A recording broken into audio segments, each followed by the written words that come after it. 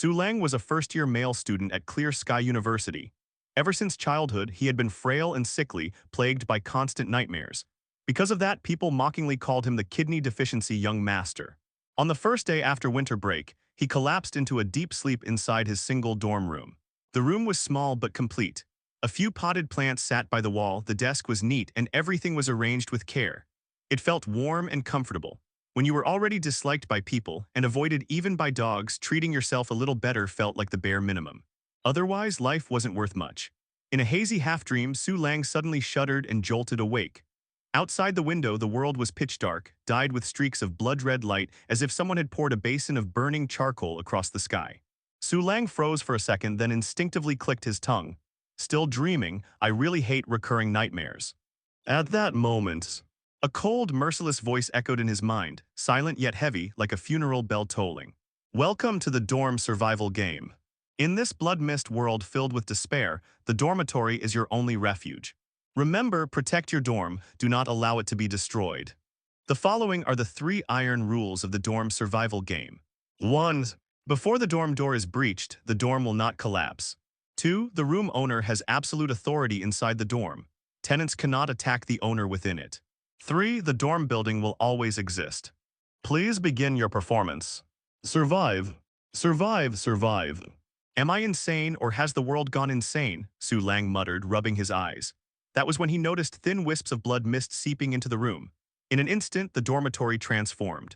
The paint on the walls peeled away, the desk rotted into fragments, and the fluorescent lamp warped into a lonely hanging light. Aside from the absence of dust, the place looked no different from a haunted house abandoned for decades. The voice sounded again. Chat room has been opened. Trading network has been opened. Information panel has been opened. Game countdown 1 day. Game mode zombie attack. Duration 5 days. Monster combat power will gradually increase. Su Lang steadied his breathing and focused on the blinking chat icon in his vision. 88 Calbin, what the hell is this? Novels turning real. 32 Ye fans. I'm obviously the protagonist, my name says it all. 177 Wang Heyoran. Ye fan, your top priority is uninstalling whatever novel you've been reading. 144 Wan Lei. Buddha bless me, please let me go home alive to see my parents. 32 Ye fan, desperate times call for desperate faith, but why are you people always obsessed with feet? 200 Su Lang. Messages flooded in non-stop. Su Lang tried sending one himself and quickly realized he could type using only his thoughts with almost no mistakes. He could even add people as friends just by clicking their names. The numbers before each name represented their room numbers.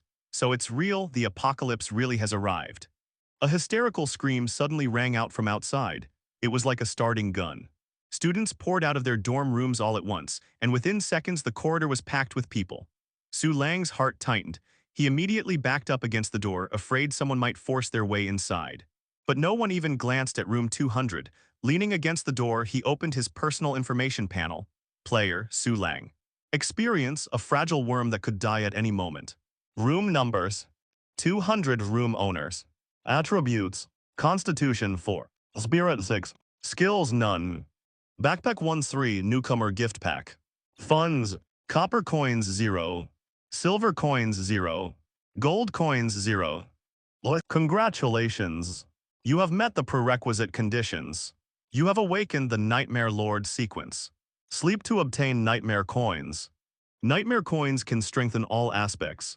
Higher sleep comfort increases conversion efficiency. Current Nightmare coins. 0. Nightmare Lord. Su Lang's eyes widened slightly. Just then, a sharp cracking sound came from behind him. He turned and another panel appeared. Shabby wooden door. Type facility. Level 0. Defense 4. Durabilities. 1213 repair requires wood X1. Decomposition yield wood X8. Upgrade requirement 10 nightmare coins. Introduction wah wah. Because someone leaned too hard, I lost 1 durability. Please call me the unlucky door. The panel felt like bangs hanging in front of his eyes. Impossible to ignore when noticed, but invisible when ignored. The trigger was disturbingly smart. Can this thing really stop zombies? Su Lang twitched. He peeked through the peephole at the chaos outside, dragged the bed against the door, then flopped down without hesitation. There was still 1 day before the zombies arrived. Might as well sleep while he could. The dorm was sealed tight. No windows, no lock on the door. Strangely enough, that made Su Lang feel a bit safer. Desolate nightmare, small bed, permanent binding. Type facility. Level 0. Durabilities. Comfort 10. Effect increases nightmare coin conversion rate by 10%. Sleep effect gain 5 nightmare coins per full hour of sleep. Daily limit 8 hours. Permanent effect cannot be decomposed.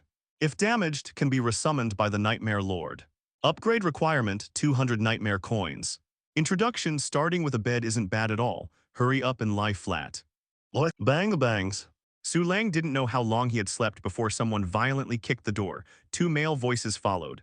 Su Lang, you alive or dead? The teacher told everyone to gather. Didn't you see the chat messages? Are you blind? Forget it, Su Lang, you in there or not? If not, we're leaving. We'll just tell the teacher you're not here. Damn it, I ran up 10 floors just for this. Another hard kick slammed into the door. Then the footsteps faded away. Pulled out of a good dream, Su Lang frowned deeply. He knew those two. The one kicking the door was Zhou Tao, the other was Huang Hao. Both were loud, arrogant, and fond of bullying others by riding on their connections. Su Lang already avoided them whenever possible. Hearing their voices alone annoyed him. Now they had even kicked his door. Shabby wooden door. Durability 1113. Repair requires wood X2. It actually dropped. Su Lang pressed his lips together and scrolled through the chat history. The main update was simple. Someone had died. A student tried to enter the blood mist. The moment they reached its edge, a monster lunged out and bit their head clean off. One bite, the body was dragged straight into the mist. Photos of the headless corpse flooded the chat. One glance was enough to shatter anyone's sanity. Panic spread instantly. Under the homeroom teacher's orders, students gathered outside the dorm building to construct defensive barricades. So someone really died. No wonder Zhou Tao was pissed, Su Lang muttered. But that still doesn't give him the right to kick my door. Aside from the immediate chaos, the students gradually pieced together several pieces of crucial information. First, the dormitory building had 10 floors with 20 rooms on each floor. It was a mixed-gender building, but each room was independent. Second, only students assigned single rooms were considered homeowners. Everyone else was a tenant. Staying inside someone else's dorm for more than 1 hour would result in suffocation. Third, game items could be found in certain locations. So the early game strategy is clearly about going out to scavenge, Su Lang muttered. But that completely clashes with my Nightmare Lord abilities, and the difference between homeowners and tenants hasn't really shown its teeth yet. Single dorm rooms were never easy to get. Su Lang had only secured one because his nightmare-induced expressions were apparently so unsettling that no one was willing to live with him. After thinking it over, he opened the dormitory section of his personal panel. Homeowner. Su Lang. Dorm level 0. Area 30. Tenants 02. Facilities, shabby wooden door, desolate nightmare, small bed, hanging lamp. After a quick glance, Su Lang pulled up his blanket and went straight back to sleep. For reasons he couldn't explain, ever since entering the dorm survival game, sleeping had become unusually easy. Zombie attack countdown, 45 minutes 32 seconds. I slept that long. Su Lang shot upright. The outside had quieted down significantly. The earlier chaos was gone, replaced by an uneasy stillness. Out of habit, he opened the chat room. What he saw made his expression change. Another death. This time, it wasn't caused by monsters. It was player versus player. The killer was Wang Ao. Wang Ao was tall, broad-shouldered, and the ace of the university's sports team. While searching the teaching building with a partner, he found a level 1 door blueprint. A fight broke out over it, and in the heat of the moment, he killed the other person. Although several scuffles had occurred earlier in the day, this was by far the most serious incident. By the time others realized what had happened, Wang Ao had already fled back to his dorm and upgraded his door. He was now holed up in dorm 86, openly provoking everyone. 86 Wang Ao, the apocalypse is here. Who cares about your bullshit orders? 86 Wang Ao, you idiots are all in double rooms. Kill the other guy and you become the homeowner. That's the hidden rule. If you don't understand the game, don't play it. 86 Wang Ao. My door has 12 defense now. Your attacks can't even scratch it. Stop wasting your time. 86 Wang Ao, come on, anyone brave enough, I'll trade one for one. Wang Ao was clearly unhinged. His shouting could even be faintly heard echoing down the hallway. If everyone worked together, they could probably break the door. But then they'd have to deal with Wang Ao himself. No one wanted that. After all, he had already killed someone. No wonder Sun Shiwen lost so badly, Su Lang muttered, frowning. Sometimes humans really aren't much better than pigs. Wang Ao had seized the initiative. The The zombie countdown hadn't even ended yet, and competition between players had already begun. Scavenging resources was the first battlefield. Not everyone was lucky enough to find blueprints. Some people were proudly using cardboard tied to their arms as makeshift armor. Su Lang quietly closed the chat room and checked his sleep rewards. Base nightmare coins, 40. Conversion rate plus 10%. 8-hour total output, 44 nightmare coins. Current nightmare coins, 44. The extra 10% from the nightmare small bed only earned him 4 additional coins. 10 nightmare coins could upgrade a door. Wang Ao had killed someone for a level 1 blueprint. Su Lang could upgrade 4 doors just by sleeping. The contrast made the corner of his mouth lift slightly. Still, he didn't rush to upgrade his door. Instead, he opened the newcomer gift pack. Obtained. Whole wheat bread X3. Obtained damaged water dispenser X1. The 3 loaves stacked neatly into a single backpack slot. Whole wheat breads. Type food. Level 0. Satiety 30. Upgrade requirements. 5 nightmare coins. Description: if you eat carefully, one piece can last an entire day. A bit tough but reliable. Each loaf was roughly twice the size of Su Lang's fist. In the apocalypse, this was practically a strategic resource. Even food could be upgraded. Su Lang's eyes brightened as he checked the second item, damaged water dispenser. Type facility. Level 1. Water capacity 010L. Durabilities. 125 cannot be repaired. Deconstruction yield, plastic X7 filter X1. Upgrade requirement, 65 nightmare coins. Description: wow, a rare level 1 item from a newcomer gift pack. The odds are like winning the lottery, too bad it's currently trash. Still, you have to admit your luck is impressively terrible. Su Lang felt like the system was openly mocking him. He didn't mind. In fact, he was pleasantly surprised. Bed. Food, water, door. He was officially qualified to lie flat and develop. All he needed now was a phone, and he could fully embrace shut-in survival. The only question was whether the water dispenser would actually produce water after being upgraded. Just as he was calculating how to spend his nightmare coins, footsteps suddenly echoed from the hallway. Bang, bang, someone knocked on the door. A clear, gentle voice followed. Su Lang, are you inside? Su Lang checked the peephole. A tall blonde girl stood outside, dressed fashionably. A baseball cap shaded her face, hiding her sharp features beneath the brim. Her long legs were wrapped in black stockings, white socks peeking out above polished leather shoes. Her presence alone felt overwhelming. Name: Cao Yakshuan. Experience: a worm that could die at any moment. Room number: 20 tenants. Comfort level: 96. Increases nightmare coin conversion. Hey everyone, I sincerely appreciate your support. If you enjoy my audiobooks, I would be truly grateful if you could subscribe to the channel. And if you'd like to support even further, you're welcome to become a Patreon member, where you can access audiobooks of novels as long as they are freely available on the internet. Your kindness and support mean so much. Thank you.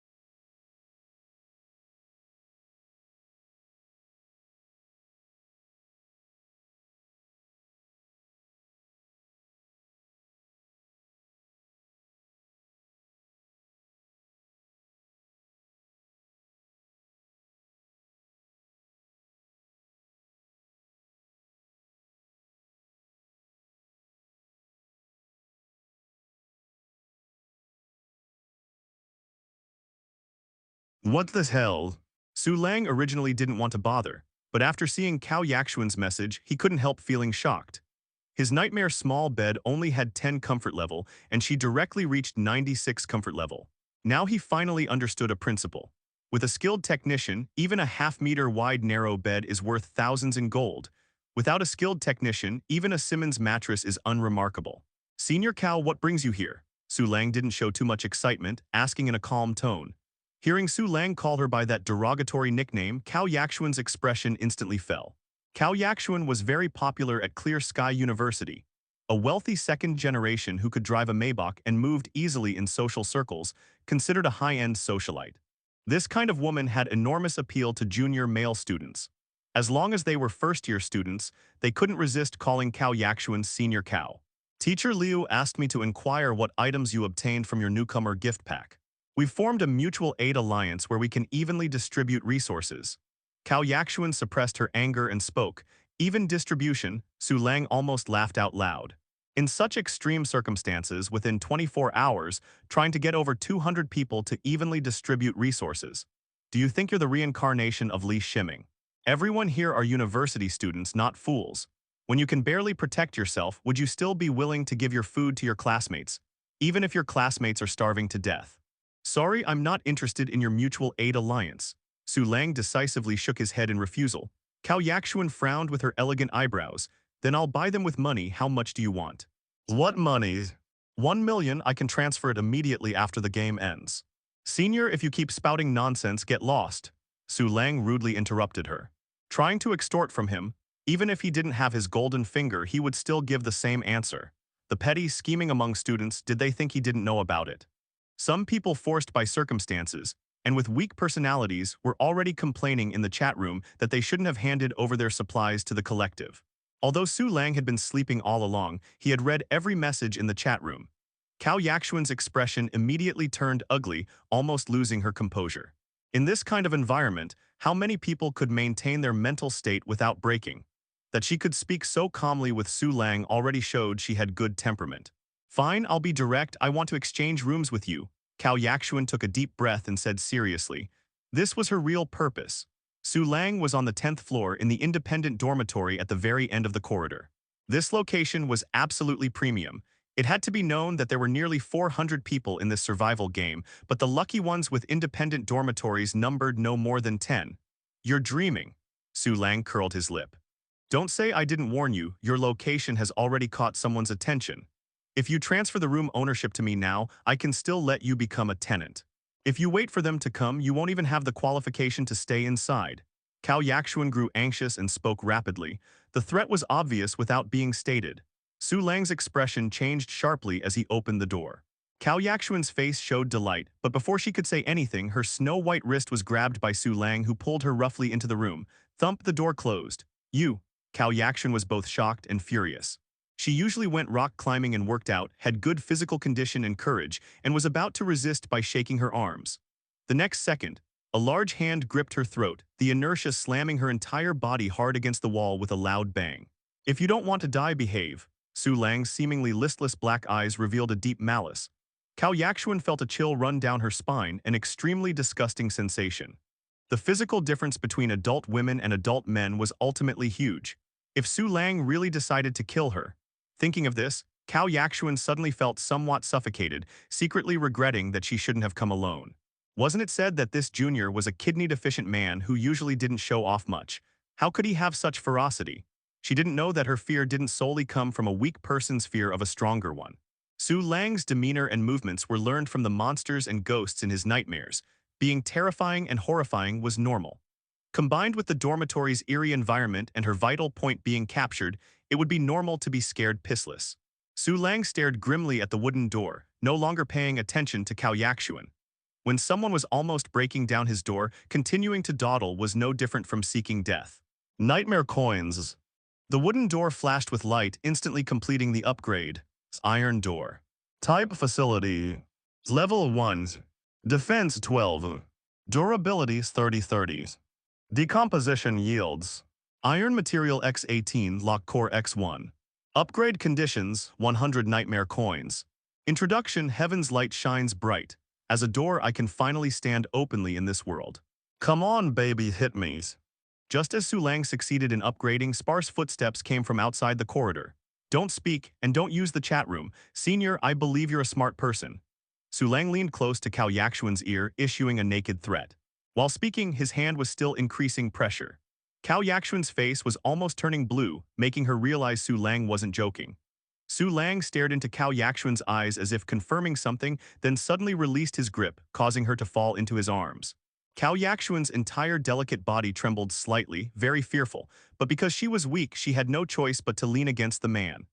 Her eyes moved, noticing the wooden door had inexplicably turned into an iron door, and a flash of astonishment appeared in her beautiful eyes. Su Lang, open up quickly, we're looking for you. Hey, iron door. Outside the door, Zhou Tao was about to knock when his words suddenly stuck. Brother Tao, did this Su Lang kid get facility blueprints from his newcomer gift pack? Huang Hao chimed in. Another student anxiously shouted. Su Lang, open the door quickly. It's the apocalypse now, we need unity. Yeah, Su Lang, Brother Tao and I will come in to protect you. We brought food too. With food and this iron door of yours, we're guaranteed to win, Huang Hao followed up. Su Lang, are you still holding a grudge because I took your seat? You're so petty, Zhou Tao shouted while banging on the door. I'll say sorry here, all right. His voice carried both pride and delight, as if Su Lang's dormitory was already his. The three earnestly said a few more things, but getting no response, their tones gradually turned unpleasant. Finally, Zhou Tao and the others started cursing loudly and forcefully, ramming the door, but the door remained completely unmoved. Although there was only one level difference between the iron door and wooden door, the defensive effect was worlds apart. An ordinary person hitting it with full force might not even reduce 1 point of durability. After a moment, footsteps of people leaving could be heard. Suddenly, Su Lang's sleeve was tugged. He saw Cao Yaxuan shaking her head at him, indicating that the people outside might not have left yet. This woman is quite smart, failing to take advantage of the situation. She immediately switches sides. Su Lang laughed inwardly. Women like Cao Yaxuan were different from ordinary female university students. In her social media account, she was either wearing evening gowns attending campus ceremonies or traveling around the world during seasons. With broad experience and a flexible mind, she could easily become a CEO after graduation or, at worst, a wealthy housewife. Su Lang pointed at the bruise on her neck, then patted her head. Cao Yaxuan shook her head, forcing a strained smile to indicate she was fine. Actually, she felt extremely disgusted inside. Are you treating me like a little girl? Too much anime watching, dead otaku. Before, if Su Lang patted her head, she could have slapped him on the spot. Now, forced by circumstances, she had to smile along, exactly like those simps who chased her and were unintentionally belittled by her. Time passed bit by bit. Cao Yaxuan proactively added Su Lang as a friend. After briefly chatting, they fell into silence. The reason was that Cao Yaxuan asked a question about the iron door. From then on, Su Lang didn't send her a single message, just stared at her with those eerie eyes. Cao Yaxuan awkwardly laughed, flattered, repeatedly said she was wrong, almost kneeling to Cao Tao. Lying, covering up, avoiding sorry. These weren't within Su Lang's range of choices. Get the situation clear, in his dormitory he was the room owner. The one who should explain herself was Cao Yaxuan. What gives you the right to ask about my secrets? Who gave you the courage? Cao Yaxuan was filled with overwhelming regret, wishing she could slap herself across the face. Would she be eliminated just for stumbling upon Su Lang's secret? Why did her mouth have to be so damn loose? Just as one party sat on pins and needles while the other remained utterly unperturbed, a tremendous crashing sound suddenly erupted from the iron door. Fuck your mother. Zhou Tao's furious cursing followed immediately. This guy had actually been squatting outside for over half an hour. Huang Hao spoke with urgent anxiety. Brother Tao, let's go quickly, the zombies are about to arrive. Once we find tools later, we'll definitely break down his iron door. Another male student viciously chimed in. Right, we'll make him perform as a human projectile then. Just you wait, Su Lang, Zhou Tao snarled. He never once doubted that Su Lang was inside the dormitory, because that was just Su Lang's nature. Someone you couldn't get a single peep out of even with 3 solid whacks, utterly infuriating. The sound of footsteps faded away. This time they had truly left. But before long, news about Su Lang having an iron door had spread throughout the entire chat room.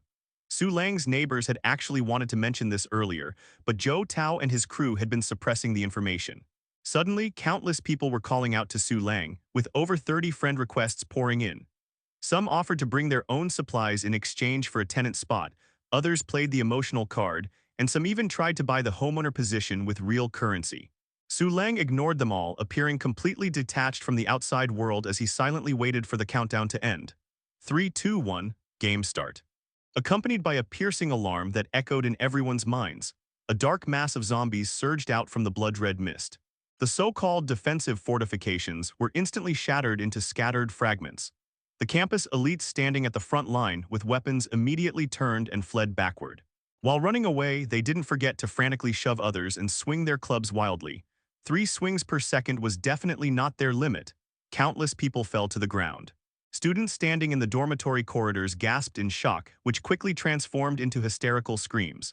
Fuck your mother, why did no one say the stairwells are zombie spawn points too? Zombies also came pouring out from stairwell entrances across all 10 floors. In that moment, the entire dormitory building erupted into chaos. Zombie. Type monster. Level 0. Skills unknown. Description: a pitiful biochemical creature. Guess whether it carries the virus or not. Su Lang had been watching through the peephole the entire time, not feeling particularly frightened since he'd witnessed far more terrifying scenes in his dreams. There was once a butcher who relentlessly hacked away in his dreams for an entire night, piling up a mountain of corpses from 1,000 victims, with dismembered bodies strewn about like a living hell. After he moved away, Cao Yaxuan pressed against the peephole to look, her face gradually turning deathly pale. A student was being devoured right before her eyes, their agonized screams piercingly shrill. Just as she trembled uncontrollably, unsure what to do, a questioning voice came from behind her. "Senior Cao, do you have a boyfriend?" Cao Yaxuan froze, turning back to look at Su Lang with disbelief. "At a time like this, you're making small talk with me." Su Lang stared directly into Cao Yaxuan's eyes, speaking in measured tones. "As you can see, these zombies are different from those in movies. They move with alarming agility. Do you remember the initial prompt? The game difficulty will gradually increase. How likely do you think our iron door is to hold back the zombies?" Instantly, Cao Yaxuan's face turned ghastly pale, nearly fainting on the spot. If Su Lang was right, didn't that mean both of them were doomed? "What should we do then?" she asked reflexively. The initiative had been handed over to this previously unknown underclassman. No, actually, the moment Cao Yaxuan entered this room, the initiative had already been in Su Lang's hands. The corner of Su Lang's mouth lifted. "Since we're going to die anyway, we might as well have some fun before we go." His words were extremely crude. Yet the clever Cao Yaxuan didn't dare show any displeasure, forcing an awkward smile as she said, "That wouldn't be appropriate, right? You've probably seen post-apocalyptic movies too. In situations like this, conserving energy is crucial. A virgin who's never had a girlfriend. At a critical moment like this, you're still thinking about that. Reasonable point. It seems Senior subscribes to extreme survivalism." Su Lang didn't argue, instead breaking into a broad smile. Survival is life's primary imperative after all." Cao Yaxuan maintained her awkward smile. Outside, screams of agony continued piercingly. Inside the dorm room, the atmosphere grew increasingly bizarre. And it was becoming more bizarre by the minute. Cao Yaxuan noticed that Su Lang had suddenly fallen silent, just sitting on the bed while studying her with profound, penetrating eyes. "What's wrong?" Cao Yaxuan asked, her neck shrinking back slightly.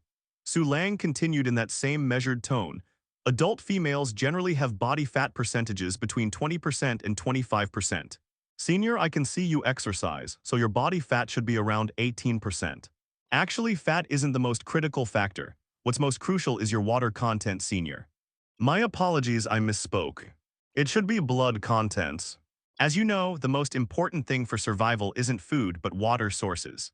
Cao Yaxuan froze, then gradually comprehended his meaning, nearly releasing a bit of water source on the spot right then. "Please stop talking. So you dragged me in here because you actually have your eyes on me as a person. Junior, please don't scare Senior like this, you're really frightening me." Cao Yaxuan forced composure.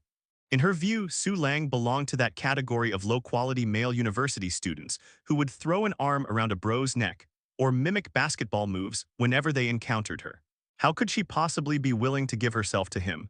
Su Lang stroked his chin, pondering thoughtfully. Since Senior brought up movies, then such behavior would be normal, wouldn't it? Actually, the game assigning two-person dormitories might very well be with this intention. Without some reserve supplies in the apocalypse, who could possibly survive? Don't you agree, Senior Cao? Cao Yaxuan believed him. Su Lang was absolutely capable of doing such things. Because when Su Lang spoke, even his tone didn't fluctuate, remaining so calm it bordered on indifference. If this guy wasn't a pervert, then who was? Senior, rest assured, I'm not some devil. What men find most unforgettable is their first love. Would you be willing to become my one and only first love? When Su Lang reached this point, his expression suddenly shifted as he sighed.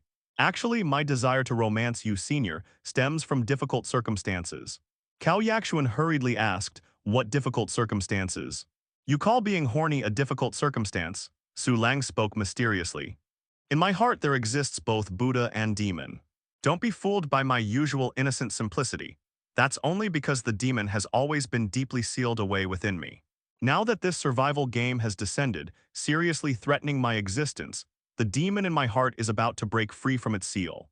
I want to ask you, when you face a true demon manifesting in this world, can you still suppress it? Can this entire dormitory building still suppress it? Therefore, I need sweet romance to once again seal away the demon in my heart. Cao Yakshuan's mouth twitched uncontrollably. At a time like this, could you please stop memeing? Can't you hear the screams outside? Your classmates are about to be sucked into becoming anatomy cadavers. Junior, could you give senior some more time? After all, this is all too sudden. Cao Yakshuan's tone bordered on pleading, almost kneeling on the ground. Fine, Su Lang nodded in agreement. Cao Yakshuan breathed a sigh of relief. This junior was still reasonable after all. Su Lang then added, in that case, could you please step out of my dormitory first? Seeing you irritates me.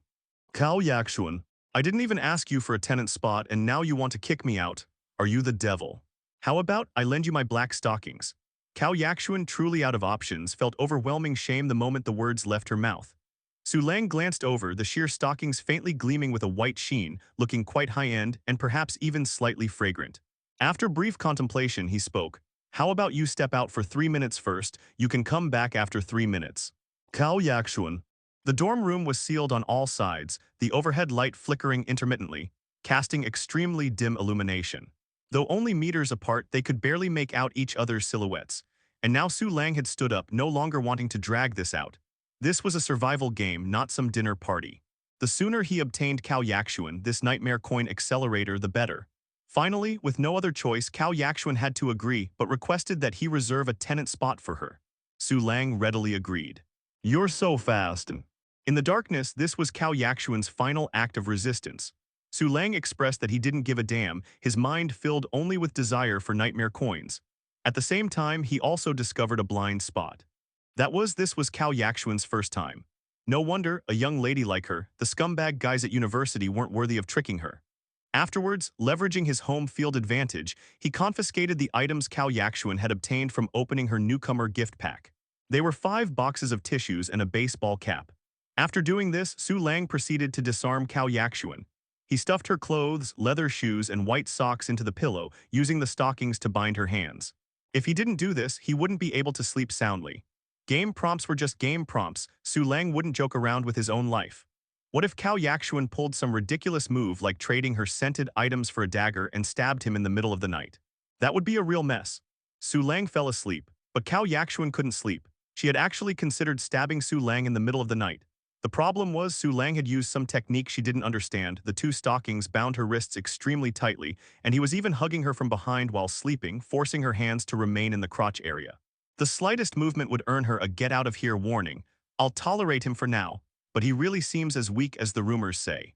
A great beauty like me, and he fell asleep after just one time. Weak so weak. Impotent man, scumbag, bastard, disgusting loser. Once I figure out some of this game's tricks, just watch how I replace him. Cao Yakshuan gritted her teeth, the fire of revenge burning fiercely in her heart. She constantly monitored the chat room information, wanting to secretly outcompete Su Lang. This hateful junior probably didn't understand the importance of information. You're sleeping while I'm developing, how will you compete with me? When light appeared in the room, Su Lang woke up. A new day, starting with stretching.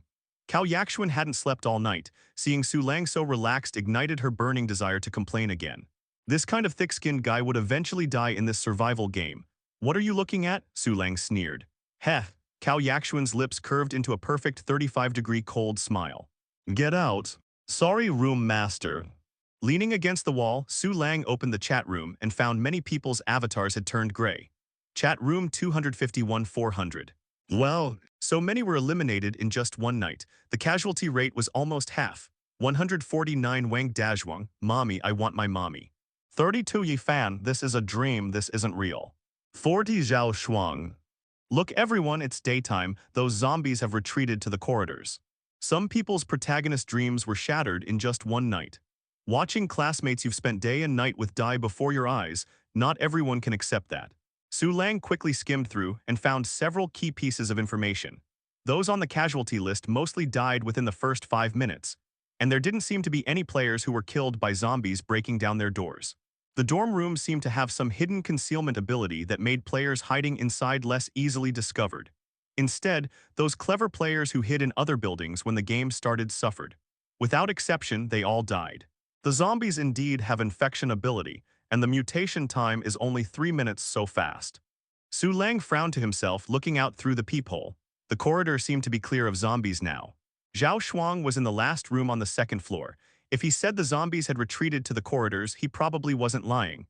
Junior, during daytime, the zombies' mobility weakens. Do you want to go out and check? Cao Yaxuan spoke up. No, Su Lang shook his head. Continuing like this is no different from waiting for death. Cao Yaxuan frowned, her pitiful expression enough to melt any heart. Before, when she showed this delicate feminine demeanor, no man could resist. Especially since she and Su Lang had that kind of relationship last night, she had her own. That's still better than going out to die. Su Lang shook his head, plopping back down on the bed. After pulling out, he was a cold, emotionless Sigma male. Cao Yaxuan was furious, her chest seeming to swell with anger. Weren't you supposed to be good to your girlfriend? How can you bear to let your girlfriend wait for death in the room? She guessed that Su Lang's newcomer gift pack contained blueprints and corresponding upgrade materials. With such generous gift pack contents, there probably wasn't any food, and she didn't have any either.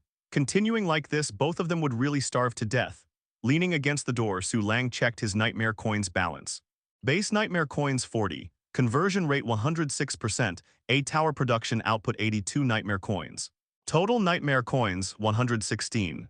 The nightmare coins production directly doubled. This point farming pal was too useful. Su Lang gave Cao Yaxuan an appreciative look. Don't worry, I won't let you die. At least you have some conscience. Cao Yaxuan felt a warmth in her heart. Su Lang's words felt so gentle, and it didn't seem like he was lying. With so many nightmare coins, Su Lang needed to consider what to strengthen. First, he thought about strengthening himself, but that didn't work.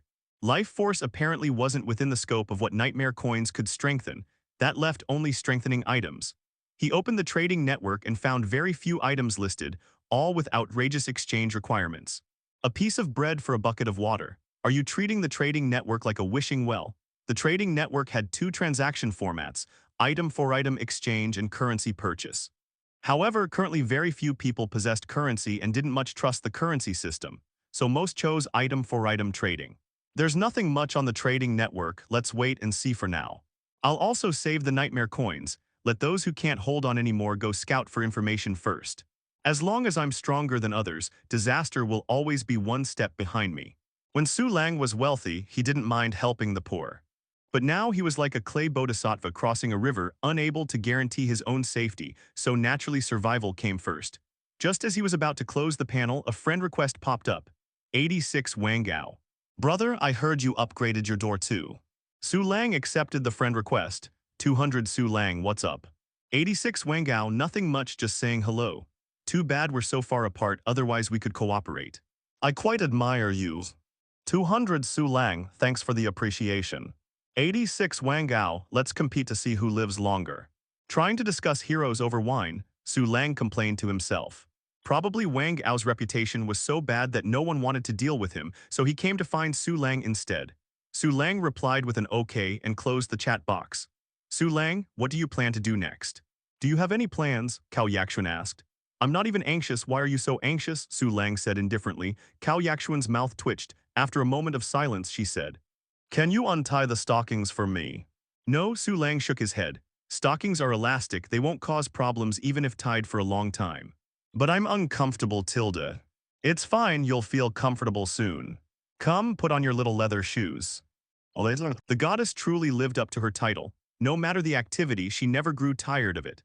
Su Lang was no saint. A lofty flower like Cao Yaxuan, whom he could hardly even touch hands with before, now presented an opportunity he couldn't pass up to thoroughly study her.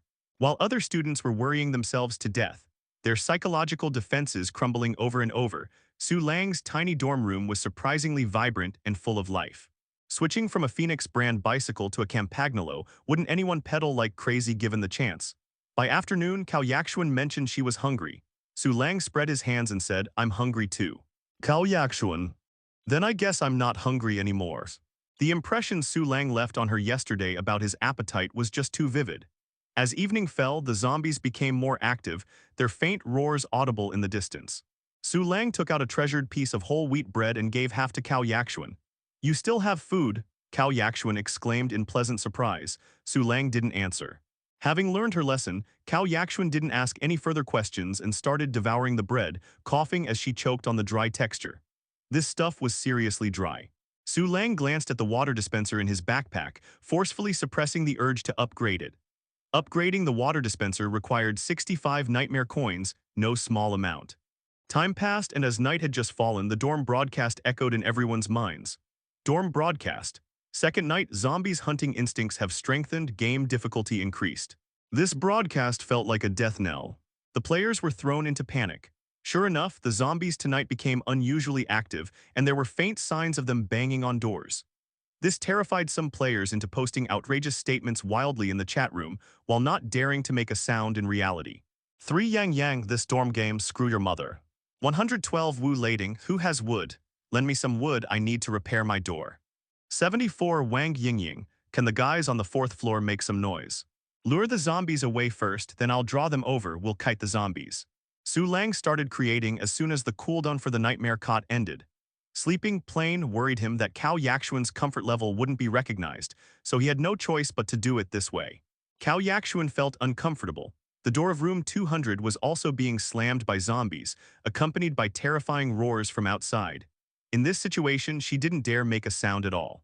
To help Su Lang finish quickly, she began actively cooperating. This move proved effective indeed. Su Lang swiftly concluded the battle, showing no intention of savoring the moment before immediately falling asleep. Wasting even one more minute would be disrespectful to the nightmare cot. He was truly craving those nightmare coins. Impotent man, Cao Yakshuan muttered under her breath, then succumbed to exhaustion and fell asleep as well. The next day upon waking, Su Lang immediately checked his nightmare coin balance. Basic nightmare coins 40, conversion rate 106%, 8-hour total production, 82 nightmare coins. Total nightmare coins, 198. Nice, overjoyed, Su Lang kissed Cao Yakshuan. Again, you're something else, Cao Yakshuan snapped irritably. People said guys were like that in the morning. But she really wasn't in the mood for that right now, just wanting to rest. Hee hee. Su Lang chuckled happily, feeling a bit more secure inside. Upgrading the door further required 100 nightmare coins, and upgrading the water dispenser needed 65, he had more than enough. However, he still didn't spend his nightmare coins recklessly. Let those less fortunate brothers test the waters and gather information first. After one night, the most unlucky students had their door durability down to just 2 points. If they didn't seize the chance to fight soon, they could only wait for death. No matter how many poor people there were, the fact remained that rich people earned money more easily than the poor and survived longer too. 84 Li Wang.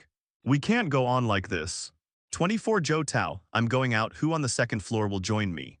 170 Lu Yan. Crying, you guys on lower floors can still search for supplies elsewhere, but we on higher floors can only wait to die. 147 Wang Yazhai. Higher floors have their advantages too. The zombies rushing in from the blood mist are all gathering downstairs. When they riot, the people on lower floors will suffer first. 186 Wang Bo, thanks for the comfort, Yazhai. Thinking about sitting around waiting to die sends chills down my spine. 175 Zhou Yi. Brothers downstairs, if you find food supplies, can you trade me some? I have a utility knife here. 9 Sun Heng. If I find supplies, I can give them to you for free, but you need to invest in me first. I'm almost dying of thirst and have no strength left. 84 Li Wang, Sun Heng, you still owe me 200 yuan. Do you think you have any credibility? 32 Yi Fan. Buying excrement for a fee, brothers and sisters too scared to go out can give me your excrement. I'll throw it outside the building for you. 88 Cal Bins. At Yi Fan Business Genius. Bang tilde. Suddenly some brave soul threw a can downstairs, creating a loud noise. A few scattered zombies roared but didn't rush out from the stairwell. The chat room immediately exploded. 175 Zhou Yi. Damn, brothers on lower floors, what are you waiting for? It's just the 1st or 2nd floor, just jump down, it's fine. 147 Wang Yazhai. Remember not to make too much noise. 9 Sun Heng, I'm begging for 1 bottle of water. If I don't go downstairs in 3 minutes, I'm a grandson. Gradually, students began leaving their dorms. Then they made an astonishing discovery. The zombies seemed to have entered a dormant state. Perhaps if everyone stayed quiet, they could all go downstairs while the zombies were dormant. However, despite saying this, the first players to go downstairs were still those on lower floors, and they did so by jumping. No one dared to actually walk past the zombie hordes to go downstairs. 6. Wang Yang, I found a chocolate bar in the teaching building. Everyone coming over, be careful not to make noise, there are zombies in the shadows. This message greatly boosted morale. Wang Yang was the student council president, so his words carried credibility. 6. Jinzin, where's that brother with the utility knife from earlier? I have half a paper cup of water here, want to trade. Attached image. 143. Wang Nan, oh heavens, please stop flooding the chat and hurry up searching for supplies. We're all counting on you guys. The people on lower floors were excited, while those on higher floors were even more excited, hoping others would share once they got rich. The first to get rich should help those who follow, right? Idiots still thinking it's peacetime. Jin Zin curled his lips in the teaching building, about to mock them, when Wang Yang beside him tugged at him. Don't mess around, be careful they alert the zombies, Wang Yang said seriously. Jin Zin felt a chill in his heart. 6. Jin Zin, yes, brother. It seems supplies randomly spawn outside the dorm building. Don't worry, everyone will have food later. Hurry up and search, Wang Yang whispered. With few people outside now, they were essentially the first to discover this blue ocean. Later, when more people came out, the difficulty of searching for supplies would increase. The world never lacks clever people. Wang Yang was one of them. He guessed that the 5-day game gave them the first 2 days to adapt. If they didn't seize this time to develop, it would be hard to catch up later. Upper floor players suffered bitterly while clinging to hope, while lower floor players acted like they'd struck gold, their intentions unclear. One could only say that human joys and sorrows are never truly shared. Su Lang, I'm thirsty, Cao Yakshuan said with a worried frown. This time she wasn't putting pressure on Su Lang, she was genuinely thirsty. She hadn't drunk a single drop of water in the past 2 days. Su Lang was in a similar situation. After some thought, he decided to upgrade the water dispenser first. If the water source couldn't be replenished, he would need to change his plans. From lying flat and developing, to figuring out how to trade for water resources with others. When Cao Yakshuan saw Su Lang walk to the corner, she felt resentful. Her man seemed somewhat useless. Where was his courage? Did he only use it on her? The water dispenser was taken out from the backpack and appeared in the most reasonable position. The water dispenser was tattered and worn, as if 100 rats had ravaged it. The existence of such low durability facilities was probably meant for people to decompose into raw materials. Su Lang felt anxious, but at this point there was nothing to hesitate about. Nightmare coins -65. With a flash of white light, the water dispenser completed its upgrade. A large plastic barrel of purified water brought immense peace of mind. Excellent water dispenser. Type facility. Level 2. Water capacity. 18 liters. 100 copper coins can convert to 1 liter of purified water. Durabilities. 30. Decomposition yields. Plastic X13, stainless steel X3, filter X1. Upgrade condition, 150 nightmare coins. Introduction. Plug me in and my enthusiasm will scald you until you call for your mother. Awesome, Su Lang clenched his fist tightly, his eyes shining with excitement. With this water dispenser, he could lie flat until this survival game went bankrupt. Moreover, this was how copper coins were meant to be used. Copper coins could be found at supply points, but their purpose was unclear, and people hardly used them for transactions. Su Lang had an information advantage over others. 100 copper coins converting to 1 liter of purified water. With copper coin uses still unknown, selling 1 liter of water for 300 copper coins was absolutely not excessive. But he wasn't planning to become a monopoly merchant just yet. Selling once or twice was fine, but if he sold too much, what broke down his door definitely wouldn't be zombies but fellow humans. He didn't want to be attacked by everyone. With the Nightmare Lord sequence, how wonderful it would be to lie flat peacefully.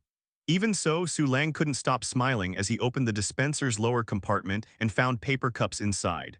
Come drink some water. When Cao Yakshuan heard Su Lang's call, she instinctively turned her back. Huh, that's strange, why couldn't she smell the stinkweed scent? A paper cup was brought to her lips. Cao Yakshuan opened her eyes as if she'd seen a ghost. Because her movement was too abrupt, some water spilled from the paper cup. She quickly licked up the droplets, then held the paper cup and drank it all in one go. After a moment, looking at the empty paper cup, her first thought was, where's my water?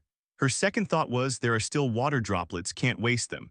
She tilted her long neck back, pouring even the tiny droplets into her mouth. Am I dreaming, Su Lang? Su Lang didn't answer her because he was also tilting his head back drinking water. He has water and he let me drink first. Why did she feel somewhat touched? He still cherished her, of course. If he let his coin farming baby die, Su Lang would have nowhere to cry. After feeling touched for a while, Cao Yakshuan noticed the water dispenser in the corner. Where did you get that?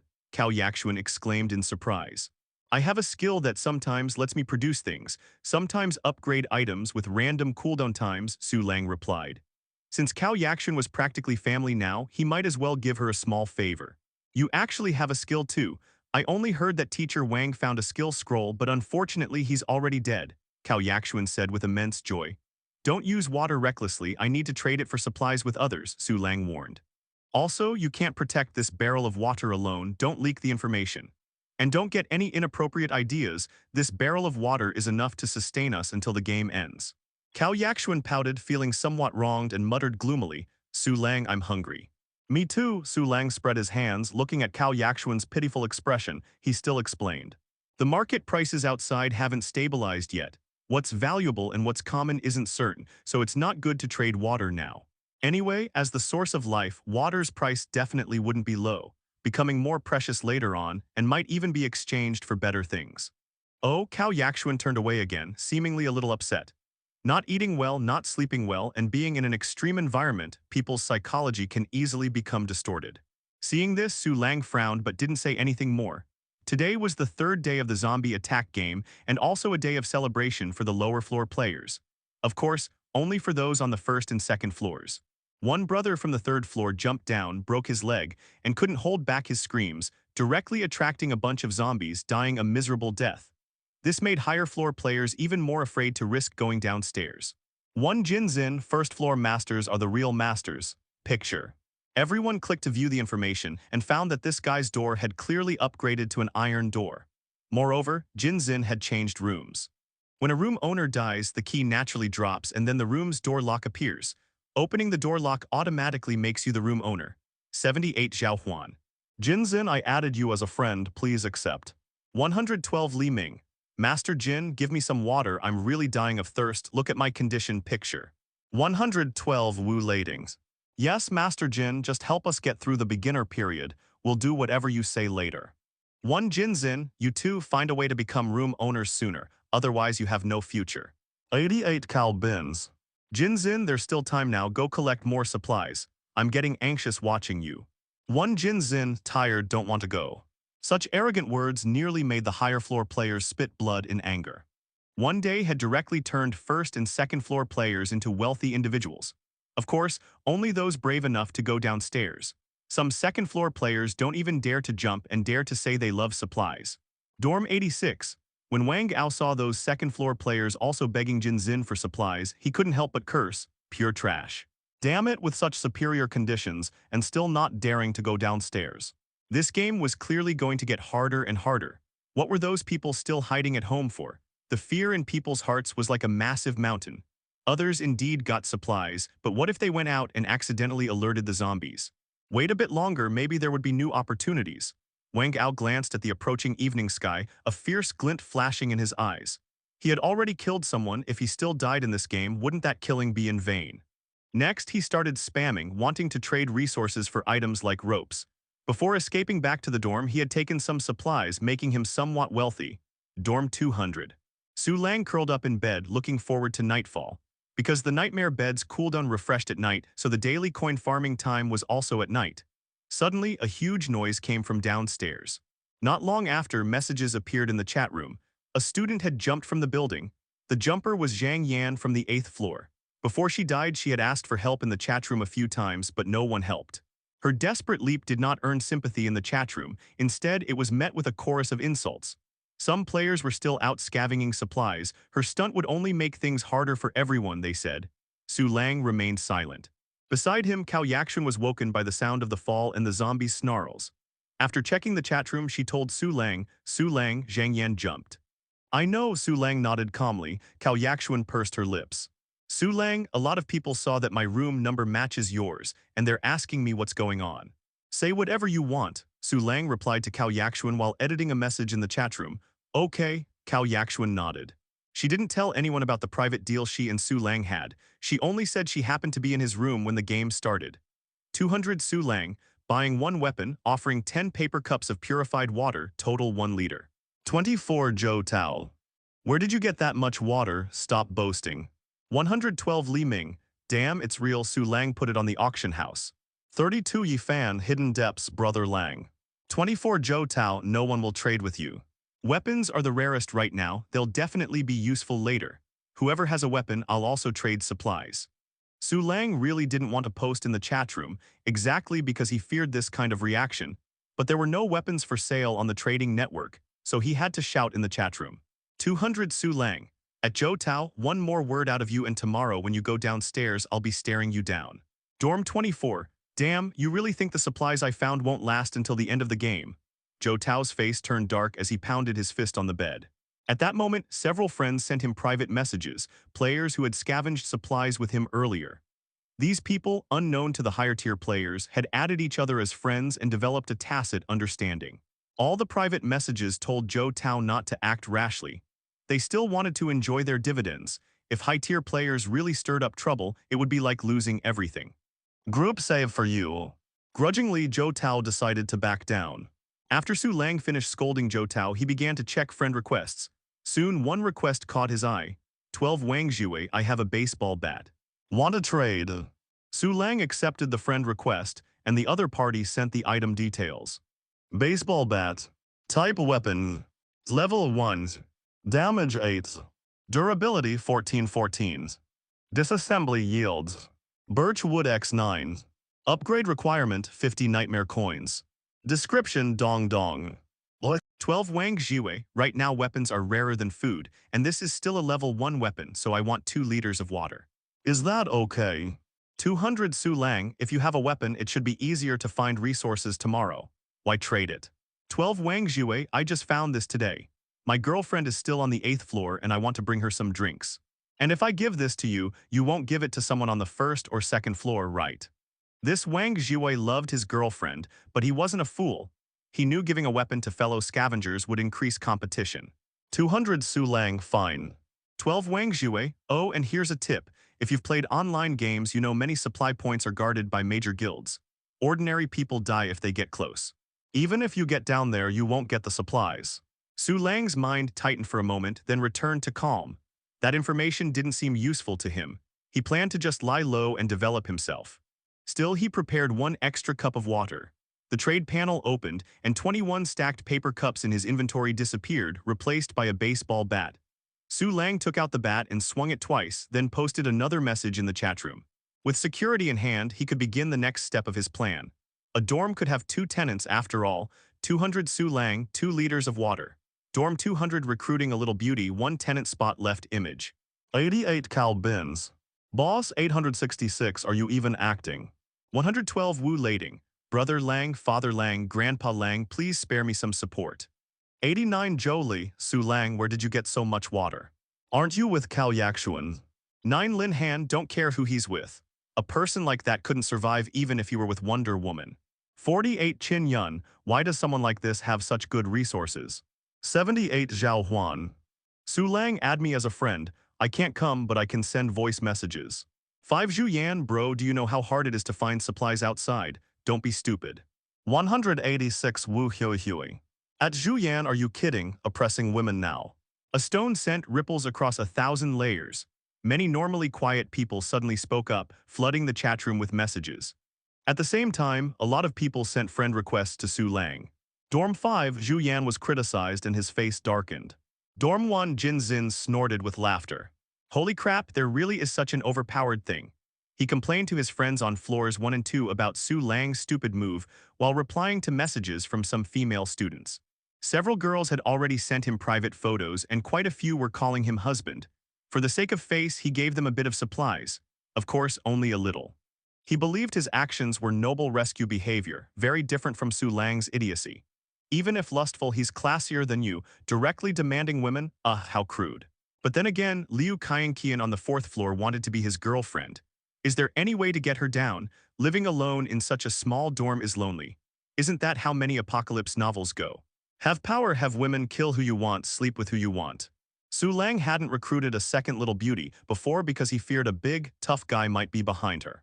Now that he had a weapon, he wasn't so intimidated even if there was someone strong. A measured risk was worth taking. Only, comfort level seemed related to how he rated women. For example, if Cao Yaxuan took off her stockings, his comfort level would drop. Odor and filth would similarly decrease comfort level. Su Lang, what did you say in the chat room? Recruiting a little beauty, what does that mean? Cao Yaxuan stared at Su Lang angrily. Although they'd known each other a short time, she had really started to feel like he was her boyfriend, and now he was doing this. You're so cold, Su Lang scolded. What's wrong with me? Cao Yaxuan's delicate body trembled with anger. Don't you want to help classmates? Can you bear to watch classmates starve? How could you be so cruel? Cao Yaxuan snapped, no longer playful but with a solemn face. Su Lang, don't think I'm stuck with you. Su Lang answered without flinching, if you don't want to stay, you can leave. But don't think this is a rule of law society. If you leave, you can't split half my supplies. Cao Yaxuan was important, no doubt, but if someone can't tell primary from secondary roles, their value needs to be reevaluated. Hearing that, Cao Yaxuan's face stiffened and she calmed down a little. Come here on my count, I'll count to 3. Su Lang put his hands on his hips. 3, 2. I'm coming, can't you be nicer? Why so fierce? Rinse your mouth. A cup of water was handed to Cao Yaxuan. Cao Yaxuan felt utterly aggrieved. How dare you look down on me? Don't you know I'm a wealthy socialite beauty while you're just a poor loser?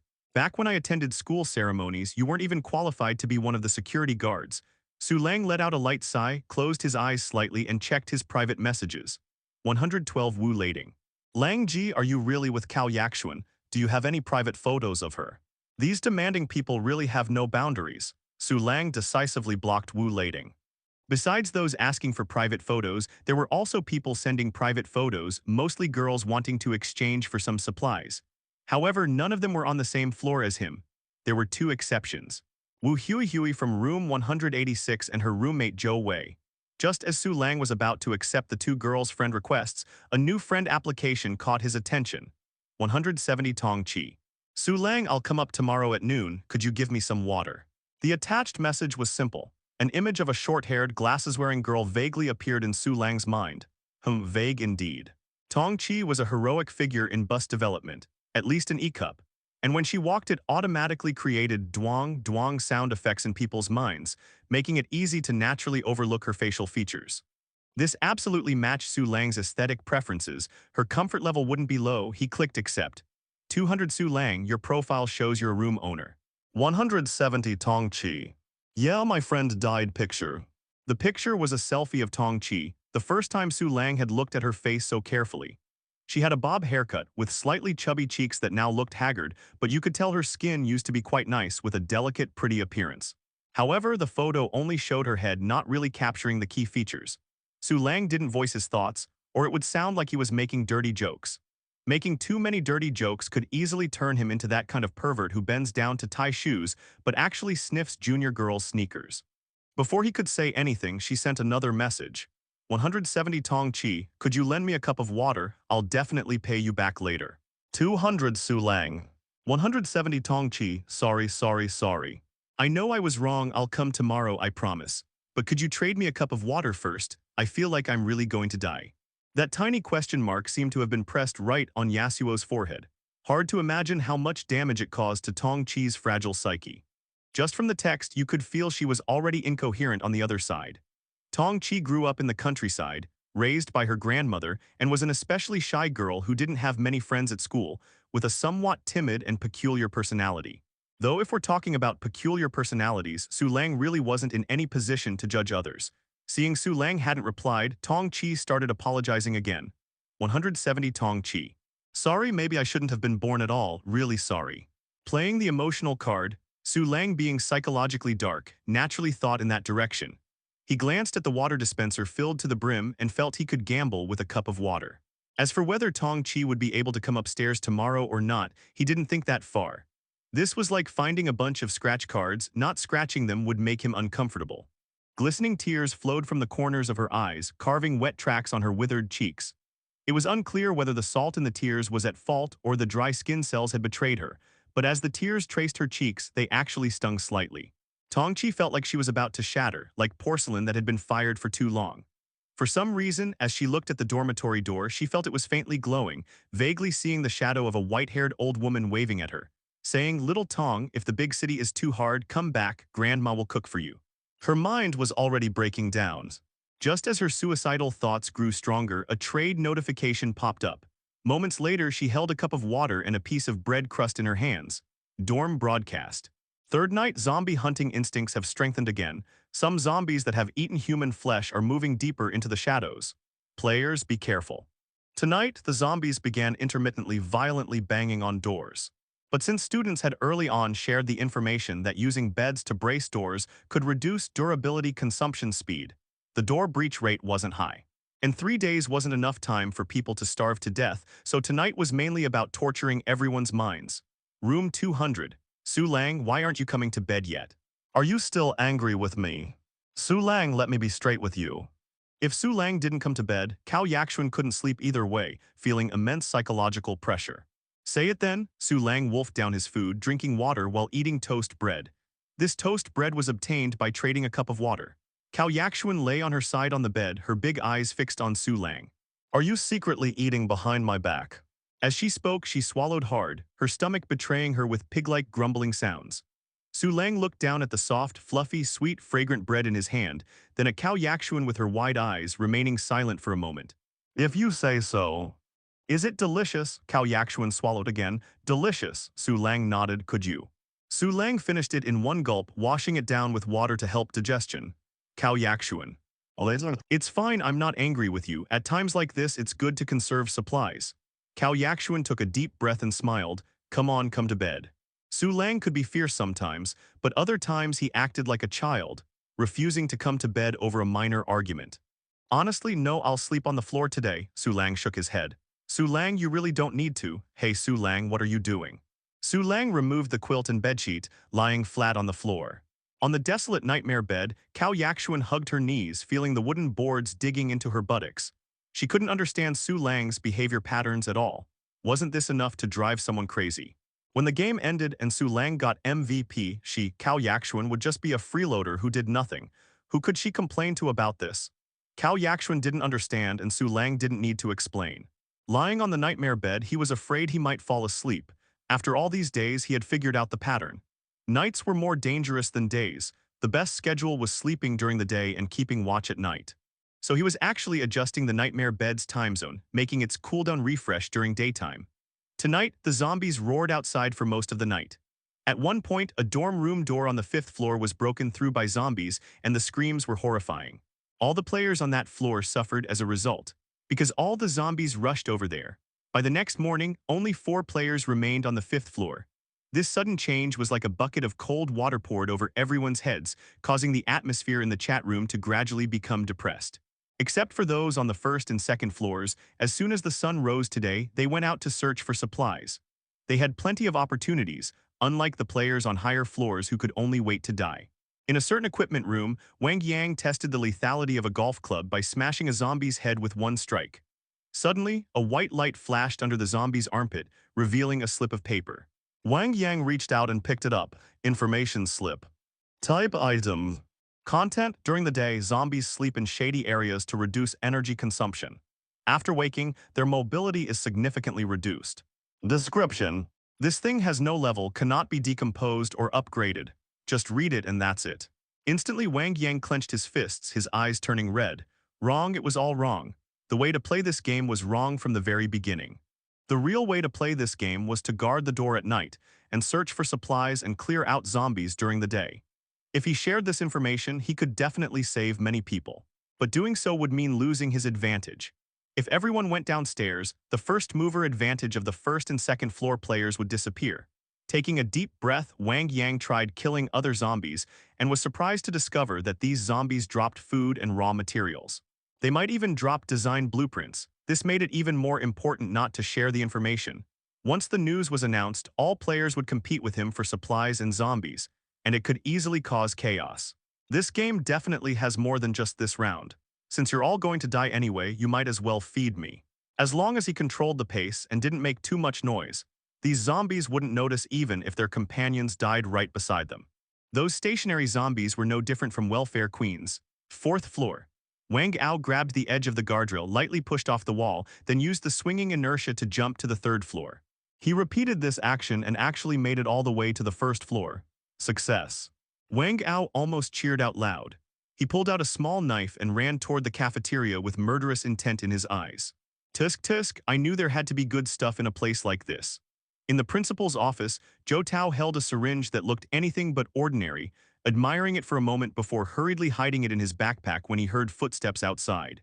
The newcomer was a thin male student who opened the office door, saw Zhou Tao, and froze for a moment before grinning slyly. Zhou Tao, did you know, Li Xing found a skill book. A skill book, Zhou Tao's eyes lit up. Yeah, and since you're here, let's go ask him if he's willing to sell it. Okay. By the way, did you find anything good here? Don't even ask, just bad luck. Everyone had their own plans, everyone was taking action. Except for Su Lang, this was the fourth day since the game started. Everyone's mindset had undergone dramatic changes, but Su Lang was still lying flat. Bang, bang, bang. Su Lang opened the door. I know you're in there. All the surviving people from the 10th floor had gathered outside Su Lang's door, both men and women. Su Lang frowned deeply, unable to sleep from the noise. Su Lang, should we go out and check? Cao Yaxuan whispered in his ear. Don't bother, Su Lang shook his head. If they really made a big commotion, the zombies would teach them a lesson. Outside dorm room 200. The male students all looked lifeless, but one female student was particularly anxious. That was Wu Huihui. She was also the main force knocking on the door. The male students present had all stepped back some distance, afraid of getting accidentally hurt. Wu Huihui was just too buff. An enhanced version of the beautiful Jade's senior sister. Could you handle that? Her underwear taken apart could make a vest for Su Lang. Even her roommate Wang Tingting had moved a bit further away from her. Lang, oh Lang, hurry up and open the door, it's me, Wu Huihui. Wu Huihui pounded heavily on the door, wailing miserably. One male student couldn't take it anymore and quietly reminded her, keep your voice down, I can hear zombies. I don't care. Brother Lang said he wanted a beauty. I can do everything and he has supplies too, why won't he share with us? After wailing for a while, Wu Huihui started getting angry again. A male student stepped forward and said with a dark expression, Su Lang, if you don't open the door, we'll break it down by force. We're all classmates, you can't just stand by and watch us die, can you? Yeah, he has supplies to keep a woman. Cao Yaxuan is in the same dorm with him now, she must be completely broken by him. I never knew Su Lang was this kind of person. Discussions erupted outside the door, growing louder and louder. Su Lang ignored them completely. When Zhou Tao was waiting to ambush him before, no one even warned him. That was truly disheartening. Suddenly, a zombie rushed out from the hallway, scaring everyone into fleeing in panic. Wu Huihui didn't run away. Heartbroken by Su Lang's rejection, she sobbed while glaring angrily at the zombie. Fuck your mother. Her eyes turned red, and when the zombie charged close, she kicked out. This kick landed on the zombie's chest as if she'd scored a critical hit, directly causing the zombie's chest to cave in. The zombie's head tilted to the side, dead on the spot. A white light flashed, and a can of yellow peaches dropped beside the zombie. Wu Huihui froze, and the students who had only run halfway also froze. Everyone's gaze focused on that can of yellow peaches, but no one dared to rush forward and grab it. With Wu Huihui's red-eyed appearance, how was she any different from a mad bull? Huihui, Sister Wu, what's your physique attribute? A male student asked, swallowing hard with difficulty. 8. Wu Huihui swung her arms, which were thicker than most people's legs, and picked up the can of yellow peaches. Instantly, everyone nearly lost it. The vanguard of the basketball team before only had a physique of 7. So you're actually the biggest carry on our 10th floor. We don't need to rely on Su Lang, our 10th floor has our own war goddess. Wu Huihui and the others didn't keep it secret, sharing the information about zombies dropping items when killed. A new storm erupted in the chat room. Everyone became restless, wanting to kill zombies. But the problem arose, where would they get weapons? Not everyone was as fierce as Wu Huihui. After experiencing so many days in this apocalypse, everyone's mental state wasn't great, and their physical stamina had declined significantly. Without weapons, there was no way they could fight zombies head-on. At that very moment, Zhu Yan from room 5 suggested everyone go to empty dorm rooms to dismantle wooden beds, which would yield wooden sticks. College students might be a controversial group, but they never lack imagination and initiative. Especially during such extreme times.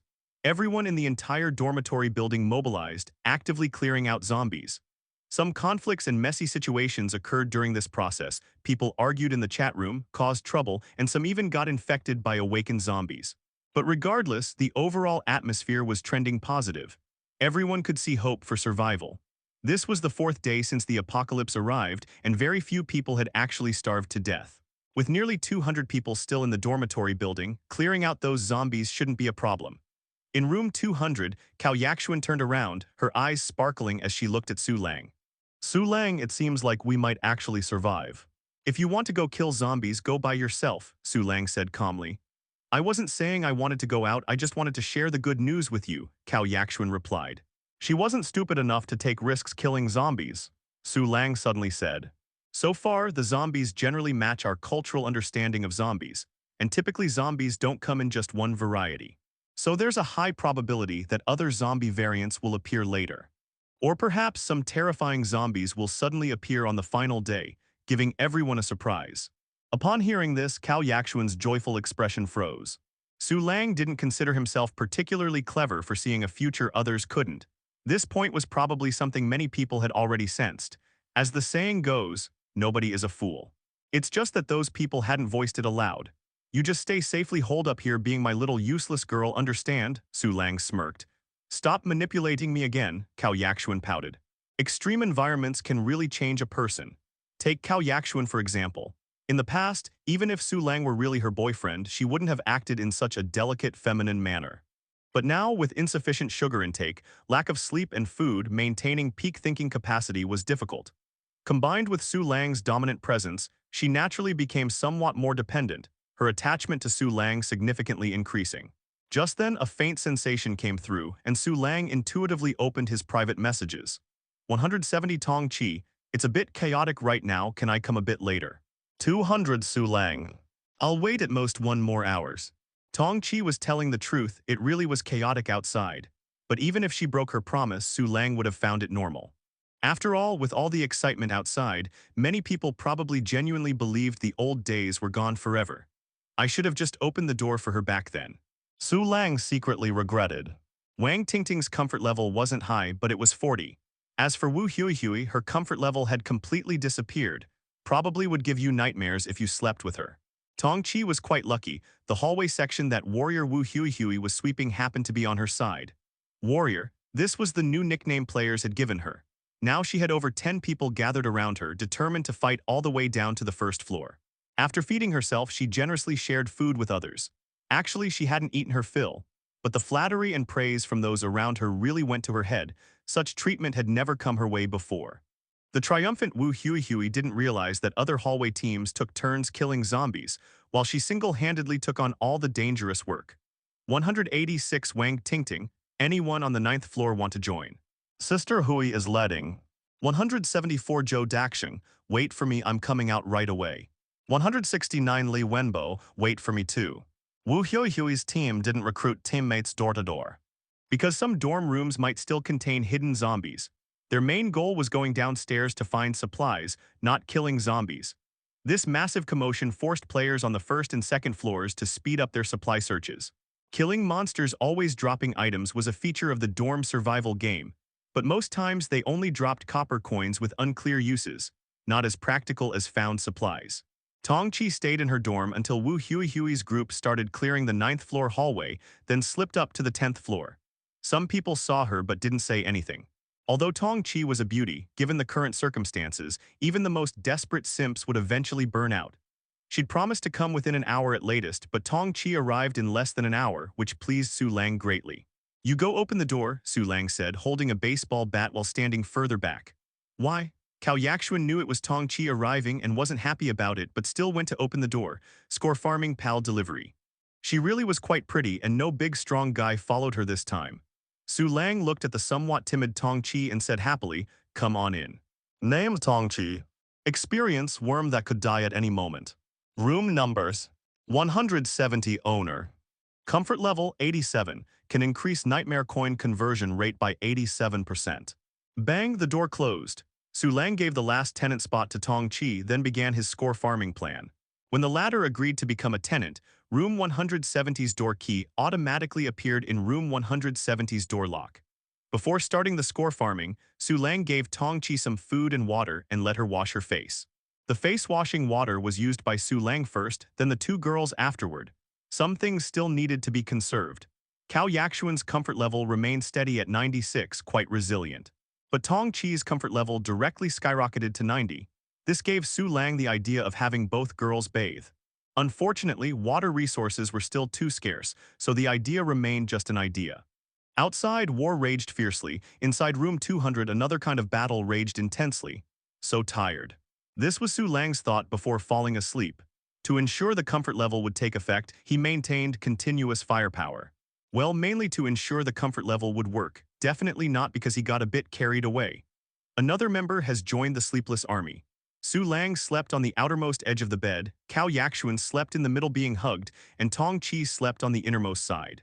The two girls stared wide-eyed at each other, both feeling somewhat unable to hold back their expressions. If it were the first day of the game, Cao Yaxuan would have had the courage to go out and explore. Although the number of survivors had dropped by more than half, the momentum outside today was particularly intense. But after lying flat with Su Lang for a few days, that bit of fighting spirit had disappeared. Lying flat was just too comfortable. Actually, these past few days she had fantasized about many scenarios of the two of them struggling to survive together, even including plots where they would risk their lives to save each other. She had even conjured up such bizarre storylines. But she never imagined Su Lang would be this lecherous. With your meager assets, do you even have enough to eat yet you're recruiting? Actually it seems quite sufficient. Based on the information she observed, water was still a rare resource. If Su Lang revealed information about that bucket of water, all the students would definitely come to room 200. Cao Yaxuan's eyes darted around, her thoughts running wild, while Tong Chi didn't have so many complicated thoughts. Her adorable big eyes looked at Cao Yaxuan and she suddenly sent a friend request. 200 Tong Chi. Hello. Cao Yaxuan curled her lips and reluctantly accepted the friend request. 200 Cao Yaxuan, when are you planning to leave? 200 Tong Chi, 200 Cao Yaxuan. Now that we've found the zombie's weakness, it's not very dangerous outside anymore, you could go try your luck. 200 Tong Chi, then why aren't you going? 200 Cao Yaxuan, do you think Su Lang would let me leave? He's clinging way too tight. Tong Chi pursed her lips, looking down at Cao Yaxuan's stocking handcuffs without saying a word. Cao Yaxuan also felt somewhat awkward and quickly found a new topic. 200 Cao Yaxuan. Let me be straight with you, Su Lang is really weak. If you stay here, he'll eventually die in bed. Instantly, Tong Chi's face turned as red as a boiled shrimp. She wanted to turn away, but was afraid of waking Su Lang. But strangely, when this topic came up, she felt somewhat excited. 200 Tong Chi, no, I feel it's a bit painful. 200 Cao Yaxuan, silly girl, pain means he's no good. 200 Tong Chi. It's fine, 3 minutes is pretty great too, and I don't really like this anyway.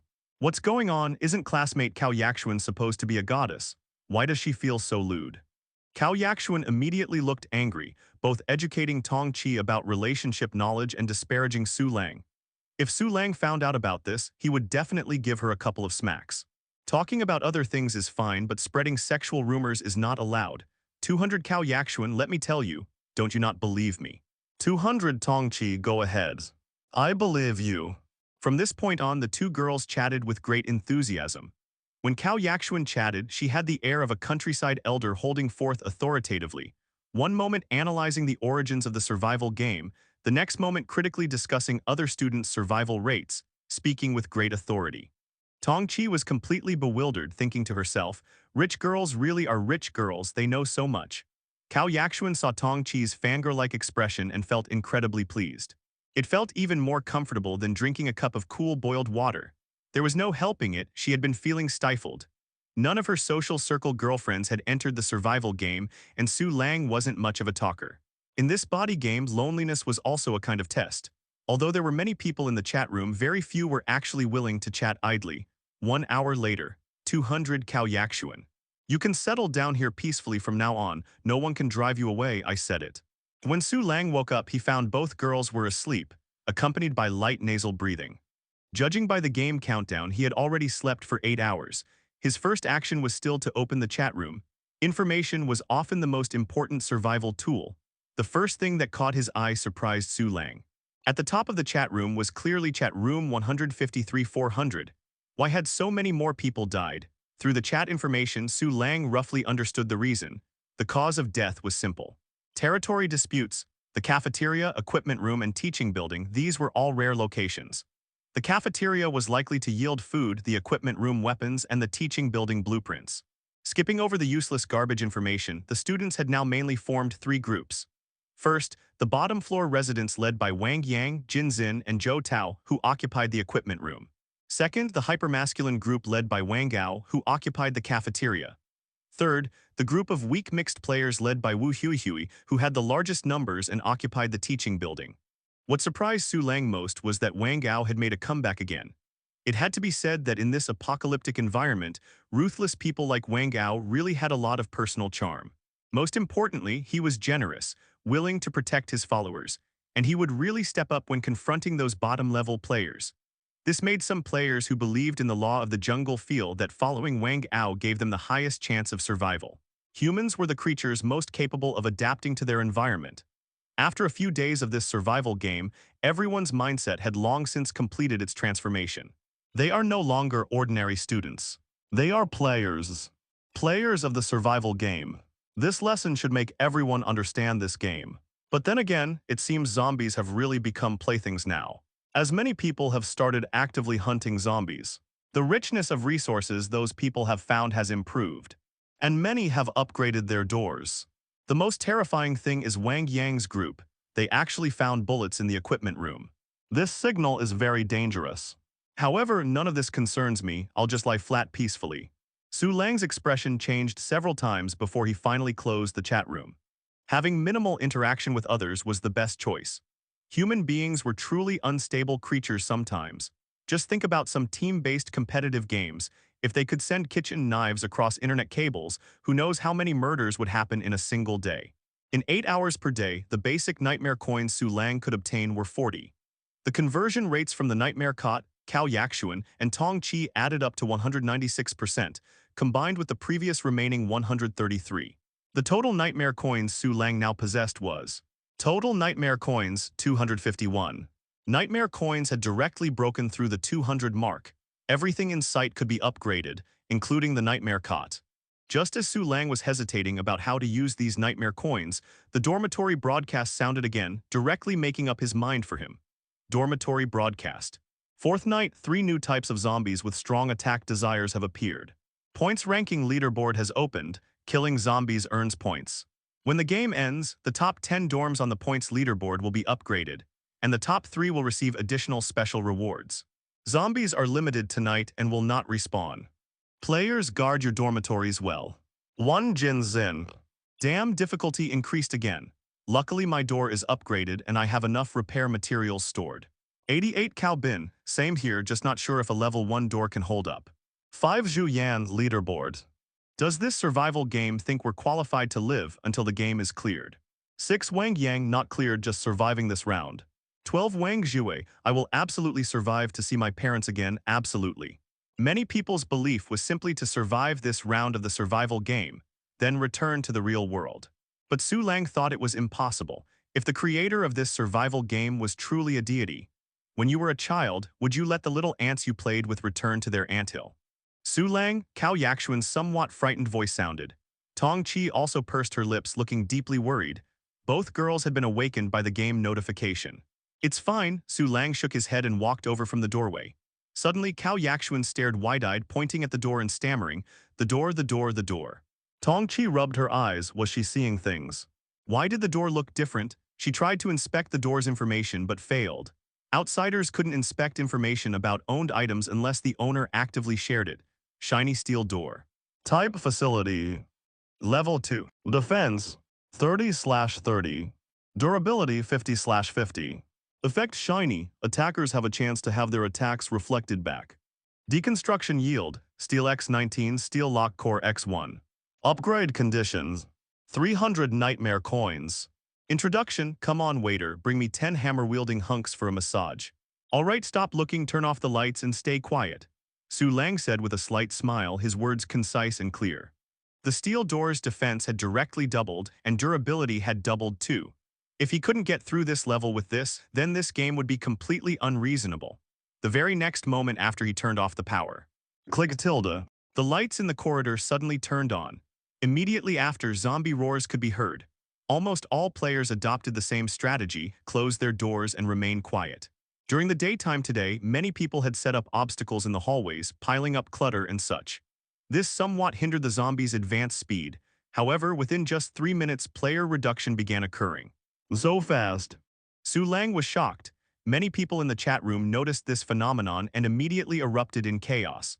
The first to experience player reduction were the first-floor residents. Keep in mind, first and second-floor players, due to their early advantage, had almost all upgraded their doors. One Jin Zin, God amid so many zombies on the first floor. Picture.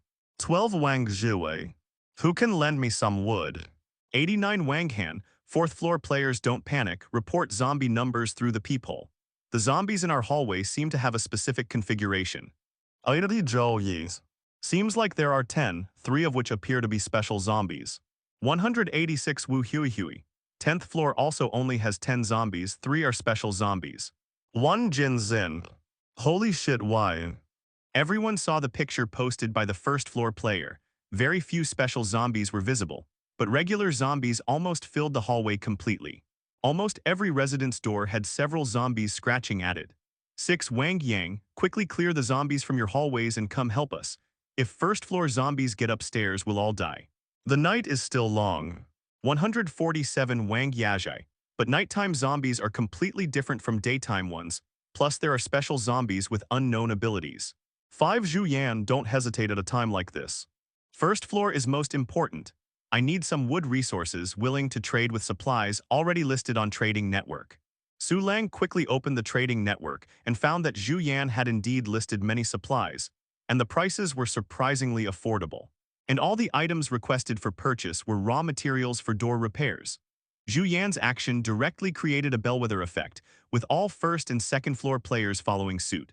If the first floor was breached, the second floor would be the first to suffer, so second-floor players also needed to prepare for potential problems. 88 Cao Bin, hahaha, laughing my ass off. All the stuff you ate before, better vomit it all up for me now. 1 Jin Zin, what the hell are you laughing at? Believe me, if I survive this, I'll come up and kill you. Hurry up and trade iron materials. 190 Zhao Hong, Sister Huey Huey, can you save me? There are zombies scratching my door. That big-bellied zombie can spit poison, be careful everyone. The chat room directly showcased what it meant to see all aspects of human nature. Whether there are great opportunities between life and death is unknown, but there's definitely great terror. Everyone could see the true colors of the first-floor people, who were now all gloating with schadenfreude. Su Lang looked at all the good items being frantically listed and felt extremely tempted. However, unfortunately, he didn't have any iron materials on hand, otherwise he wouldn't mind trading some away. Su Lang, what's going on with that door? Tong Chi tugged at Su Lang's arm and asked curiously. Su Lang opened his mouth to speak, but before he could say anything, Cao Yaxuan cut in first. Don't ask questions you shouldn't ask. Cao Yaxuan was becoming more and more perceptive. He quickly dismantled Cao Yaxuan's stocking handcuffs. Tenants being unable to attack landlords was probably a true ironclad rule, including poisoning, setting traps, and such. Otherwise, after so many days, there would definitely be related news. Cao Yaxuan was overjoyed and became even more domineering in lecturing Tong Chi. From now on, if you see anything strange in the room, don't ask questions and don't talk about it, understand? Tong Chi replied plaintively. Okay. With such creepy sounds outside, who could possibly sleep? But both girls obediently curled up under the blankets. This made Su Lang feel secretly pleased. Upgrading the water dispenser to level 3 only costs 150 nightmare coins, but upgrading the door again requires 300 nightmare coins. The upgrade conditions for main facilities and these secondary facilities are quite different. The nightmare cot is the most expensive, requiring 200 nightmare coins just to reach level 1. Thinking of this, Su Lang took out the whole wheat bread, upgrade condition. 5 nightmare coins. The jump from level 0 to level 1 was the simplest back when the door upgraded. It only cost 10 nightmare coins. Su Lang didn't hesitate and chose to upgrade. It was only 5 nightmare coins anyway, might as well see the upgraded effect. Tasty whole wheat bread. Type food. Level 1. Satiety 50 slightly accelerates energy recovery. Upgrade conditions. 20 nightmare coins. Introduction, if you ration it, 1 piece of bread can last 3 days. Spread some cheese on it to make children cry with envy. Although the upgrade price quadrupled, it's still really cheap. And high-level food indeed has special effects. After getting a general understanding, Su Lang didn't continue experimenting.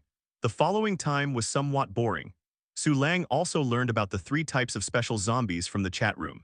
They were big-bellied zombies that spit corrosive liquid, fast-running sprinting zombies, and tall, strong giant-strength zombies. Although they were all level 1, they were powerful and had a qualitative difference from regular zombies. This big-bellied zombie is quite something. Su Lang had personally witnessed the big-bellied zombie, because as soon as that zombie appeared, it spat sticky mucus on all the players' doors.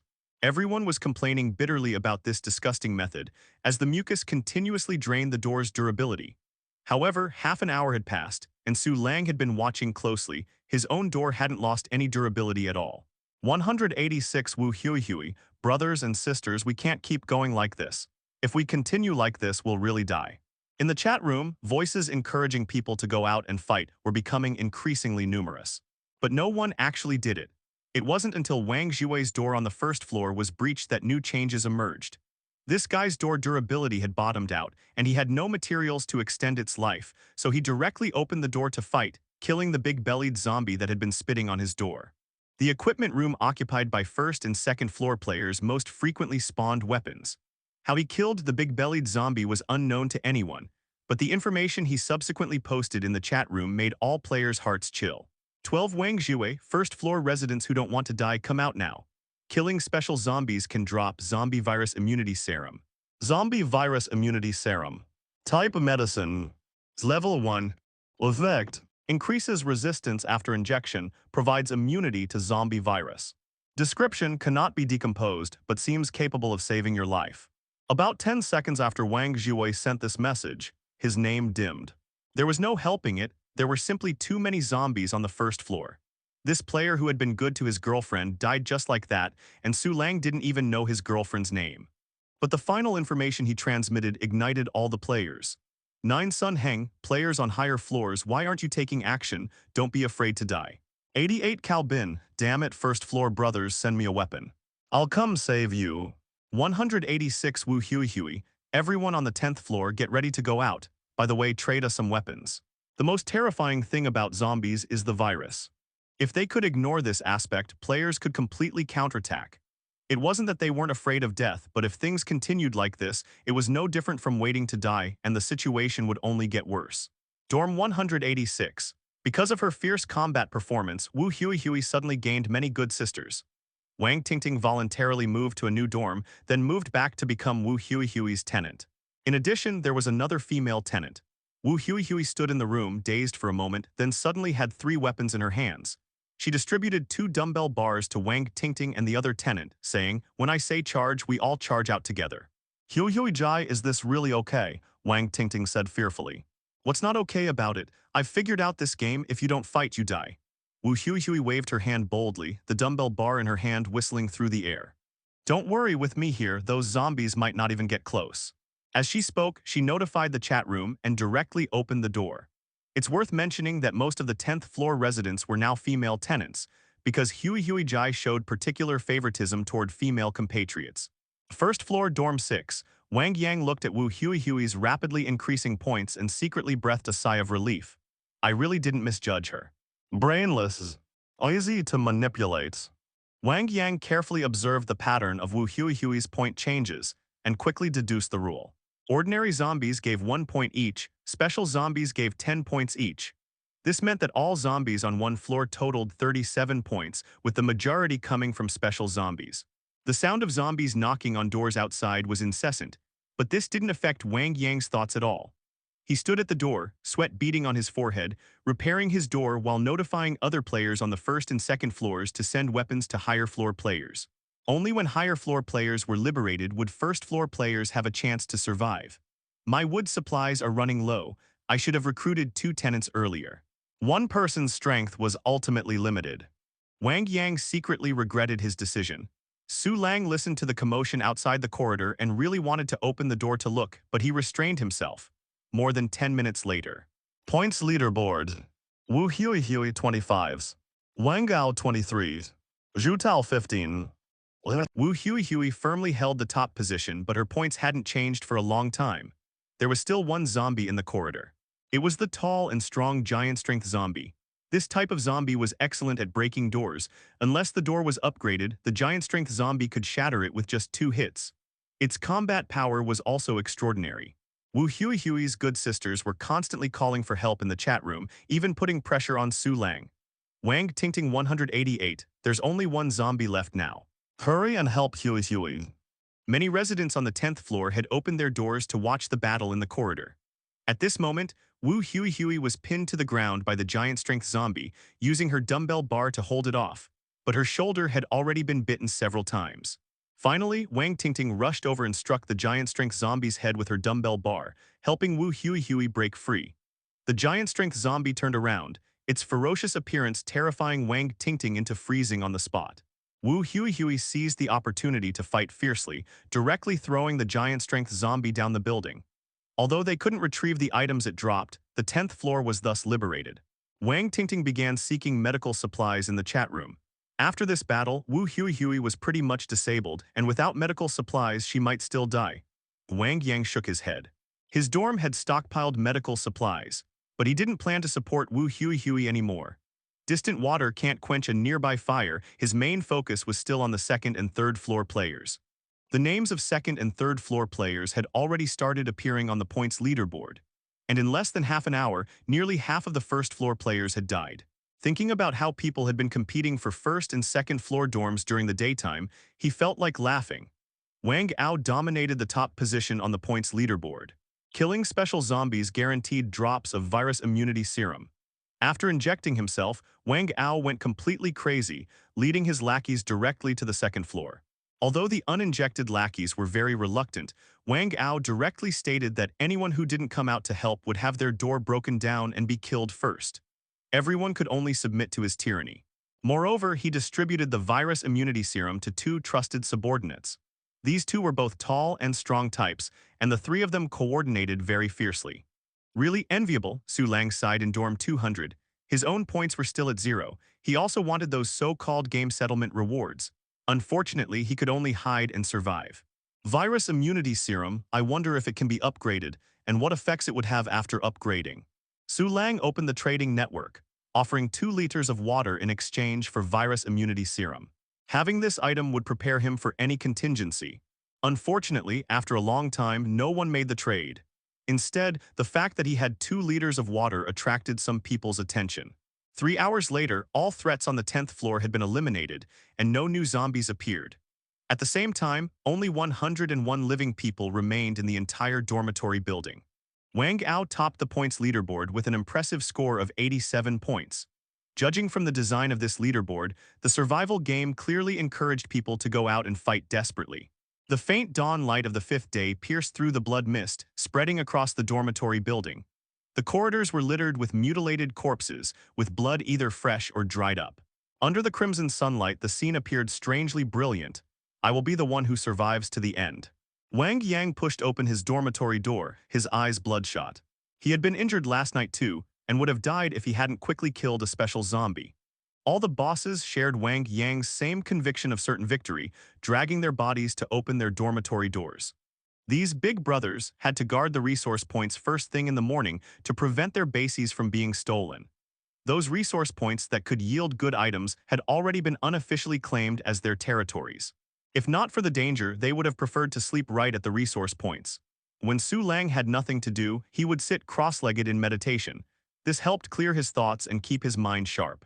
The 2 women, Cao Yakshuan and Tong Chi, woke up one after another. Seeing that only 100 people remained in the chat room, they found the number shocking.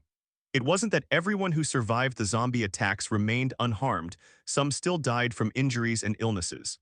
Moreover, conflicts would inevitably arise among the players themselves. Just imagine if Zhou Tao were lying at home now, severely injured, would Su Lang want to kill him? Absolutely. Su Lang opened the door. What happened last night? Why didn't you come out? Hurry up and open the door, Su Lang. How did you upgrade your door? Is this a level 3 door? Su Lang, I want to become your tenant. Early this morning, room 200's doorway was once again crowded with people. Besides the local residents of the 10th floor, there were also players who had specifically come to the 10th floor hoping to change dormitories. As soon as they arrived, they noticed Su Lang's distinctive main door. Su Lang, what should we do? Tong Chi asked nervously as the knocking outside grew increasingly louder. Su Lang shook his head. Don't worry about it.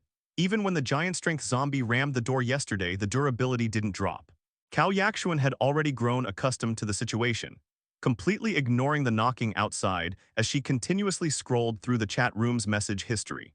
This young lady wasn't completely foolish, she knew to gather intelligence when possible. Just then Su Lang received a private message. 44 Wang Gao, brother, I heard you upgraded your main door. How did you do it? Wang Gao had changed dormitories and remained the room owner. In the survival game, room owners needed keys to other rooms to change dormitories. As the leader of a group, Wang Gao probably found it relatively easy to switch dormitories. Su Lang didn't reply to Wang Gao's message. He didn't know how to respond and there was no need to anyway. Wang Gao didn't press further either. Wang Gao sensed that Su Lang might be dangerous, and since he needed to guard supply points, he had no time to provoke a new enemy. Thus, Su Lang adopted a strategy of complete indifference until drowsiness overcame him. The players outside his door didn't stay long either. Having worked hard all night, they were physically and mentally exhausted, their energy levels completely incomparable to Su Lang's. Su Lang stretched lazily, embraced Cao Yaxuan and Tong Qi, and fell into a deep sleep. His confidence stemmed from players having discovered a key piece of information these past few days. Tenants needed to request permission from the room owner before they could open the door. This feature was quite considerate. Otherwise, if the room owner went out someday, tenants could potentially collaborate with outsiders to loot the room, which would be quite the situation. Essentially, tenants were parasites of the room owner, similar to the relationship between knights and lords. One day, 14 hours and 30 minutes remaining until game end. Su Lang woke up exactly 8 hours later, as usual. His biological clock had already adapted to this routine. Basic Nightmare Coins 40, conversion rate 196%, total production over 8 hours. 118 Nightmare Coins. Total Nightmare Coins 264. Only 1 day left until the survival game ends. I'll upgrade the Nightmare Cot then, Su Lang thought to himself. The premise of lying flat to develop was being able to actually lie flat safely. He didn't want to exhaust all his Nightmare Coins only for the survival game to unleash something major on the final day, leading to his defeat. That would be gaining a small advantage only to suffer a major loss. His current lifestyle was quite comfortable indeed. Following previous patterns, night would fall at 12 o'clock, meaning Su Lang still had 2.5 hours of leisure time. During these 2.5 hours, he wasn't completely idle. First, he ate and drank to maintain his energy, then briefly browsed the chat room. This process took half an hour. Afterward, he began his major purchasing plan. Based on last night's experience, he could almost confirm that his dormitory door was in an invincible state. With this impeccable protection, revealing some wealth didn't matter anymore. After several days of fluctuations, the trading network had stabilized. Currently, players were most in need of 4 types of supplies: dormitory door upgrade blueprints, iron materials, medicine, and water. Su Lang didn't have the first 3, but he could provide plenty of water. Beef canned food buy, French bread buy, instant noodles buy, ham sausages buy, empty paper cups buy, clean female student uniform clothes buy. Toothpaste buy. Nearly half the water in Su Lang's water barrel was gone, replaced by piles of supplies stacked in the dormitory corner. Then he posted a trade listing on the trading network. Seller Su Lang. Item: 1 liter of waters. Price 500 copper coins 5 portions. Quantity 5 portions. Additional info: already asleep, no private messages, buy directly if interested. The price of 500 copper coins was set by Su Lang after observation, affordable for anyone who wasn't extremely poor. At first, this trade listing didn't attract much attention until someone shouted about it in the chat room. Instantly, Su Lang's 5 liters of water sold out. Yes, instantly. It's important to understand that water was currently the most scarce resource. Many people, even if they had water, had started implementing self-recycling systems. This demonstrated just how precious water was, and copper coins. Nobody knew their use yet. If they didn't take up inventory slots, nobody would even bother picking them up. Simultaneously, many people sent friend requests to Su Lang. If calculated seriously, almost 90% of players had sent friend requests to Su Lang. The chat room also exploded with activity. 186 Wang Tingting, at Su Lang, you're so rich. 5 Zhu Yan. At Su Lang, brother Lang, quick, tell us, did you awaken a tycoon system? 112 Wu Lading. At Yan, brother Lang has abundant supplies, not money. He might have found a hidden resource point. 195 Hang Yans. Impossible, I've never seen Su Lang open his door. 148 Wang Yue. At Su Lang, just open the door for a bit. I'll only come in for an hour and then leave. I promise you'll feel good. I don't ask for much. Su Lang completely ignored these messages, walking to the water dispenser and pressing a green button on the machine. Instantly, a consumption prompt appeared in his vision. Copper coins minus 100. Su Lang kept holding the green button, and the water in the dispenser continuously rose until it was completely full. In total, Su Lang had only spent 1,500 copper coins. Not only had he replenished all the water, but he still had 1,000 copper coins left. Through this cycle of buying and selling, he had achieved a five-fold trade profit with almost no effort. So this is what Monopoly feels like. It's fucking amazing. Su Lang's eyes shone with excitement. Just like that, Su Lang repeated the same process, nearly sweeping clean all the copper coins available on the market, becoming the dormitory building's water supply magnate. Many people were curious about what Su Lang wanted with copper coins, but he never explained, so everyone could only spend their coins. A bird in the hand is worth two in the bush. After all, many people were genuinely close to dying of thirst. Otherwise, Su Lang wouldn't have been able to lure Tong Chi over with just a cup of water. Such things only happened in these extreme circumstances. In a peaceful society, you wouldn't even dare to imagine it. After hoarding all the copper coins, seeing that people in the chat room were still asking for water, Su Lang began using water to continue purchasing. By whatever caught his eye, he wasn't short on water anyway. Funds: copper coins 10,100, silver coins 0, gold coins 0. Over 10,000 copper coins. Su Lang dared to say that absolutely no one in the dormitory building was richer than him. Anyone who had played games knew that where there was currency, there had to be places to spend it. While others were still focused on the present, Su Lang was already betting on the future. Time passed, and during this period, several more groups of people came to room 200's door, but Su Lang paid them no mind. He maintained an attitude of the homeowner being away, yet the shelves kept getting restocked. It was utterly infuriating. Some people complained about Su Lang, saying he had secrets he wouldn't share, while others were very grateful to him. Without Su Lang, they wouldn't have had a single drop of water to drink. After Cao Yakshuan and Tong Chi woke up, they asked Su Lang what was going on and why so many people were adding them. Su Lang gave his standard reply. Ignore them, and so, with everyone harboring their own hidden agendas, the sky began to darken. Time remaining until game end, 1 day, 12 hours, 1 minute. Dormitory broadcast, 5th night gameplay upgraded. The zombies are gathering in one place for some reason.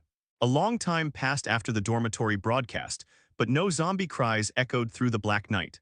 Some brave individuals opened their doors and discovered that zombies were intermittently gathering and moving toward one location.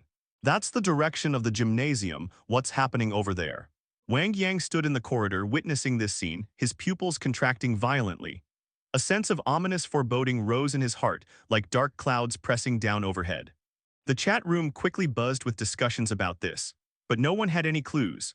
Wang Ao considered organizing people to kill zombies, but the problem was, the zombies were all out in the open, not inside any buildings. Who the hell would dare to fight zombie hordes out in the open? Wang Ao also felt the risk was too high and eventually dropped the matter. And so, everyone spent 3 hours on edge until finally, someone couldn't take it anymore and decided to go check out the gymnasium. This person was named Zhang Dahai, a player from the second floor. During last night's zombie assault, he had killed a sprinting zombie and obtained a sprint skill, giving him movement speed comparable to a provincial-level sprinter. The chat room couldn't record videos, but it could take photos. Zhang Dahai made his way cautiously while uploading the pictures he took to the chat room. Except for a few players who were too tired and had fallen asleep, everyone was watching this picture-based live stream. I'm really fed up with those people. Not a single one was willing to come with me. Those zombies are clearly brewing something big. Though Zhang Dahai had taken this brave step, he couldn't stop muttering complaints in his heart. Before long, he climbed onto the gymnasium's ventilation duct and looked inside. Instantly, his face turned deathly pale from horror, and he nearly fell. Inside the gymnasium, it was densely packed with zombies. They had formed 3 distinct circles. In the center of each circle was a bizarre-looking zombie that was feeding on its own kind. Mutant zombie. Level 1. Skill Devour. Introduction: a zombie undergoing mutation. When Zhang Dahai posted this information along with the picture in the chat room, everyone held their breath in terror. They're cannibalizing themselves, Wang Yang exclaimed, bloodshot veins appearing in his eyes. Brother Yang, what's wrong? His 2 roommates immediately looked at him. 3 players sharing one dorm room was now the optimal setup. If every player upgraded their own dorm room separately, it would consume too many resources, and there would be no one to provide support during emergencies. Look at the information I posted. Wang Yang's eyes were crimson as he pulled out a slip of paper. He knew the final day wouldn't be this simple. Information slip. Type item. Content Devour evolves. Only by eating more can one grow stronger. Beware of zombies that consume their own kind. Introduction: this thing has no level, cannot be decomposed or upgraded. Just read it and that's it. Over these past few days, everyone had found a few information slips here and there. The more they understood, the less afraid players became of this round of the game. But when this particular slip was revealed, everyone immediately descended into chaos, becoming extremely panicked. Nine Sun Heng, damn it, Wang Yang, didn't we agree earlier that all information slips would be shared? 88 Cal Bins. They're evolving, what do we do? 5 Zhu Yan, level 1 zombies are already the limit of what we can handle. A single level 1 zombie had nearly beaten Wu Hui to death. If a level 2 zombie appeared, no dorm room could withstand it. This exceeded the limits of what a normal human could handle, unless you were a combat genius who could slide tackle a tiger. We must stop them. At this moment, these 6 words became the shared burden on everyone's mind. The situation was urgent. They truly couldn't delay any longer. The advantage of having leaders within the herd became apparent. The 3 leaders, Wang Yang, Wang Gao, and Wu Hui, discussed it and decided to take the initiative and attack. Even if they couldn't directly kill those evolving zombies, they at least needed to lure some zombies away to kill, reducing the pressure they'd face defending their doors later. If this had been a day ago, someone would surely have suggested waiting until daytime, hoping the zombies might disperse on their own. However, after these days of trials, the survivors had undergone a transformation. They wouldn't say such foolish things anymore. The game's cruelty had been made starkly clear from the very first day. They absolutely couldn't expect such good fortune. This wasn't a game at all, it was hell. In room 200, Su Lang was savoring tea. Although he hadn't lacked for food these past few days, he wasn't in his best condition either. It was the final day of the game, and he wanted to refresh his spirits. Su Lang, aren't you worried? Tong Chi asked curiously. Worrying is useless, Su Lang shook his head. Having endured nightmares for over 10 years, there were very few things that could frighten him. HMPH, little Tong, you haven't seen our door properly, have you? Cao Yaxuan walked over to the steel door, looking very pleased with herself. It does look quite sturdy, Tong Chi scratched her head. Even though she knew enemies couldn't break in, wouldn't she still feel afraid? These days hiding in the dorm had been utterly nerve-wracking for her. It's the final day. Let's take a bath together, Su Lang suggested. The 2 girls glanced at each other. Tong Chi felt somewhat shy and stayed silent. Cao Yaxuan, however, decisively nodded. All right, it's the final day. Let's be extravagant for once. The room contained many miscellaneous items, including shampoo, body wash, and a large red basin commonly seen in the 70s and 80s. Furthermore, there was a drainage outlet in the corner, so they didn't have to worry about flooding the place. The main concern was others drinking it. Otherwise, the bathwater could actually be used for trading. After bathing, the 3 of them changed into new clothes, looking much cleaner and fresher. The main thing was that black stockings and some items to boost comfort level had to be properly equipped, otherwise if the 2 girls' comfort level dropped, Su Lang would be heartbroken. After going through the whole process, Tong Chi's comfort level rose to 93, while Cao Yaxuan's increased to 97. So actually, Cao Yaxuan's appearance-based comfort level had somewhat decreased in the past few days, but compatibility and personality made up for it. Although that disdainful, somewhat resentful little look in her eyes was quite satisfying. After all, they were sharing a bed and sleeping together. He was afraid she might cause trouble, which was somewhat unsettling. And since they were going to be luxurious, they might as well go all the way. Su Lang took out another small table, placing instant hot pot, beer, marinated chicken legs, and a bunch of other snacks on it. After doing all this, Su Lang suddenly froze. Damn it, why should he as the room owner be doing all this? He directly ordered the 2 girls to handle the work and the setup was quickly arranged. The self-heating hot pot steamed with heat as the 3 ate while chatting, also keeping an eye on the photo livestream in the chat room. As they ate, Tong Chi suddenly started crying. Tong Chi, what's wrong? Cao Yaxuan asked in surprise. It's so delicious. Tong Chi had red oil from the hot pot around her mouth as she sobbed. Even if I die now, it would be worth it. Futilda, you scared me. I thought something was wrong. Cao Yaxuan patted her chest. Don't talk about dying. The 3 of us will definitely keep living. Maybe 4, 5, 6, 7, 8, Su Lang silently added to himself. Tong Chi's crying made Cao Yaxuan even more convinced that following Su Lang was the right choice. This freeloader lifestyle was just too good. You know, lying around at home was actually the wish of many people in peaceful society, and now they had actually achieved it in a survival game. They're making their move. In the corridor, some people were watching from a distance. Whether Wang Yang and his group succeeded or failed directly affected the life and death of all players, so everyone was extremely worried. Some watched from afar while others trailed at the rear of the main group. Thinking carefully, although Wang Yang's group only had about 20 people, each of them had taken virus immunity potions and had combat experience. Don't underestimate these 20-plus people. Although they were outnumbered by the zombies, there's a saying that goes well. You can fight with humans, but you can't schedule a fight with humans, especially not a group brawl. No species in the world can beat humans when it comes to scheduled fights. I hope Wang Yang's group succeeds. They must kill those evolved zombies. The zombie numbers are about the same. We won last night, so it should be possible now. Go for it, Sister Huey. Everyone was full of hope and extremely anxious. Zhang Dahai hid in the ventilation shaft, trembling. He could see Wang Yang's group approaching in the darkness, but he wasn't very optimistic about the players' chances of victory. The gymnasium was swarming with zombies. Wang Yang's group had voluntarily given up their defensive advantage and chosen to fight outside, which made it very likely they could be wiped out by the zombies in one wave. Wang Yang's group knew this too. Fighting on open ground was very disadvantageous for them, but they really had no other choice. Moreover, they weren't planning to charge straight in. Tab tab. A giant-strength zombie heard the unusual noise. Its body twitched, then it turned and spotted Wang Yang's group. It immediately roared and charged forward. A male student stopped banging the dumbbell bar on the ground, looked at the giant-strength zombie, a flicker of fear in his eyes. When the giant-strength zombie charged over, the group immediately scattered. Then clubs, sticks, knives, and forks all came down on it.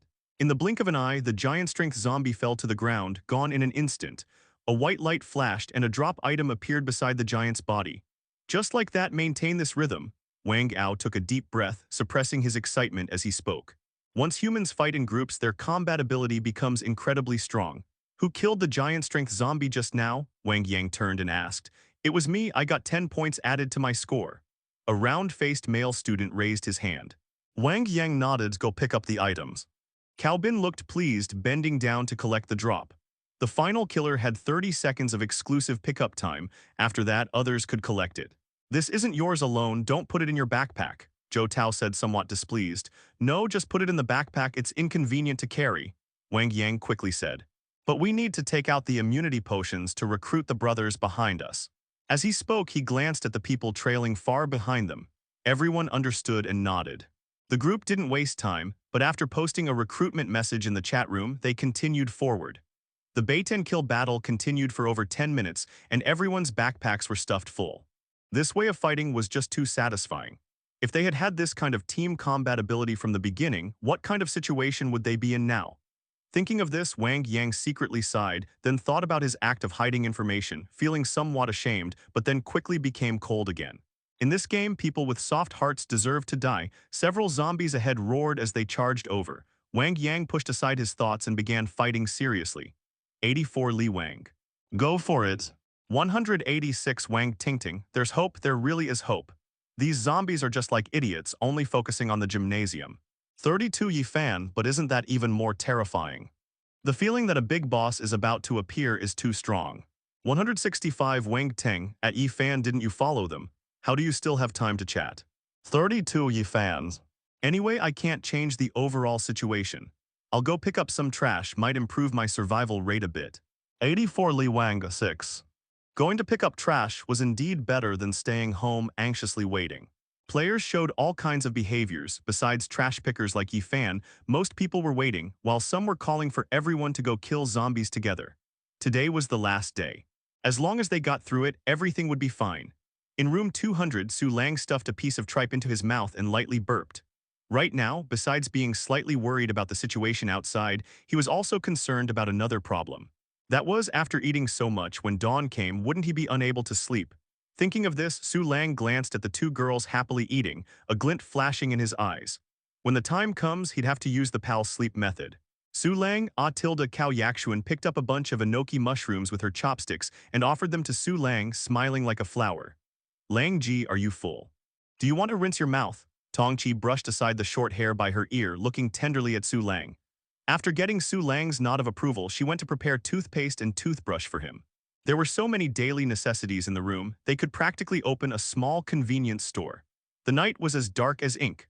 Wang Yang and his group advanced step by step, with a large number of zombies lying dead on the ground. Behind them, as long as there were still people in the rooms, they all turned on their lights in unison to illuminate the path for them. Finally, Wang Yang and the others advanced to within 100 meters of the gymnasium, and the zombies outside the gym had been mostly lured and killed. The group sat on the ground, recovering their stamina. Wang Yang tagged Zhang Dahai in the chat room, asking about the current situation. Zhang Dahai didn't reply, only sending a single picture. The image showed that there were still quite a few zombies inside the gymnasium, including numerous level 1 zombies, and those 3 special zombies were still feeding. How about we wait until those 3 zombies finish eating before we go in? Zhou Tao gasped heavily and said. Anyway, we've killed so many zombies, those 3 zombies probably can't evolve further. Zhuang Hao agreed. Yeah, this way we can let them fight among themselves while we reap the rewards. After killing so many zombies, his legs were sore from exhaustion, and he really wanted to rest. Right. If we let those zombies eat the other zombies, they'll be much easier to deal with. Wu Hui's eyes lit up, thinking this seemed like a good idea. No, Wang Gao said fiercely. Resting now would just be giving the enemy time to develop. Even if they evolve successfully, they might not be that powerful. After all, there are only 3 of them. We can just block the stairwell, a girl following Wu Hui whispered. She was a complete freeloader who had initially received a zombie immunity virus shot through her connection with Wu Hui and had no choice but to come along. All players who had received the zombie immunity virus shot were here. Those who didn't come would be considered public enemies. Hearing this, Wang Ao frowned and looked at Wang Yang. Wang Yang, you're not thinking the same way, are you?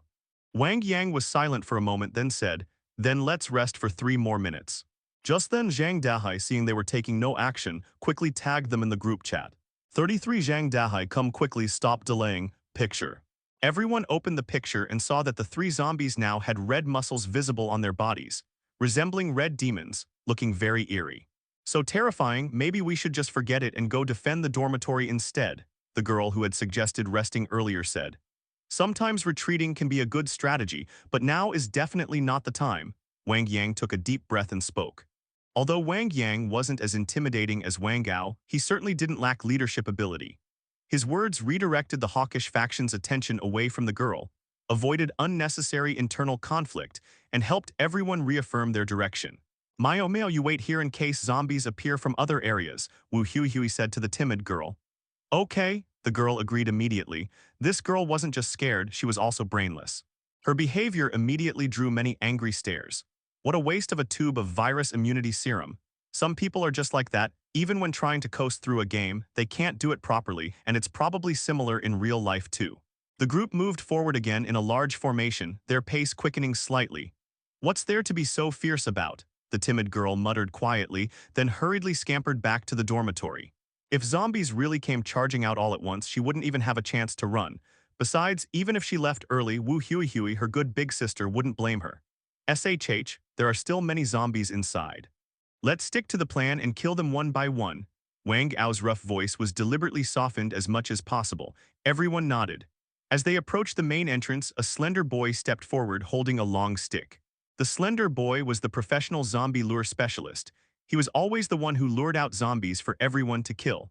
The others stopped advancing and very tacitly formed an encirclement. The slender boy was shocked when he saw the situation inside the gymnasium. He carefully tapped the ground with his wooden stick. A zombie turned its head, only seeing a swaying wooden stick but no person. After hesitating for a moment, it walked over. But just as it stepped out the doorway, a fire axe chopped its head off. Wang Ao retrieved his fire axe and lifted his chin toward the slender boy, signaling him to continue. With heavy weapons in hand, a single ordinary zombie was no match for Wang Ao at all. On the current points leaderboard, he held the top position, seemingly creating a significant gap from the others. The others secretly regretted not getting this 1 point. Next, the slender boy continued luring zombies. Everything seemed to be going successfully, but obviously things couldn't progress so smoothly. On the 7th zombie lure, a giant-strength zombie emerged. Wang Ao swung his axe down but didn't kill it. The commotion immediately escalated with dozens of zombies pouring out. Fortunately, they didn't form a zombie horde. Since that was the case, the players had room to maneuver. An armed adult is much stronger than an ordinary zombie.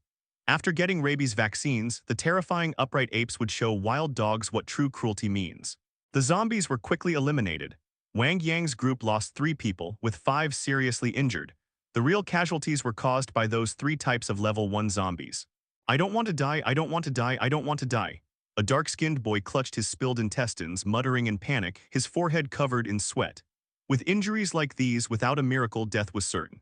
Wang Gao frowned, glanced at him, then ignored him, his fierce eyes turning toward the gymnasium. Wu Hui showed pity on her face and was about to say something when a tremendous roar erupted from inside the gymnasium. Immediately after, a brutish figure charged out of the gymnasium.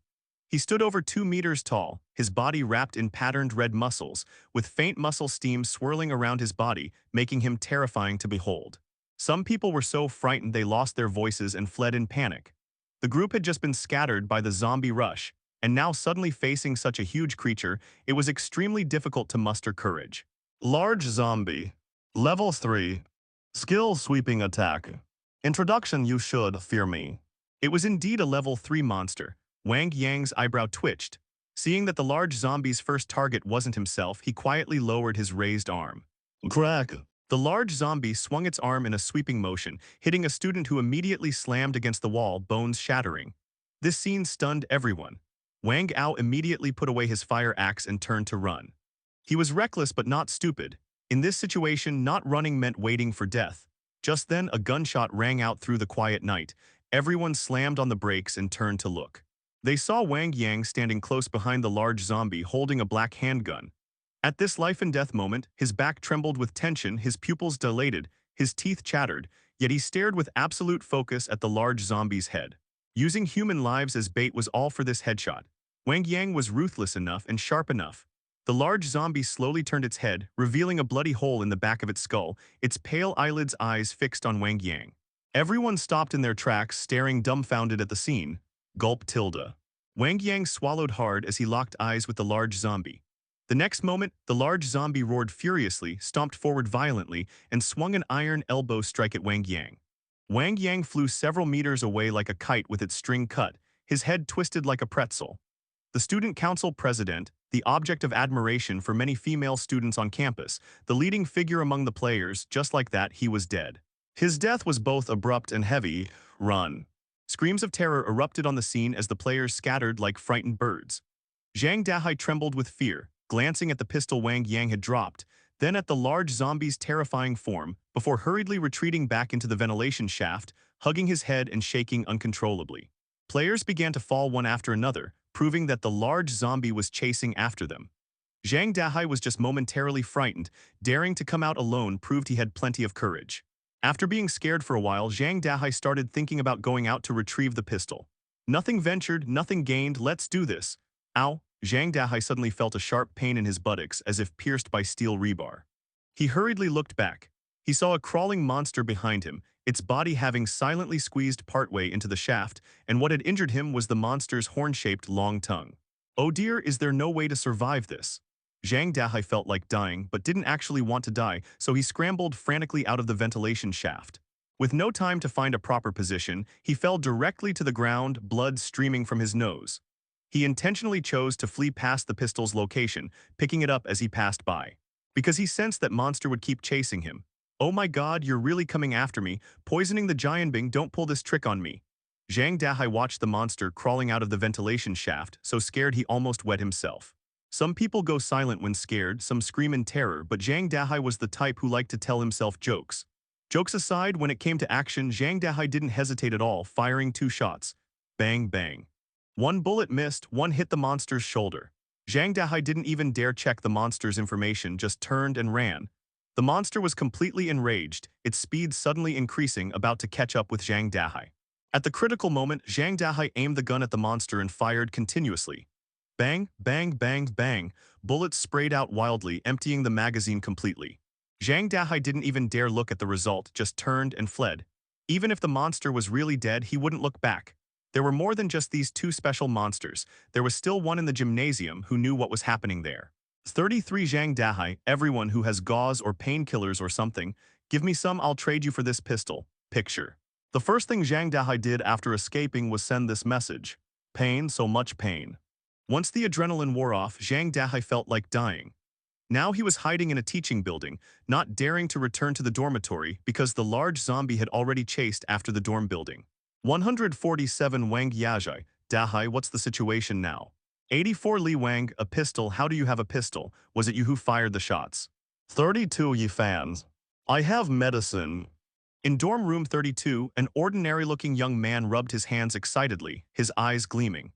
33 Zhang Dahai, just to be clear up front, it has no bullets. Zhang Dahai had principles and didn't try to trick people. Besides, he probably couldn't fool anyone anyway, because during trades you could check item information. Yi Fan's face immediately fell. A gun without bullets, what difference was there between that and a fire poker? 33 Zhang Dahai. Save your brother, my butt hurts like hell, picture. Some people clicked on the picture and gasped in shock when they saw the bloody scene. A chunk of flesh had been directly bitten out of his butt. This was too brutal. Zhang Dahai waited a moment, seeing that everyone was just chatting and asking him about the situation outside, with no one willing to bring him medicine, and couldn't help feeling utterly hopeless. His injury wasn't exactly severe, but it wasn't light either. Mainly, it was extremely painful and carried infection risks. If he hadn't taken the virus immunity potion earlier, he might have been done for by now. Just then, a trade notification popped up. Zhang Dahai's eyes lit up brightly as he exclaimed, "Brother Lang, it had to be you." Su Lang's stored painkillers disappeared, replaced by a pistol. Colt automatic pistol. Type: firearm. Level 2. Lethality 32. Durability 10/10s. Ammo 0.15. Deconstruction yields: gun barrel X1, magazine X1, steel X3. Upgrade condition: 200 nightmare coins. Description: just shoot. The feeling of a real gun in his hand was special, surprisingly heavy, with a cold metallic presence, combined with the aesthetic beauty of human industrial craftsmanship. Su Lang, why did you trade for that? Cao Yaxuan wiped her mouth with a tissue and asked. Tong Chi was still eating, enjoying hot pot broth over rice, absolutely delicious. This well-endowed young woman usually had quite the appetite. For fun, Su Lang said casually. As he spoke, he began getting accustomed to the gun's feel. During military training before, he had fired guns, so handling it wasn't a problem. Seeing that Su Lang really was just playing with it, Cao Yaxuan stopped caring. As a rich girl, if other players saw Su Lang trading precious painkillers for scrap metal, they'd probably jump up in frustration. Su Lang, are you going out to kill zombies? Tong Chi suddenly popped this question. No, Su Lang shook his head. Maybe. There were only 2 zombies left outside now. One large zombie and one that had turned semi-transparent. These 2 pieces of information had already been announced in the chat room. As for the other special zombie, it had been killed by Zhang Dahai's gunfire, with the latter firmly occupying the top ranking. But few people cared about that anymore. The large zombie had already reached the dormitory building and was now breaking down doors. The number of players was gradually decreasing. Wu Lading was one of those who had gone out to hunt zombies and managed to return to the dorm quickly. Right now, watching the names of lower floor players dimming one by one, he couldn't help but break out in cold sweat, his entire body trembling with tension. What should he do? That huge monster was about to come up and kill them all. From the gradually regular rhythm of names dimming, it was clear that the large zombie only needed 10 minutes to break through an iron door. This speed was truly terrifying. Keep in mind the total number of players now was only 85, which meant that in just 14 hours, this large zombie could slaughter its way through the entire dorm building. This time, those living on the lower floors were truly doomed. And unfortunately, Wu Lading lived on the 4th floor. He'd be finished in just a few hours.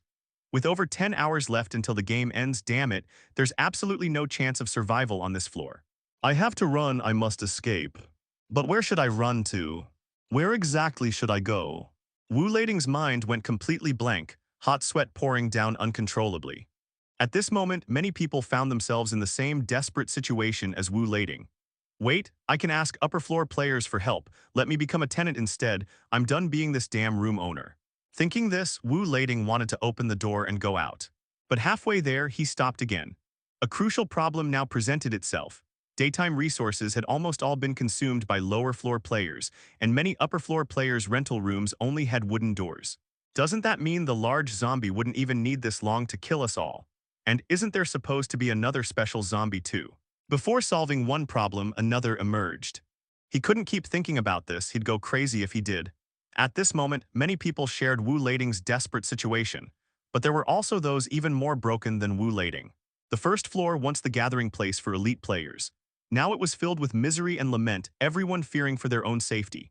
Bang, bang, bang, terrifying door-bashing sounds rang out one after another, making 1st floor players dizzy with fear. Currently, the large zombie had set its sights on room 9. 9 Sun Heng, quickly trade me iron materials. If I die, you'll all die too. His shout in the group chat actually prompted someone to trade him iron materials. They had no choice. If his door broke, someone else would be next. Wave after wave of support actually allowed Sun Heng to hold on stubbornly. After who knows how long, suddenly the banging stopped. Then the direction of the banging changed. This time, Dorm 10 was under attack. The player hiding inside was instantly dumbfounded. He had been the most active in trading materials to Sun Heng just moments before. Immediately, he begged for help in the chat room, using exactly the same tactics as Sun Heng. Yet, tragically, no one was willing to help him anymore. Everyone had panicked earlier, giving Sun Heng raw materials for free, but now they'd come to their senses.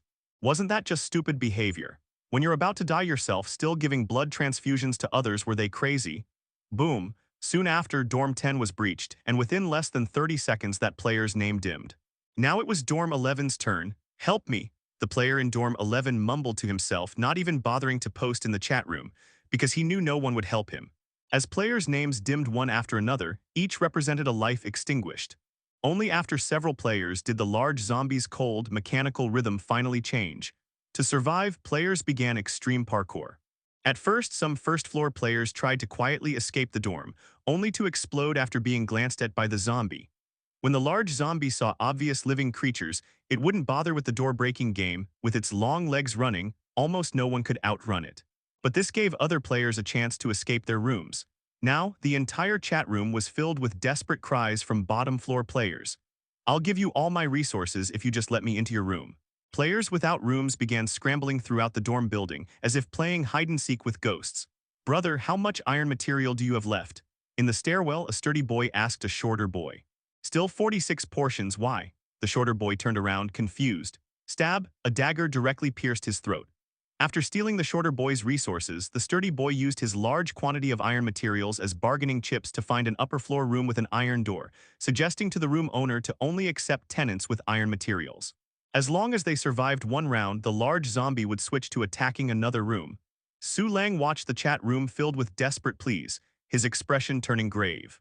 Immediately, he didn't sit idly by either, starting to take out ropes and other tools to measure and plan within the room. "Su Lang, what are you doing?" Cao Yakshuan asked. "Setting traps." "We can't rely solely on the steel door," Su Lang replied seriously. Tong Chi was amazed that Su Lang even knew how to set traps. "Can these traps kill the large zombie?" Cao Yakshuan swallowed hard. "No," Su Lang shook his head. "So you need to be mentally prepared. Once the traps restrain the zombie, we'll run upstairs." "Why run upstairs? Isn't that a dead end?" Cao Yakshuan immediately found this unreliable. Su Lang explained. "I just chatted with Zhang Dahai. He said the zombie he killed could climb walls. This means one pursuer position is already dead. When we reach the top floor, we'll use my rope for rapid descent. We don't need too many floors, just 1 or 2 levels. Theoretically, we could keep leading the ghost around like this." "Understand." Cao Yakshuan swallowed again. "Sounds really difficult. This is the last resort. Since it's the final option, wanting to survive safely is absolutely impossible," Su Lang said seriously. "Actually, the best method would be to upgrade his pistol now, go out and eliminate those 2 zombies." But there was another problem here. The other zombie still hadn't shown itself. What abilities it possessed remained completely unknown. The best approach now was actually to wait until night passed, when the small bed refreshed during daytime, so he could quickly sleep and gather 300 nightmare coins to reinforce the main door. Only by surviving could he deal damage. This had been Su Lang's initial plan from the start. If he'd known the other players would be this useless, he wouldn't have adjusted his sleep schedule. Theoretically, each game round should produce a few survivors. And with his level 3 steel door upgrade, he'd essentially locked in final survival rates. Yet with players in this pathetic state, survival rates were clearly trending towards 0. He had underestimated the cruelty of the dorm survival game. Thinking about it, it made sense players made one wrong step, then another wrong step, almost never doing the right things. When the economy gap exceeds 10,000, still thinking about turning things around, wasn't that just laughable? Who said beginner levels had to give you a way out? The bloody massacre continued unabated. A terrifying atmosphere spread throughout the dormitory building, with chaos, brutality, and horror permeating the very air. This aura wormed its way into the marrow of every player like an incurable disease. Some players realized that fleeing was better than staying in their rooms. No matter how powerful the large zombie was, there was only one of it. As long as it couldn't fly or burrow underground, they had a chance to survive. Inside his room, Su Lang noticed the player's death rate slowing down. Combined with the information from the chat room, he roughly guessed what was happening. This made him secretly sigh with relief. For players, the enemy is just monsters that threaten them. But for the monsters, the enemy is the entire dormitory building. The strength of all players is actually just individual strength. This game does have some bias toward teamwork. If everyone had united from the beginning, never mind if they'd united to go downstairs initially, everyone would have died, wiped out in one wave. Better to focus on myself first and help others when I'm capable. Su Lang murmured to himself. While others were desperately fleeing for their lives, Su Lang was already contemplating the core essence and nature of this game. This was what many knowledge influencers love to call the underlying logic, sometimes useful, sometimes completely useless. Ultimately, everything came down to strength. If Su Lang could punch through the entire dormitory building, he wouldn't need to consider any of this. Of course, that was pure fantasy, not worth considering. Su Lang, it seems like the danger has passed, Cao Yaxuan said with joyful expression. Su Lang nodded. Wait, Lang Ji, look at the chat room quickly, Tong Chi suddenly shouted, 112 Wu Lading. Help brothers, I encountered another special type of zombie. Seeing this message, Su Lang's heart tightened and he instinctively spun his pistol. 147 Wang Yazhai, tell us what happened quickly. 33 Zhang Dahai. Watching the drama online, anyway I'm not returning to the dormitory building. If I die then I die.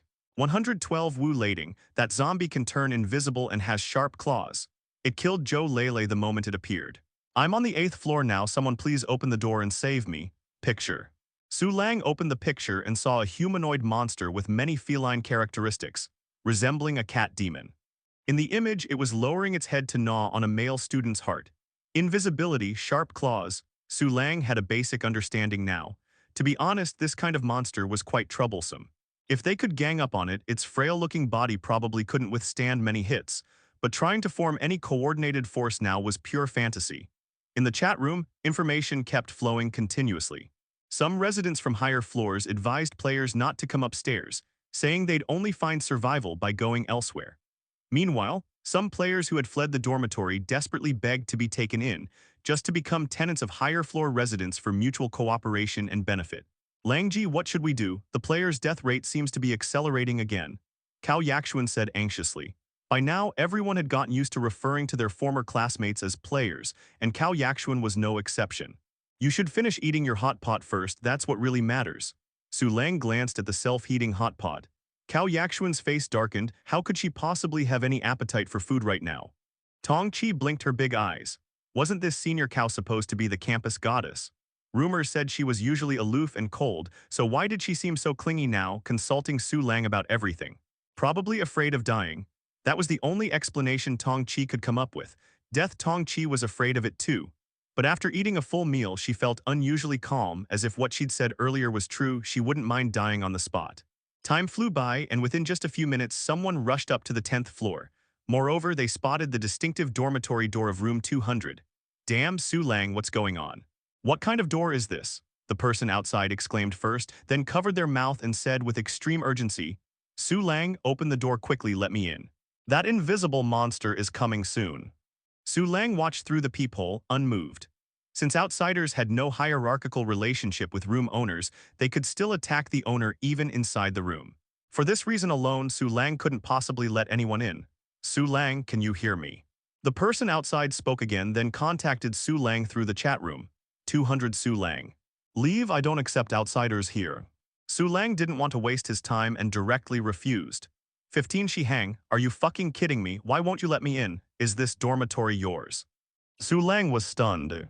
If it's not mine, then is it yours? Su Lang, open the door quickly. Shihang pounded on the door frantically, burning with anxiety. The smooth, thick metallic texture under his palms made him intensely jealous. If he had such a door, he wouldn't have needed to flee his room. This dormitory belongs to the school, don't you know that? You're so selfish, no one will help you later. Lang Ji, just let me in, I'll only stay for an hour. Su Lang shook his head and stopped trying to persuade.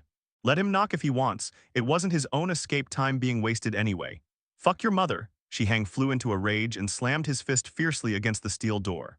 The steel door flashed with light, followed by a sickening crack, the sound of breaking bones.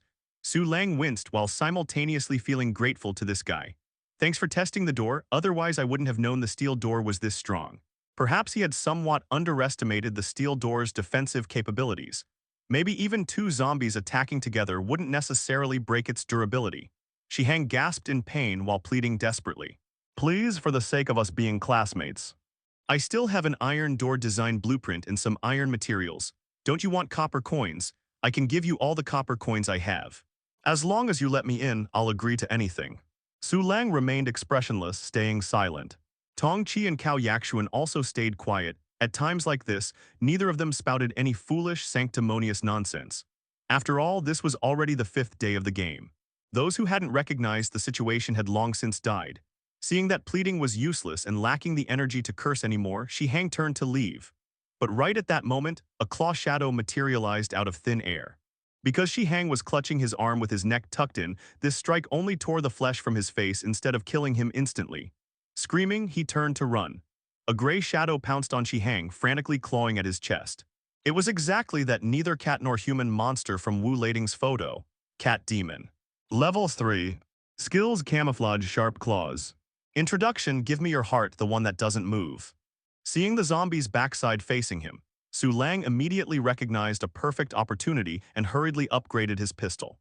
Yes, no consumed 200 nightmare coins to upgrade Colt automatic pistol. Oh yes. Su Lang hadn't expected this option and mentally shouted his response. Please choose from the following upgrade directions and make your selection within 1 minute. 1. Colt Viper.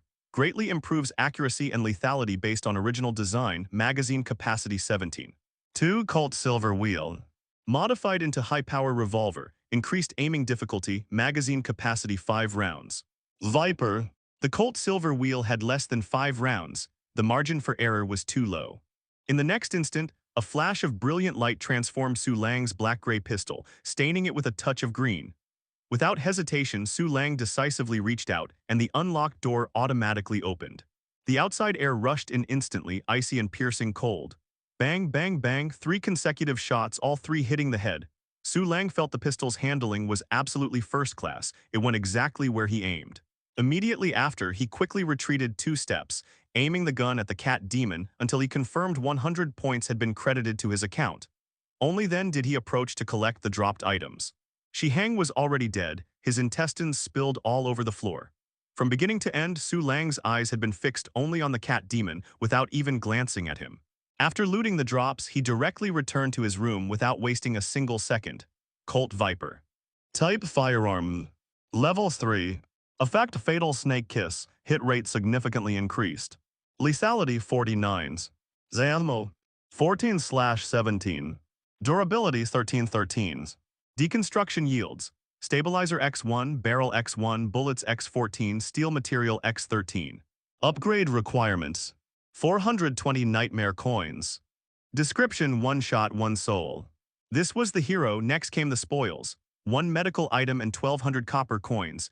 Gene Optimization Serum. Type of Medicine. Level 2. Effect. Increases Constitution by 3 points after injection. Grants immunity to zombie virus, influenza, hepatitis B, and other viruses. Upgrade requirement 145 Nightmare Coins. Description. An excellent biochemical product. Administer via subcutaneous injection, 1 shot and, why is my head pointy? A flash of excitement shone in Su Lang's eyes. Directly increasing base stats, this was a god-tier item. But that description, would his head really become pointy if he used it? He had asked Cao Yakshuan and the others before. The item descriptions each person saw were actually slightly different. Besides the fixed information, part of it came from the observer's subjective consciousness. Should be fine, Su Lang thought to himself. Su Lang, you killed that zombie, Cao Yakshuan swallowed hard. Su Lang had been too fast, so fast that they hadn't seen many details. Still worthy of praise was that even in such a sudden situation, neither woman had screamed. 5 days of the survival game had taught all players to keep their mouths shut. Guaranteed genuine. Su Lang holstered the Colt and flashed a bright smile. It had been a long time since Cao Yakshuan had seen such a cheerful smile from Su Lang. She couldn't help but pause, then nodded with a blush. As long as you're happy, you're now ranked 2nd on the points leaderboard. Winning the game will give you great rewards. The dormitory broadcast had mentioned something about the top 10 being able to upgrade their dorms, and she felt a faint sense of anticipation. Let's focus on surviving first, Su Lang said with a light laugh. Su Lang, what's this? Tong Chi pointed at the blue serum in Su Lang's hand, dropped by the cat demon. As he spoke, Su Lang picked up the serum and injected it directly into his arm. A slight pain pricked his arm, followed by waves of coolness spreading through it. This vial of serum looked very precious. Upgrading it with nightmare coins might yield excellent effects. But even if Su Lang had nightmare coins later, he would only use them to upgrade the nightmare cot or the main door. Holding back to save up for upgrading the gene optimization serum wasn't a wise choice. If others snowballed their economy, you simply couldn't win. Rather than enjoying power later, better to enjoy the advantage all the way. A few minutes later, while Su Lang's physique showed no visible change, he could clearly feel an increase in strength and his posture even straightened more. Su Lang, are you going out? Cao Yaxuan's heart tightened, suddenly struck by a strong intuition. Su Lang was leaving, not in a hurry. Su Lang shook his head, his expression calm as he casually put on Cao Yaxuan's baseball cap. He was just one step away from reaching the top of the leaderboard. There was no reason not to fight for it. Hearing this, Tong Chi pressed her lips together, suppressing her urge to dissuade Su Lang. At a time like this, the man had already made his decision, so she didn't want to speak up. Anyway, she felt Su Lang's judgment was better than hers. She just needed to support him. Su Lang, Cao Yaxuan opened her mouth, a note of pleading in her voice, can't you stay? No, Su Lang shook his head. If he holed up in the room, no one could drag him out. If he decided to go out, no one could pull him back. Everyone had to pay the price for their choices, and he was willing to take this risk. The danger of the dorm survival game had exceeded his expectations, putting him on high alert. Operating in this game was like sailing against the current. You either advanced or fell behind. If an opportunity presented itself and he didn't take it, that wouldn't be playing safe, it would be being a turtle. Su Lang did a couple of light jumps on the spot, loosening up his body, then stood waiting behind the door, pistol in hand. Several minutes passed and finally the opportunity arrived. The large zombie had reached the 10th floor. Screams echoed in the corridor and players were giving warnings in the chat room. Right now, the longer the person being hunted survived, the longer he himself could survive. Though it was slightly unfortunate that the player being chased was smashed to death by the large zombie shortly after reaching the 10th floor. Immediately after, the large zombie started bashing on a door. The dorm number was 186, Wu Hui's room. Sister Wu, what should we do? Wang Tingting was panicking. Don't be afraid, use the iron materials to reinforce it first. Wu Hui held the iron materials, ready to repair the iron door the moment its durability dropped slightly. A flash of light and the iron materials in her hand vanished, truly miraculous. Don't just stand there, go ask other players to lend us some iron materials, Wu Hui said gravely. The sound was her vocal cords vibrating through fat, but in this situation it carried a certain authority. Oh right, Wang Tingting snapped out of it and hurriedly started calling out in the chat room. There were only the two of them in the room now. Their other roommate had ironically met her end thanks to a blessing turning into a curse, dying during the large zombie's pursuit. If she hadn't asked Wu Hui for the immunity potion, she wouldn't have gone along this time. Thanks to their previously accumulated reputation, players gradually sent Wang Tingting some iron materials, but it was a drop in the bucket. Bang, bang, bang, bang, the large zombie kept ramming the door, the sound like a tolling funeral bell. Why is it only targeting us? Wang Tingting felt despair. They were out of iron materials now. All they could do was watch the door's durability slowly decrease. Wu Hui, holding a weapon, didn't dare stay right behind the door anymore. She stood further back, sweat beading on her forehead as she stared fixedly at the door. Bang, the large zombie slammed into it again violently. The door cracked slightly, and through the gap, Wu Hui could even see the terrifying figure of the zombie. Wang Tingting trembled like a leaf in a storm, but she gritted her teeth hard, planning to dart past the large zombie the moment it burst in. Sister Hui, let's run in separate directions when the time comes. Okay. Both sisters were terrified, but there was no other way. The only path before them now was to seek life through facing death. Bang. The large zombie gathered its strength, its body lunging forward for a massive impact. But midway, it suddenly staggered, and the already precarious door wasn't smashed down. Moreover, that loud bang hadn't been the sound of the door being hit. Immediately after, a rapid series of banging sounds erupted continuously, leaving the two women in the room utterly bewildered. What's happening? The two women looked at each other, completely baffled. Su Lang stepped forward, bent down, and picked up the item dropped by the large zombie. It was an exquisitely designed card, with a ferocious, snarling zombie depicted in the center. He didn't examine it closely, quickly pocketing it before darting swiftly towards the stairwell entrance. The area below the dormitory building was pitch black with only the occasional street lamp. Apart from that, there was no sound, nor did anyone dare make a sound. Su Lang moved swiftly all the way and soon reached the entrance of the gymnasium, where he saw the corpse of the crawling monster. Then he also saw an old acquaintance. Other people had the same idea as Su Lang. Su Lang. Zhou Tao picked up the item dropped by the crawling monster, narrowed his eyes slightly, and upon confirming Su Lang's identity, couldn't contain his wild joy. You've got some nerve, kid, daring to come out. Take me to your room now. No, wait, hand over the room ownership rights immediately. As he spoke, he directly pulled a hockey stick from his backpack, preparing to viciously swing it at Su Lang. Seeing Su Lang had made him so ecstatic that his words lost all logic. His voice was frenzied like the low growl of a wild dog. Bang. Before Zhou Tao could get close, Su Lang fired. Clean and swift, without an ounce of hesitation. When he had nightmares and faced those butchers hunting him down, he always liked to turn the tables while they were overconfident. He sure as hell didn't want to suffer the same fate himself. If someone needed killing, kill them. Even if there were lingering grudges, a little nightmare coin farming with Cao Yaxuan and the others would wipe them away. From the intelligence he had, the zombies had already been wiped out. Su Lang didn't have any urgent tasks for now. He crouched and while looting kept watching the situation. At a time like this, he wished Tong Chi and the others were here to cover the position, just in case there was another gun. He muttered that wish to himself, then suddenly froze. Wasn't that basically asking Tong Chi and the others to become human shields? Yikes, he felt a little shameless. His backpack inventory was full. After picking up the items that had spilled from Zhou Tao's pack, Su Lang continued searching Zhou Tao's body for other loot. Come to think of it, players sometimes acted like monsters. When you killed someone, all the items in their pack would explode out, and the killer got a 30-second first pick window. Suddenly, Su Lang paused, looked to his left, and raised his pistol. Don't shoot, it's me, Huang Hao. A figure hurriedly stepped out from cover, hands raised. Oh, it's you? I thought you were a zombie, Su Lang said with a laugh. As Huang Hao came closer, his outline became clear. He swallowed and said to Su Lang, I heard the gunshot just now, did you kill Zhou Tao? Su Lang glanced at the blood hole in Zhou Tao's head and said with a smile, yeah. He tried to ambush me and got killed instead. Good kill, I always suspected he wasn't a good person, Huang Hao chuckled. I'm Zhou Tao's roommate. Langji, can you give me the key to dorm 24? No, Su Lang shook his head and bent down to keep looting Zhou Tao. But as he bent, his pistol slipped from his hand and fell to the ground. The flattering smile on Huang Hao's face vanished in an instant. In 2 or 3 strides, he lunged to within 2 meters of Su Lang. Thud. Su Lang twisted, a baseball bat appearing out of nowhere, and he swung it back, smashing Huang Hao on the forehead. Huang Hao dropped cleanly, his skull caved in. Anyone who kicks down my door is going to die. Saving 1 bullet made Su Lang pretty pleased. He went back to looting. Zhou Tao hadn't been carrying much, just a few canned goods and a hockey stick. Huang Hao was even poorer. The 3 items in his pack were all food, and he only had a small dagger on him. Su Lang slung the hockey stick behind his back, adjusted his baseball cap, and headed toward the gym. Nobody ever said resource points wouldn't spawn items at night. They just hadn't had anyone come through at night before. Su Lang entered the gym and after searching around actually found something. Plum Blossom 3. Type card.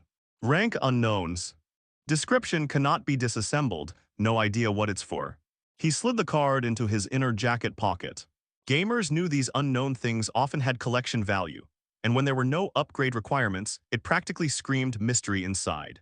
After finishing the gym, Su Lang made straight for the nearest infirmary.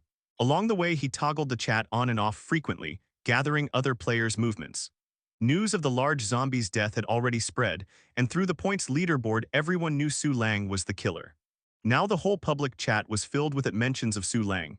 He paid them no mind, keeping his gun in hand as he ran at a steady pace. The other players were slow to react. There were free supplies everywhere on the ground, and why not pick them up? Soon Su Lang reached the infirmary and saw a notable figure there. When Zhang Dahai saw Su Lang, he swallowed and reflexively hid a medical kit behind his back.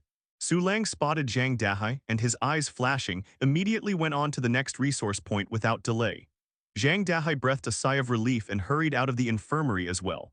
This place wouldn't stay safe for long.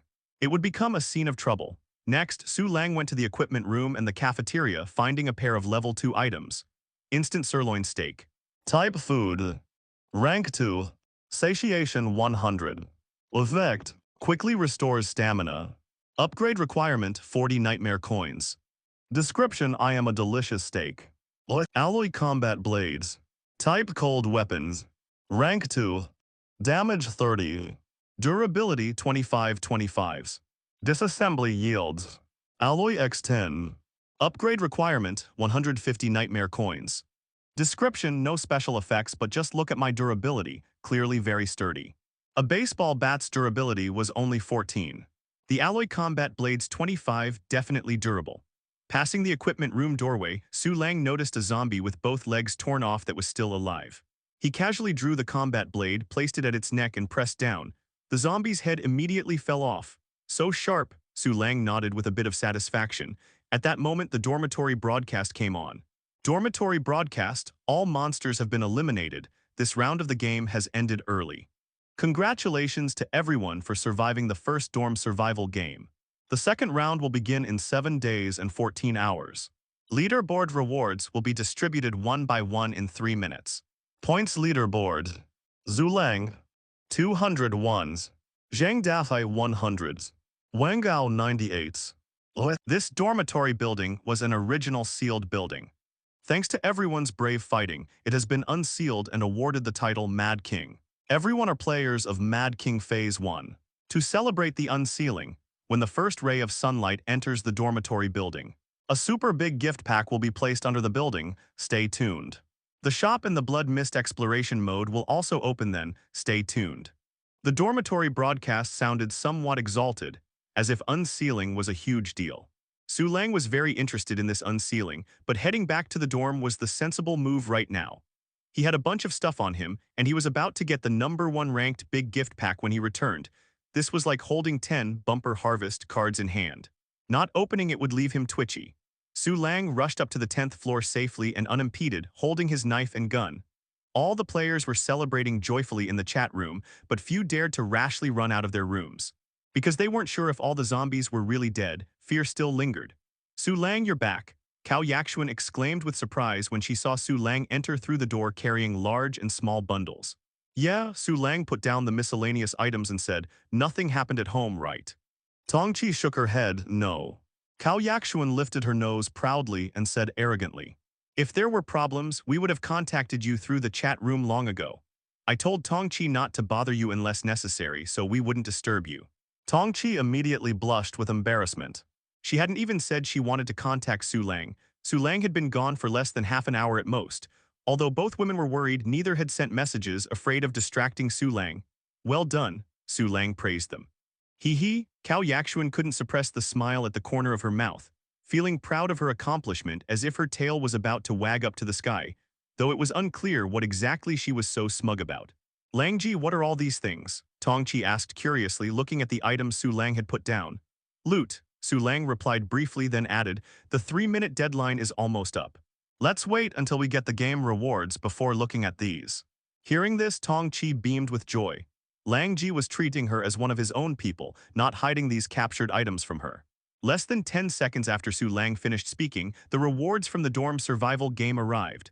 Congratulations to Su Lang for becoming the top player. Rewards as follows. Dorm Upgrade Count X1, Facility X1, Ability Potion X1, Free Attributes +6, Backpack upgraded to 3x3, 10,000 copper coins. Congratulations to Zhang Dahai for becoming the second player. Rewards as follows. Dorm Upgrade Count X1, Ability Potion X1, Free Attributes +5, Backpack upgraded to 2x2, 7,000 copper coins. Congratulations to Wang Ao for becoming the third player. Rewards as follows. Dorm Upgrade Count X1, Ability Potion X1, Free Attributes +4, Backpack upgraded to 2x2, 5,000 copper coins. Congratulations to Wu Huihui for becoming the fourth player. Rewards as follows. Dorm Upgrade Count X1, Free Attributes +3, Backpack upgraded to 2x2, 3,000 copper coins. The rewards for players 4 through 10 were all the same. As for players beyond the top 10, they only received 2 free attribute points, 2x2 backpack upgrade, and 1,000 copper coins.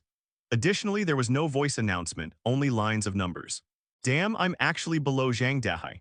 Wang Gao was resting with a group of people when he heard the voice announcement and couldn't help but curse. He knew he couldn't surpass Su Lang. The 200-point gap was simply despairing at first glance. But he was only a few points behind Zhang Dahai. Although their rewards were the same, he just felt unhappy about it. Gee, that Zhang Dahai is just pure lucky, don't be angry. That Su Lang is probably similar too, both are just opportunists. Gee, quickly check what your rewards are, that ability potion sounds amazing. Hey, by the way, should we go to Zhang Dahai's place and steal his rewards? Let's go, let's all go together. Dorm 186. Oh great Huihui, great, we're fourth. Wang Tingting raised her hands high, cheering and jumping around.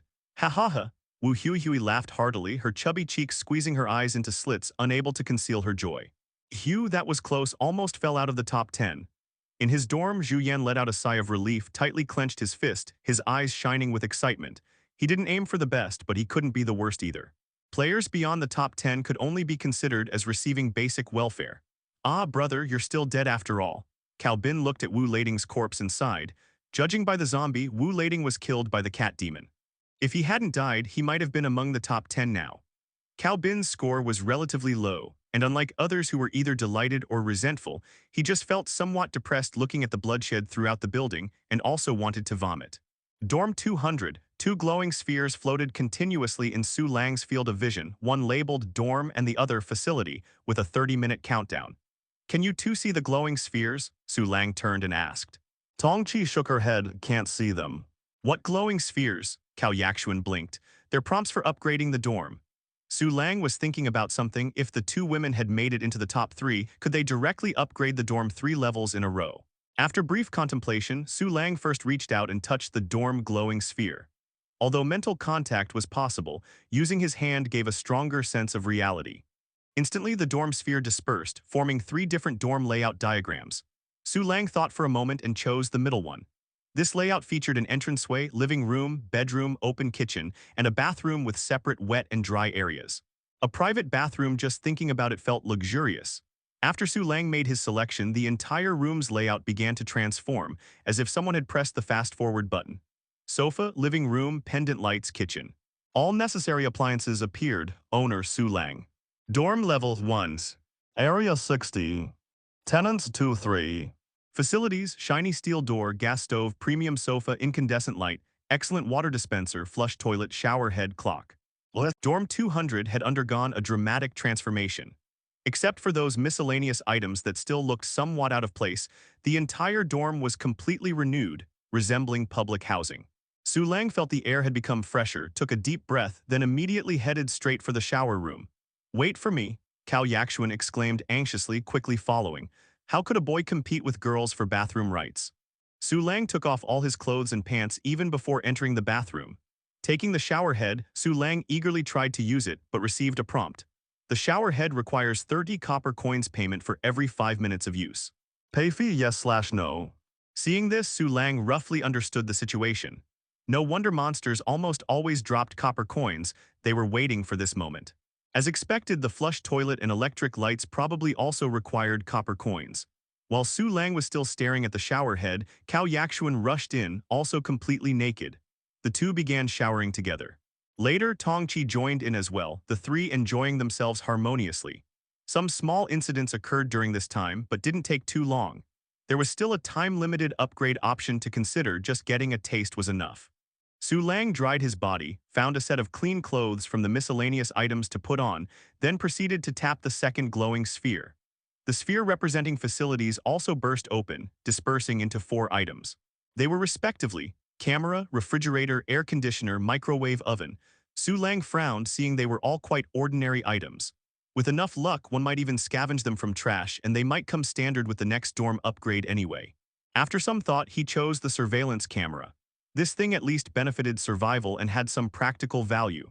In an instant, the glowing sphere completely disappeared, and a 30-centimeter surveillance screen appeared on the wall. Su Lang walked over to look and found the field of view was quite broad, monitoring at least the corridor to the left and dorms 199 and 198 to the right. Taking out his Colt with a flip of his hand, he walked out of the room and looked up at the surveillance camera above the room number plate. Surveillance camera. Type facility. Level 1. Effect 1 surveillance. Monitors area within 10 meters of the door. Requires 100 copper coins payment every hour, can be manually turned off. Effect 2 stubborn type. Cannot be destroyed before the main door is broken. Durabilities. None. Introduction guard number 1 ready. Ouch tilde, it's actually bound to the dormitory door. Su Lang immediately went to check the surveillance camera information, wanting to see what its durability was, but didn't expect to get this answer. An indestructible camera, just thinking about it was exciting. It could prevent ambushes, observe information about monsters outside, and had many uses. Inferring from this, those refrigerators and air conditioners probably weren't simple either. But what's missed is missed, and there's no point regretting it. Su Lang excitedly returned to the dormitory and shared the surveillance camera information with Cao Yaxuan and Tong Qi. Both girls screamed with joy. This surveillance camera was extremely significant. It meant they could see real-time conditions outside the door, unlike before when they could only catch fragmented glimpses through the peephole. Next, the three began cleaning the room. They could ignore cleanliness before, but now they had to pay attention to it. With too many miscellaneous items blatantly placed in the center, it just felt very conspicuous. Su Lang was very satisfied with the upgraded dormitory, his only slight regret being the lack of windows. He had looked at all three floor plans back then and hadn't found any windows or balconies. After finishing all this, Su Lang directly opened the chat interface. Many people had it mentioned him, some asking if he had a gun, how he killed the large zombie, what items the large zombie dropped, and so on. Others were concerned about his door issue, wondering why it upgraded so quickly. But seeing that Su Lang didn't reply to them, everyone's enthusiasm gradually cooled down and mentions of him became less frequent. Almost everyone mentally labeled Su Lang as cold, but no one dared to complain about it publicly, because someone had discovered that Zhou Tao was shot to death. Most people allocated their attributes to constitution. Su Lang quietly collected information. The effect of adding points to spirit wasn't obvious, it just made people more focused and their minds a bit clearer. Many who had added points there were regretting it. Immediately after, Su Lang opened his own information panel. Player Su Lang. Experience Phase 1.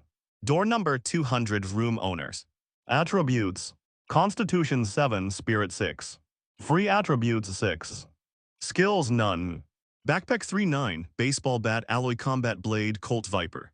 Funds, Copper Coins 21,320, Silver Coin 1, Gold Coin 0. 7 points in Constitution is still a bit low. Even slightly worse than Wu Hui Hui. This is the disadvantage from my previous physical weakness. Su Lang was also thinking about how to allocate his points. The best method for free attribute points was to save them. The spirit attribute definitely wasn't as simple as it appeared on the surface, otherwise it would be pointless. But the problem was, he still had to fight later and compete for the upcoming super gift package. This was the difference between people. While others were still immersed in the joy of surviving a narrow escape, top players like Su Lang were already considering matters further ahead. If Wang Yang were still alive, he might have considered this too, but unfortunately he was already dead. Su Lang, what are you thinking about? Cao Yaxuan asked when she saw Su Lang spacing out, thinking about how to allocate attribute points. Su Lang snapped back to reality and said, I haven't asked you two yet, what are your constitution and spirit stats? Cao Yaxuan replied, both are 5s. Me too, Tong Qi nodded along. Su Lang, so even a woman had better constitution than him. This constitution probably wasn't entirely reflected in strength. It likely included agility, coordination, and other factors, though each person had different emphases. Then don't rush to allocate your points yet. Attribute points might have major uses later, Su Lang spoke up. Okay, Tong Qi responded. Cao Yaxuan instinctively retorted, how do you know? Believe it or not, Su Lang shrugged. Immediately, Cao Yaxuan pouted her lips, feeling that Su Lang was being a bit harsh. But actually, Su Lang had used a perfectly normal tone. All right, let's take a look at what we have together. Su Lang cleared his throat lightly, changing the subject. Now was the time to inventory their gains, only then could they make choices based on their comprehensive combat power. Great, great, Tong Qi clapped her hands, acting as the atmosphere booster. Su Lang first took out the drops from the large zombie. The large zombie had dropped some copper coins, and aside from that there was a card. Zombie Summoning Card. Type Permanent Items. Level 1. Effect. Summons a level 0 zombie to attack enemies. Lasts 30 seconds, cooldown 30 minutes.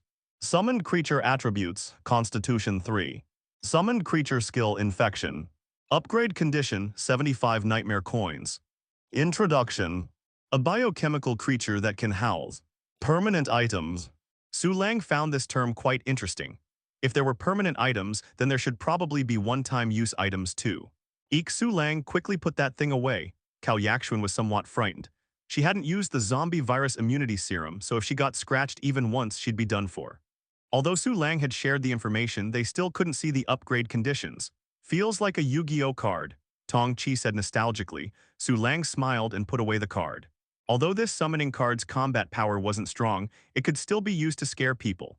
Plus, the infection skill was quite good. It could cause cellular disruption in people, ranging from mild symptoms like fever and dizziness to severe cases of turning into zombies. Afterward, Su Lang took out the loot he had picked up from Zhou Tao's body. The crawling monster's loot should have already been collected, but now there was a problem. That was, Su Lang hadn't found anything special among that pile of items. Except for one silver coin, yes/no deposit into panel. Su Lang selected yes, and the silver coin in his hand immediately disappeared. Su Lang, did you kill Zhou Tao? Cao Yaxuan asked in a weak tone, her gaze drifting toward the key engraved with the number 24. Speak properly, you're mumbling like a mosquito, Su Lang frowned. Cao Yaxuan took a light breath and said, did you kill Zhou Tao? Looking through the chat room records, one could see people saying that Su Lang had shot Zhou Tao. Yeah, I killed him, Su Lang nodded. Okay then. Cao Yaxuan didn't think much of it either, she was just asking out of curiosity. After all, the person involved in the incident was right in front of her, so wanting to get some gossip was perfectly normal. After saying this, Cao Yaxuan explained to Tong Qi, Zhou Tao kicked our door before he was an enemy. Tong Qi showed an understanding expression. She had thought that Zhou Tao was trying to do something to Su Lang, which was why Su Lang killed him. She didn't realize there was this layer of enmity between them. In that case, he totally deserved to die. This one is somewhat useful. Su Lang picked through the items and stored a syringe in his backpack. Adrenaline syringe. Type, medicine. Level 1. Effect, greatly reduces pain perception and increases tolerance. Upgrade condition, 40 nightmare coins. Introduction, you don't need to question the value of a life-saving injection. In the end, after organizing all the gains, only 8 items remained in his backpack. Colt Viper Alloy Combat Blade, Adrenaline Syringe, Instant Sirloin Steak, Tasty Whole Wheat Bread, Green Bull Energy Drink, Mineral Water X10 Zombie Summoning Card. Aside from these, there was one item in his hand that was more precious than everything in his backpack combined. The Ability Potion. Supernatural Ability Potion. Type of medicine. Level 3. Effect. Randomly obtain one supernatural ability after injection. Upgrade condition, 370 nightmare coins. Introduction, quick. Whether you want time stop or hypnosis, I have them all here. I want time stop, Su Lang said quietly. Tong Qi blinked her big eyes and asked, Lang Ji, are you going to use it now? Definitely, otherwise we'd just be letting it collect dust. Cao Yaxuan chimed in. What Tong Qi actually wanted to ask was whether Su Lang planned to use it after upgrading or use it immediately. Although Tong Qi had arrived later, she had still managed to deduce the general direction of Su Lang's abilities through various clues. This could be considered catching up from behind, her intelligence subtly surpassing the goddess Cao Yaxuan by a slight margin, though the girl was quiet and didn't like to show off. Better use it now, Su Lang sighed. You can't catch a wolf without risking the child.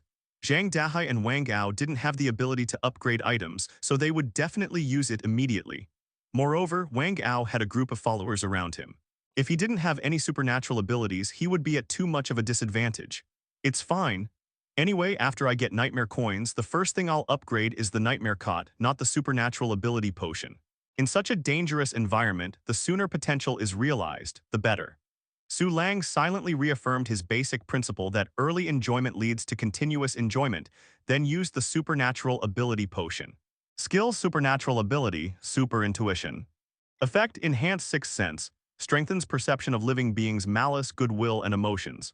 This was the new supernatural ability Su Lang obtained. How to put it? Although this ability couldn't directly increase combat power, its practical value was very high, suitable for both lone wolves and leaders. And it somewhat matched Su Lang's preferences.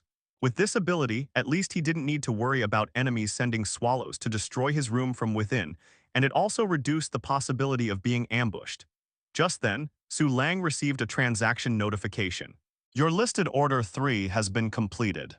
Su Lang had almost forgotten what Order 3 was. When he clicked to check, he found it was the order where he exchanged water resources for the virus immunity potion. The trader was Li Yu. Since the other party was a girl, Su Lang had added her as a friend and immediately inquired. 200 Su Lang, where did you get the virus immunity potion? Su Lang was genuinely curious. 181 Li Yu, Jiwei gave it to me. 200 Su Lang, are you his girlfriend? Aren't you on the 8th floor? 181 Li Yu, yes, I've moved up to live with Hui Jai now. Wang Jiwei, in such a critical moment, actually didn't use this potion himself but gave it to his girlfriend. Su Lang rubbed his chin. If he remembered correctly, dorm 181 should still have a wooden door. Immediately, he clicked to trade with Li Yu and sent over an iron door blueprint. This was confiscated from Shihang.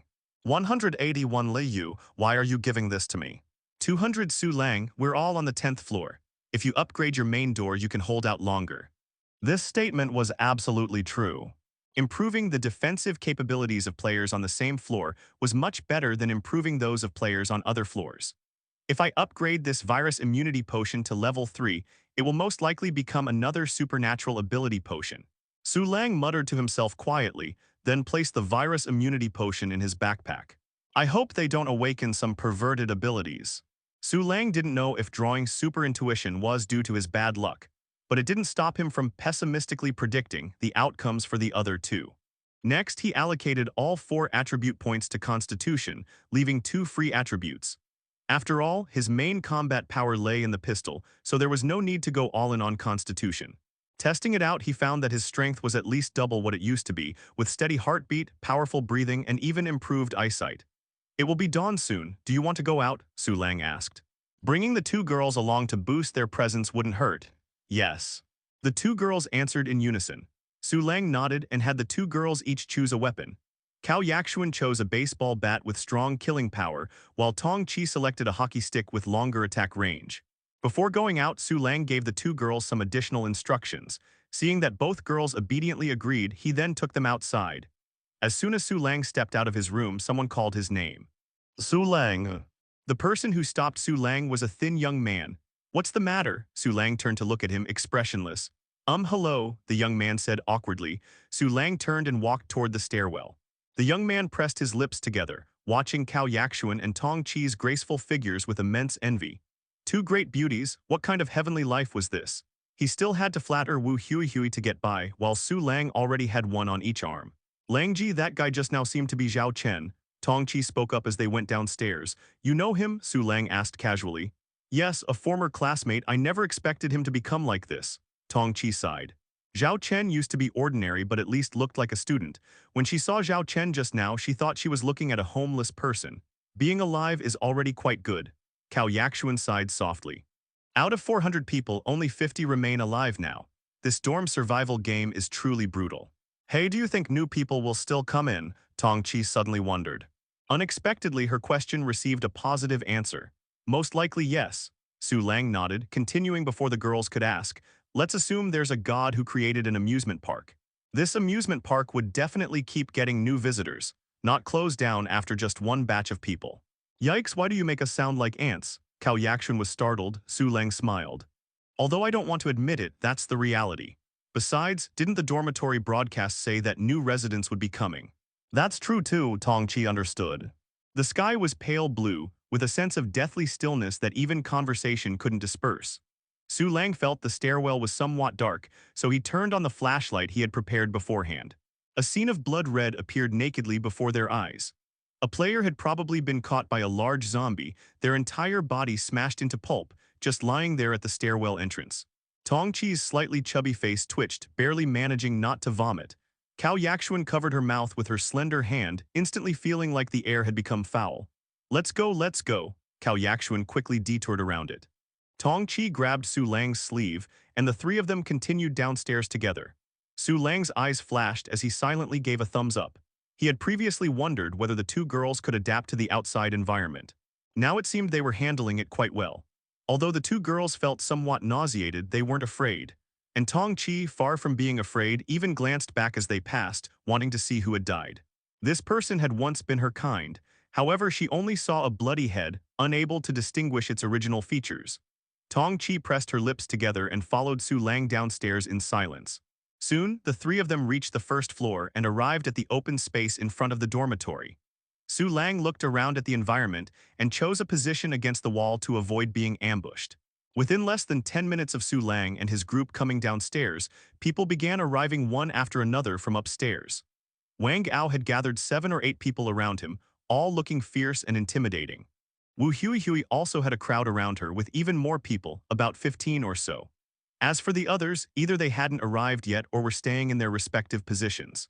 Everyone was very interested in the airdrop mentioned in the broadcast. So many people, Cao Yaxuan exclaimed quietly. These days she had seen some dead people but hadn't seen many living ones. Yes, Tong Chi agreed. Su Lang held the Colt in his hand, his eyes scanning the surroundings. He didn't see Zhang Dahai anywhere. This number 2 guy didn't know where he had gone or what supernatural ability he had awakened. Su Lang was always concerned about such uncertain factors. Tingting and Zhao Chen, go search those resource points to see if there are any supplies. If there are, collect as much as you can. Wu Hui whispered in Wang Tingting's ear. Wu Hui had some cleverness but wasn't that smart. For something like this, she could have just sent a message. Wang Tingting nodded and left with Zhao Chen. Wang Ao, however, didn't let his followers leave. Those gathered around him were all elites, daring to fight and struggle. Several of them were even in the top 10 rankings, with 2 free attributes each, possessing exceptional combat power that would be useful for snatching the airdrop later. Hahaha, looks like everyone is very interested in the upcoming airdrop. Wang Ao suddenly laughed heartily, looking around at everyone present, his gaze finally settling on Su Lang. How about we all set some ground rules first, so we don't end up fighting and killing each other later? The atmosphere instantly became tense and confrontational. Wang Ao finished speaking, an overbearing and domineering aura radiating from him that actually carried a somewhat heroic quality. Some people felt intimidated and instinctively took a step back. Meanwhile, all of Wang Ao's followers raised their chins high, filled with fighting spirit. It was important to remember that Wang Ao was the ruthless person who had killed someone on the very first day.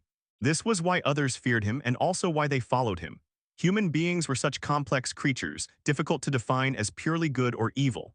At least in the eyes of these followers, if Wang Ao could help them survive, then he was a good person. HMPH, Su Lang sneered coldly, clicking as he ejected the magazine to reveal the gleaming bullets, then reloaded it while looking at Wang Ao and saying, "I still have 7 bullets left." As he spoke, he took 2 deliberate steps forward. Wang Ao instinctively retreated, then immediately grew angry and said, "Su Lang, what do you mean by this? Are you opposing me?" "Everyone has shown their cards now, so what more is there to say?" Su Lang spread his hands. "I have fewer people here. Rather than letting you take advantage of the chaos to snatch the airdrop, I might as well eliminate you first." Everyone who heard this gasped in shock. Wang Ao's followers in particular instinctively spread out a little. Damn, Wang Ao was ruthless, but Su Lang was even more ruthless than Wang Ao.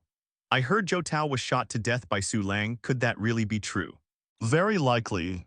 I heard gunshots from the gymnasium area at that time. This guy directly kills people to seize supplies. And he wastes bullets too. His killing intent is way too strong. The people around murmured among themselves, all watching Su Lang nervously, afraid he might go crazy and shoot them. In this kind of environment, people were capable of anything, even jumping off buildings. "Su Lang, do you know what kind of supernatural ability I've awakened?" Wang Ao shouted sternly. He was furious inside, having known that he would one day become enemies with Su Lang, but he hadn't expected that day to come so soon. "Can you withstand bullets? Don't push people too far. Can you withstand bullets? I have 8 people here. Can they withstand bullets?" Wang Ao's face turned green with anger, and he involuntarily retreated into the crowd.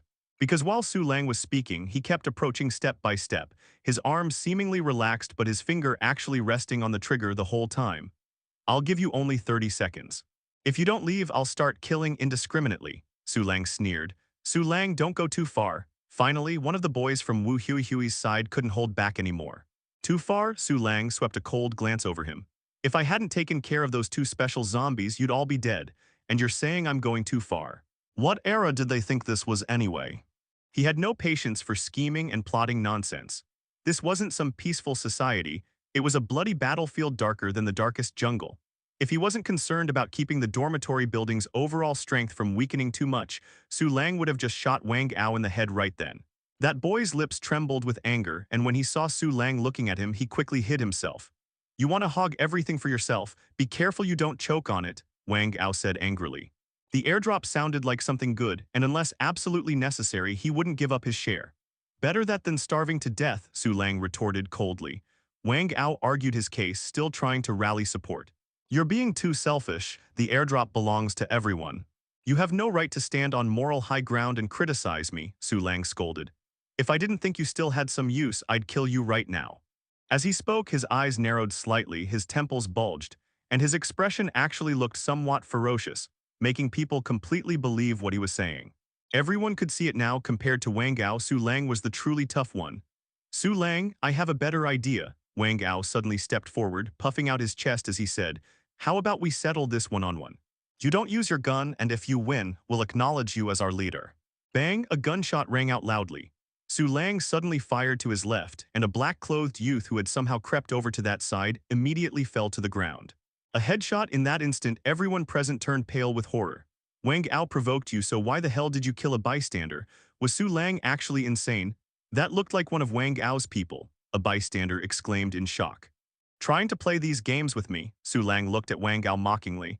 He appeared calm and composed on the surface, but inwardly he was amazed. This super intuition was really damn useful.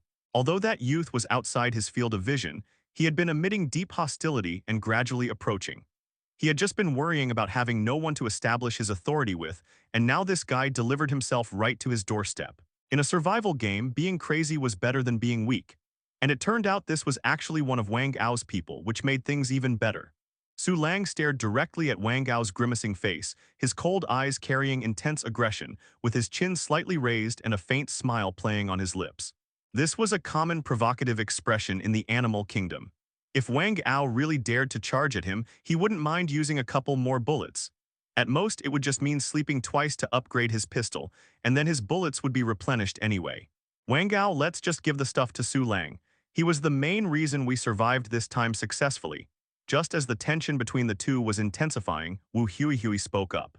Wang Ao looked at Wu Huihui in disbelief. Wu Huihui, have you lost your mind? You're not going to fight for this. I just think it's unnecessary to cause casualties. Wu Huihui shook her head, speaking to the others. Let's go, we should take this opportunity to search for more supplies. Saying this, she actually led a group of people away. Sister Hui, are we really just leaving like this? At the very least we could get a share, one boy said anxiously, feeling even more frustrated inside. Wu Huihui had absolutely no ambition. Why did the Three Kingdoms period have so many strategists and fierce generals? Because in chaotic times, if you didn't stand out, you would die. Using humility tactics in the dorm survival game was like holding a lantern in a toilet, completely pointless.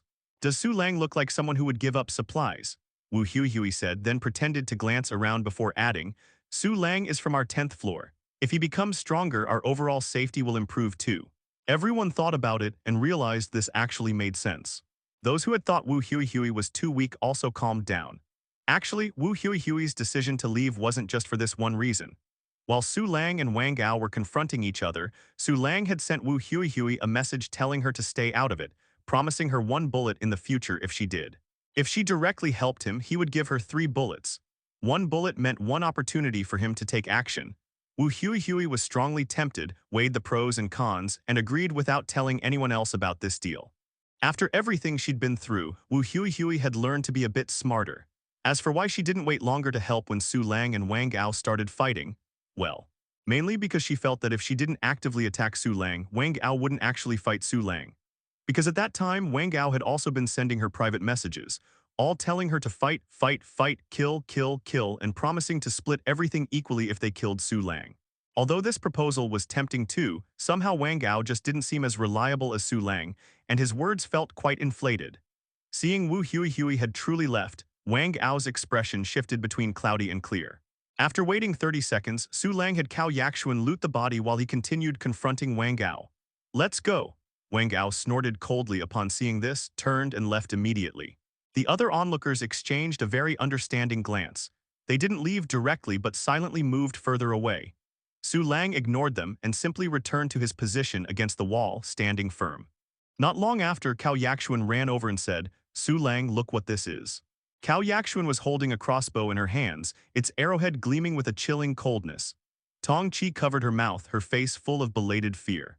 Langji, he was planning to ambush you with this earlier. No wonder Wang Ao ran away so fast. He couldn't win in a fight to begin with, and now he'd lost this divine weapon too. Su Lang took the crossbow and checked its information. Handmade crossbow. Type mechanism. Level 2. Lethality 45s. Bolts 11s. Durability 99s. Deconstruction yields. Crossbow bolt X1, wood X8, wooden mechanism X1. Upgrade conditions. 170 nightmare coins. Description: I only have 1 shot, boo hoo hoo hoo. Even though it's only level 2, its lethality is just 4 points lower than the venomous snake. If Wang Ao had used this thing against the large zombie earlier, he might have been able to kill it instantly with a headshot. It's just a pity that, whether he was waiting for an opportunity or saving it as a trump card, he never used it until the very end, and now it benefits me. Pa, this isn't benefiting me. I earned it through genuine skill and learning. This dorm survival game is truly dangerous everywhere. If I didn't have super intuition, I would have been in danger just now. From now on, I should just hide in the dorm and avoid coming out easily. Su Lang made this decision privately. Immediately after, he said to Cao Yaxuan, "You use this crossbow for self-defense. I can't operate it alone anyway." "Really, is that okay?" Cao Yaxuan blinked, feeling somewhat incredulous. Su Lang nodded, then turned intending to comfort Tong Chi, but saw the latter looking delighted, happy for her friend, so he didn't say anything more. Both girls have good hearts, it's just Su Lang himself who's a bit dirty. "Thank you, Su Lang." Cao Yaxuan excitedly kissed Su Lang on the cheek. This made the onlookers nearly grind their teeth to dust. Seizing treasure, gaining the favor of a beauty, this is the treatment only many male protagonists get. Su Lang didn't say anything, cautiously observing his surroundings with his peripheral vision. Cao Yaxuan held the handmade crossbow, fondling it admiringly, occasionally gesturing and aiming as if she were a little boy who had just gotten a new toy. Su Lang didn't know when he had raised this top-school bell cow to be like this. Perhaps this was her true nature all along. Not long after, a strand of dawn light broke through the blood mist at the horizon and fell upon the school campus. A metal crate attached to a parachute slowly descended from high altitude, finally landing steadily on the ground. Everyone's eyes were fixed on this airdrop, seemingly feeling somewhat restless and tempted. Right at that moment, Cao Yaxuan urgently tugged Su Lang's sleeve and whispered, "Someone sent me a private message saying there are people upstairs planning to throw rocks at us." Su Lang was startled. "Who told you that?" "Simps." Su Lang. Even without Cao Yaxuan's warning, Su Lang hadn't planned to just walk straight out recklessly, precisely because he feared this kind of situation. Immediately, he led Cao Yaxuan and Tong Chi sideways in a fast run for over 10 meters before finally emerging from under the eaves. The moment they came out, Su Lang looked back and indeed saw several people leaning out from the 8th floor, holding stones and bricks in their hands. All of them were Wang Ao's people. Seeing Su Lang look over, they quickly pulled back inside. Su Lang remained silent, leading the two girls straight to the airdrop location. "These people are so bad." Tong Chi adorably wrinkled her brow. Su Lang said indifferently, "This is an inevitable outcome." Cao Yaxuan secretly glanced at Su Lang. For someone to be so indifferent to others' malice means he's either already accustomed to it, or he's naturally thick-skinned and extremely self-centered. The three of them walked up to the airdrop crate. Su Lang found that the airdrop crate couldn't be stored in his backpack, so he frowned, had Tong Chi open the crate, while he and Cao Yaxuan stood guard. Seeing Su Lang being so cautious, the crowd immediately abandoned some of the thoughts they should and shouldn't have been having. The deterrence of two ranged weapons was no joke. Tong Chi didn't need much effort to open the airdrop crate, taking out a black sculpture resembling a child figurine. Just this one thing. Afraid of losing focus, Su Lang didn't check the information but instinctively glanced inside the airdrop crate. It was empty inside. Tong Chi nodded. She was also a bit surprised that such a large airdrop crate contained only this small item. The child sculpture was about the size of a human head, seated cross-legged on a lotus pedestal, with fangs exposed, shaped like a ferocious ghost. "Okay, let's go then." Su Lang nodded, put away the child sculpture, then lifted the airdrop crate with one hand and headed back towards the dorm.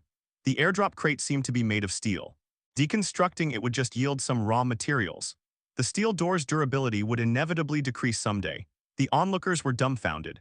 That airdrop crate was at least 1 cubic meter, yet Su Lang lifted it effortlessly with one hand. Just how much strength did he have? They returned smoothly to the 10th floor dorm without any obstacles. Su Lang took out the black child figurine. Its texture felt like wood but not quite wood, like jade but not quite jade. Staring at its small black face, one could sense a chilling aura. This thing was a bit sinister. Ghost child. Type Guardian Spirit. Level 3. Vitality 70. Skills: ward home and repel evil, devour ghosts, eyewitness. Upgrade conditions: 500 nightmare coins. Description: extreme evil gives birth to extreme protection. Bind to current dorm, yes/no. Su Lang stared at the vitality section and soon received detailed feedback. Guardian spirits don't have durability. When their vitality is depleted, they die.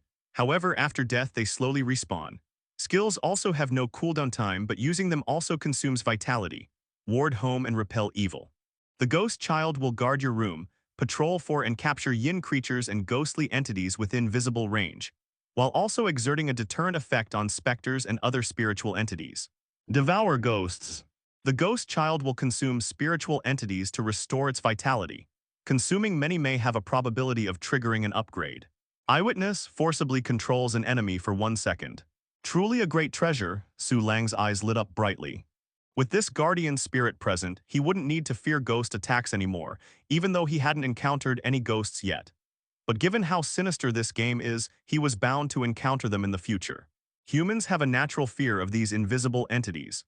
So cute. Tong Chi looked at the ghost child's pitch-black little face and couldn't help but laugh, probably because both the ghost child and she had the same chubby baby cheeks. Suddenly, the ghost child turned its face and smiled at Tong Chi. Tong Chi recoiled in fear, shrinking her neck, a case of professed love for what one really fears. Gasp Tilda Su Lang, it can move, Cao Yakshuan exclaimed in surprise. Su Lang nodded and chose to bind it. The next second, the ghost child directly disappeared from his hand. Su Lang felt a sensation unique to the room owner and hurriedly ran out to check. He found the ghost child positioned right next to the doorplate, housed within a small shrine. Move it a bit higher. Feeling it was somewhat blocking the surveillance camera's view, Su Lang said instinctively. The small shrine's position immediately shifted. Greatly amazed, Su Lang adjusted the shrine's position a few more times, stopping only when he was satisfied. He observed the ghost child, reluctant to go back inside. He really wished a ghost would appear right now to test the ghost child's capabilities. Damn, Brother Wang, are we really just going to let this go? In dorm room 33, a dark-skinned young man looked at Wang Ao and spoke. At this moment, all of Wang Ao's underlings had gathered in the dorm room. Although dorms theoretically didn't allow others to stay, it was fine as long as it didn't exceed 1 hour. Of course we can't just let this go. Before Wang Ao could speak, another person shouted aggressively. Shut the hell up, all of you. If you're so brave, why didn't you charge forward earlier? Wang Ao roared angrily. The group immediately fell silent. Wang Ao knew this matter absolutely couldn't end so easily. Once authority was lost, it would be hard to lead the team. Wang Ao took a deep breath and said in a low voice, "We need to plan this carefully. That pistol of his is just too overpowered." One underling muttered, "Brother Wang, didn't you awaken a fire-breathing ability?" Wang Ao's mouth twitched. That ability only reaches about 10 meters at most. Can its range compare to his bullets? Everyone thought about it and agreed. For now, we can only think of ways to ambush him, catching him by surprise. Wang Ao continued, but the dorm building is only so big with many eyes around. There's no guarantee someone won't tip him off. The dark-skinned young man was truly confused. Then what should we do? Wait, Wang Ao spat out one word. Everyone looked puzzled, then saw Wang Ao give a contemptuous smile. Wait for an opportunity when Su Lang comes out. I don't believe Su Lang will never leave his room. With so many resources at the supply points, can he resist? As long as we seize one opportunity, I can take his life. Hearing this, everyone's eyes lit up. This was a good plan. In dorm room 200, Su Lang was sound asleep. Having just finished the battle, he felt somewhat tired. To be honest, he had never been this strong before, so he had played quite enthusiastically. Moreover, he felt his driving skills were getting better and better, occasionally pulling off drifts and extreme vehicle changes without any problem. Cao Yakshuan and Tong Chi were also sleeping soundly. The completely refreshed environment satisfied them greatly, and they even had smiles on their faces while sleeping. After sleeping for who knows how long, Su Lang woke up and immediately checked his gains. Basic Nightmare Coins 40, Conversion Rate 196%, A-Tower Total Production 118 Nightmare Coins. Total Nightmare Coins 182. Su Lang had previously spent 200 Nightmare Coins to upgrade his Colt, leaving only 64 Nightmare Coins. Now after one sleep, his Nightmare Coins were trending toward breaking 200 again. However, Su Lang was somewhat dissatisfied with this progress. The basic Nightmare Coins from the Nightmare Cot are too few, need to upgrade quickly, and also, I can recruit new beauties now. Damn it. In the future, the first thing after upgrading the dorm should be recruiting girls. Like this time, being short by dozens of Nightmare Coins meant I couldn't upgrade the Nightmare Cot, so the snowball effect didn't roll. Su Lang felt some regret, while simultaneously running through the appearances of female players in his mind, feeling that Wang Yajai should best match his aesthetic preferences. Her demeanor was dignified, her personality gentle, she had no scandals at school, and she had the scholarly air unique to third-year university students. Thinking of this, Su Lang didn't immediately send Wang Yajai a private message. Instead, he glanced at the wall clock and, combined with the Nightmare Cot's cooldown time and game countdown, made a rough judgment of the current time. It's currently 5 p.m. The game started at 6 p.m. The Nightmare Cot's refresh time is 9 a.m. At this moment, the 14 hours in the 7 days and 14 hours game countdown had only 1 hour left. These extra 14 hours were probably a reward for ending the game early. Normally, the rest period might only be 7 days. Su Lang got up and started exercising. Exercising at this time definitely had no downsides, especially since he had ample food. The improvement in constitution also enhanced his perception. Su Lang felt he could exercise down to the subtle levels of his muscles, with excellent workout effects. When there were still 10 minutes until 6 p.m., Su Lang stopped and began wiping sweat and hydrating. He had a premonition that something new would happen at 6 p.m. His prediction was correct. Tong Chi and the others were awakened from their drowsy state by the system broadcast. Dormitory broadcast, the supermarket has opened, everyone hurry to go shopping. Before the second round of the game begins, new residents will gradually move into the Mad King Dormitory building. Supermarket, Cao Yakshuan's spirits immediately lifted upon hearing this word. Langji, it seems we can go out shopping now. Tong Chi looked at Su Lang with some excitement. Su Lang nodded, get ready, prepare to go out. At this moment, the chat room exploded. One Jinzin. Holy shit, finally there's a supermarket. 9 Sun Heng, don't anyone compete with me. The first one to enter the supermarket might get rewards. 186 Wu Hui Hui. Everyone on the 10th floor assemble. Footsteps and shouts began echoing in the corridor, though it was far less lively than on the first day of the game. Back then there were 400 people. Now there were only about 50 people. 5 people per floor was the maximum, with several floors completely empty. The 10th and 1st floors had the most people. Hearing the commotion outside, Cao Yakshuan and the other girl moved faster. The supermarket was a symbol of civilization after all. Ding dong tilde. The doorbell rang. Su Lang went to check and found Wu Hui standing outside.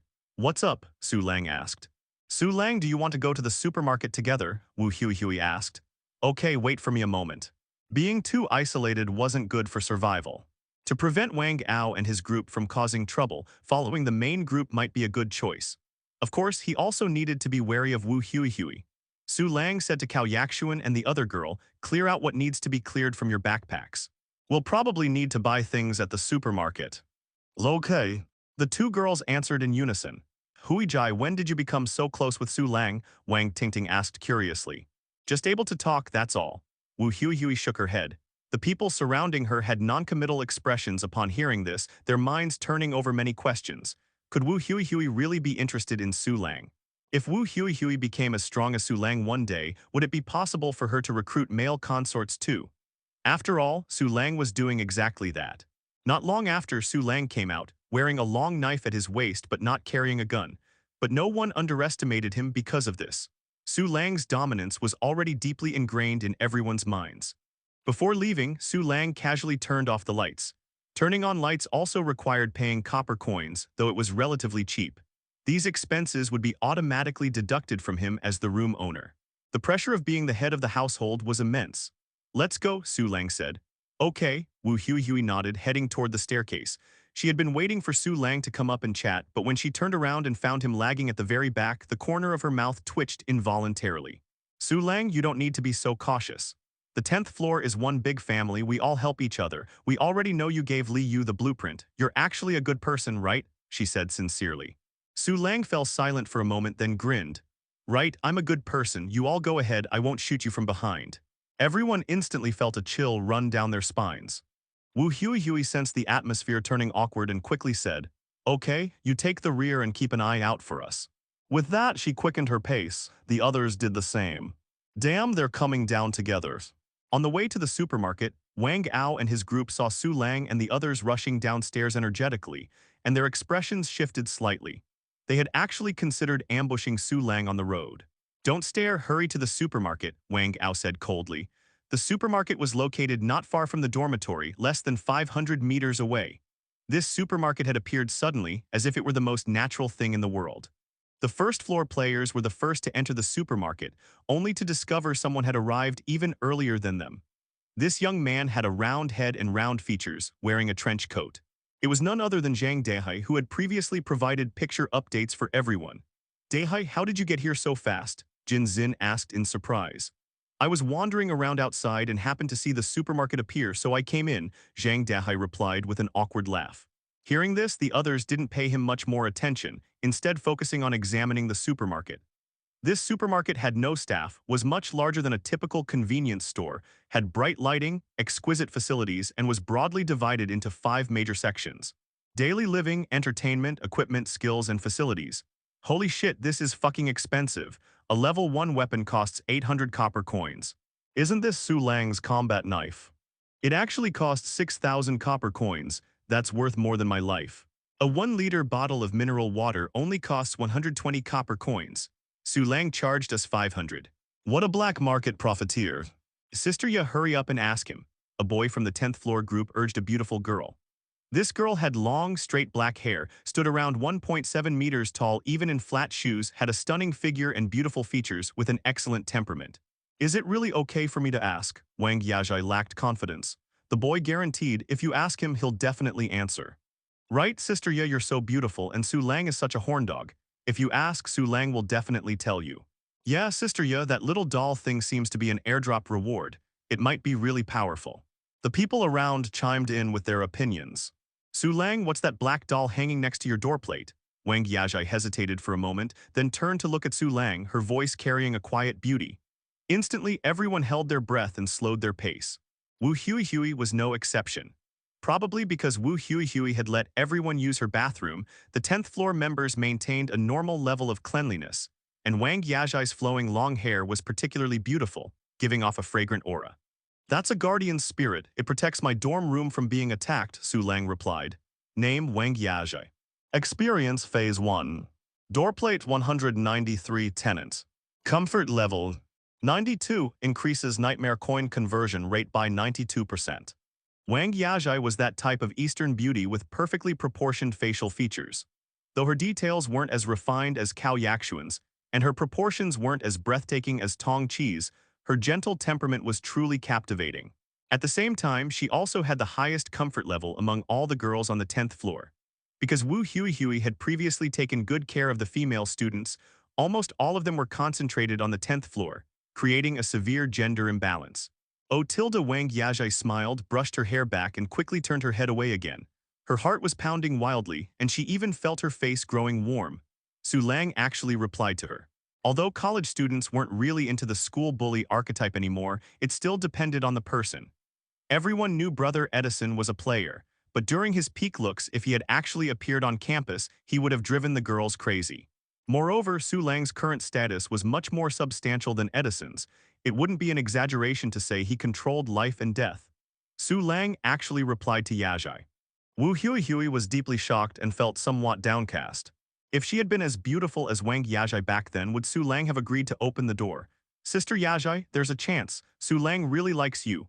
A girl closest to Wang Yajai said excitedly. She was the owner of room 193 and had the best relationship with Wang Yajai. If Wang Yajai could latch onto Su Lang, she felt she would benefit too. Bestie, could you marry a rich man? Preferably one who's 80 years old. Bro, I really can't hold on anymore. Could you find a sugar mommy? What do you mean like or not like?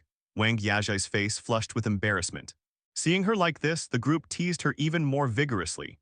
A spark of vitality emerged in this deathly still world. Only 7 days until the next round of the game, Su Lang felt a sense of urgency inwardly. Who knew what the basic premise of the next game would be, but it would likely be more terrifying than zombie attack. Otherwise, it would lose its gameplay. Moreover, the dormitory broadcast had mentioned that other players would be joining. That would bring new social conflicts. Thinking of this, Su Lang considered warning Tong Chi and Cao Yaxuan, but seeing how excited the two girls were, he decided not to be a killjoy. Since the game designated 7 days of rest time, they should rest properly. Only his rest was different from others. He would continuously grow stronger. Soon, everyone arrived at the supermarket. At the supermarket entrance, there were signs prohibiting fighting and destruction. No one dared to test the rules. This game was too bizarre. Su Lang and the two girls entered the supermarket and noticed spray-painted warnings on the walls, such as shop items refresh weekly and closed during game events. After a quick glance, Su Lang took the two girls straight to the equipment section. Looking at the variously shaped weapons in the display cases, Su Lang felt a strong desire. Players could view item information through the glass display cases and purchase them by clicking to pay. Su Lang stopped in front of a level 2 bulletproof vest. Honestly, he was quite afraid of someone taking a potshot at him. If the price were cheap, Su Lang wouldn't mind buying it. But the problem was this bulletproof vest was part of a set. It had to be purchased together with the tactical suit, totaling 10,800 copper coins. Su Lang, there are bullets over here. Cao Yaxuan poked Su Lang's arm, directing his attention to the side. No, 6 bullets. Type consumable. Level 1. Upgrade condition 10 nightmare coins. Description suitable for most conventional pistols. Price 20 copper coins. The Colt Viper used number 6 bullets. Su Lang's eyes lit up, and he was about to buy some when exclamations of surprise erupted from the facilities section nearby, catching his attention. Brother Wang, isn't this Su Lang's steel door? It's indeed a level 3 door, but it's nothing special. The highest here even has level 4 door blueprints, but they're so expensive. Holy crap, we're rich, Brother Wang, we're rich. Look what I found, this game actually has attack facilities. We won't have to fear zombies anymore. Hahaha, it's actually true. Supermarket, I love you, why didn't you appear sooner? Damn tilde, so fucking expensive. A swift repeating crossbow actually costs 2,000 bucks. Su Lang brought the two girls over and saw Wang Ao and his group gathered beneath rows of crossbows. Swift repeating crossbow. Type attack facility. Level 1. Lethality. 12. Attack speed regular. Bolts 1 each bolt costs 40 copper coins. Durabilities 30/30. Deconstruction yield, wood x6 crossbow bolt x1. Upgrade conditions. 100 nightmare coins. Description, an automatic repeating crossbow that attacks and reloads automatically. Your good helper for defending against thieves and killing enemies. Can be manually turned on or off inside the dorm room. Price, 2,000 copper coins. A yellow sign with a warm reminder hung nearby. Friendly reminder, for each level your dorm room increases, you can install 2 attack facilities. A level 1 dorm room can install up to 2 attack facilities. Attack facilities, Su Lang's eyes lit up brightly. There are actually things like this, Cao Yaxuan also exclaimed in surprise. If they had this thing in the previous round of the game, they wouldn't have feared level 0 zombies at all. 1 arrow, 1 kill. The swift repeating crossbows were hanging in row after row. Su Lang wasn't in a hurry to rush the purchase, but instead quickly browsed through other products. What was most abundant here were design blueprints, door design blueprints, water dispenser design blueprints, sofa design blueprints, double bed design blueprints, and so on. Wang Ao and his group saw Su Lang, but didn't come to cause trouble, instead gathering together to discuss things. Only level 1 dormitories could install attack facilities, and the swift repeating crossbow wasn't cheap, so how to purchase them was a big problem. Wang Ao's team had now expanded to 12 people, but only 3 of them had level 1 dormitories. Even counting everyone, there were still 3 people who couldn't live in dormitories with attack facilities. Finally, Wang Ao made the decision. Whoever contributed more money would get to live in the level 1 dormitory. By the time they finished discussing, Su Lang had already bought 2 swift repeating crossbows and left. Wang Ao's expression darkened slightly, and he said to one of his underlings, "You follow him and see what he bought." The underling nodded and quietly trailed after Su Lang. The swift repeating crossbow was about 1 meter in size, with a mainly wooden structure. After playing with it for a while, Su Lang had Tong Chi stored in her backpack. Any facility could only take effect within the dormitory, so carrying around 2 such large items would just be cumbersome. "Langji, you were really foresighted to have us clear our backpacks in advance," Tong Chi said with a sweet smile. Every player upgraded their backpack slots. "This seems like a cheap safety net, but it's actually a very important spatial resource," Su Lang replied. Cao Yaxuan deeply agreed with this. Women understood all too well the importance of having a small bag. They finished browsing the equipment area, finished browsing the facilities area, and then the 3 of them arrived at the skills area. The display cases here were all filled with skill scrolls, priced quite expensively. There was also a friendly reminder sign in the skills area. Friendly reminder. Using active skills consumes stamina and mental energy. Using skills across different casting sources will cause significant consumption. At first glance, this reminder might seem confusing, but after looking at a few skill scrolls, one could roughly understand. Fireball technique active skill. Type skill scroll. Level 1. Upgrade condition 40 nightmare coins. Introduction consumes a small amount of mental energy to release fireballs from the supernatural realm. Price 39.99 copper coins. A low kick active skill. Type skill scroll. Level 1. Upgrade condition 35 nightmare coins. Introduction consumes a small amount of stamina to unleash a low kick with power far exceeding one's own strength. Price 24.99. Some skills consumed mental energy while others consumed stamina. When casting stamina-based skills, one could use mental energy instead, but the consumption would be very high. As for exactly how much stamina and mental energy one had, the game didn't provide clear specifications. Although it was called the dorm survival game, it differed from truly data-based games. There was no concept of MP or blue bar. Many people were gathered in the skills area, and when they saw Su Lang and his group approaching, they instinctively made way. This street-clearing treatment secretly satisfied Su Lang. The slightly more advanced skill scrolls in the skills area only had one copy each once purchased. They would disappear directly, so Su Lang browsed very quickly. Now that he had the most copper coins, he needed to fully capitalize on this first-mover advantage. It was best to purchase those highly practical skills early, lest they get snatched up. Tong Chi and Cao Yaxuan could only watch longingly. Both women only had 1,000 copper coins each, not even enough to buy the most basic skills. Just then, Su Lang saw Wang Ao and his group coming from the facilities area, so he quickly turned and purchased a skill scroll from one of the display cases. Wang Ao's group had bragged about him awakening a fire-breathing ability to show off. Fireball plus fire-breathing would most likely create a mutation. Su Lang didn't plan to give Wang Ao this mutation opportunity. The rich helping the poor later? Damn it, just kidding. If you get rich, you'll make me take the front line when danger comes in the future. Su Lang wasn't that stupid. He planned to keep occupying the position of top player in the Mad King dormitory forever. Moreover, he needed an attack-type skill like this anyway. The fireball technique sounded common, but its adaptability should be quite high. When Wang Ao saw Su Lang, he narrowed his eyes and also began browsing the skill scrolls in the display cases. Su Lang noticed that one person in Wang Ao's group kept glancing at him subtly, probably wanting to see what he was buying. Immediately, he had Tong Chi and Cao Yaxuan block the line of sight from both sides. There were truly many good things in the skills area, making Su Lang's eyes gleam with desire. After careful consideration, he purchased another skill scroll. The skill scrolls in the skills area ranged from 2,000 to 12,999 copper coins, and the skill scroll he purchased was the only item priced at 12,999 copper coins. Meditation Active Skill. Type Skill Scroll.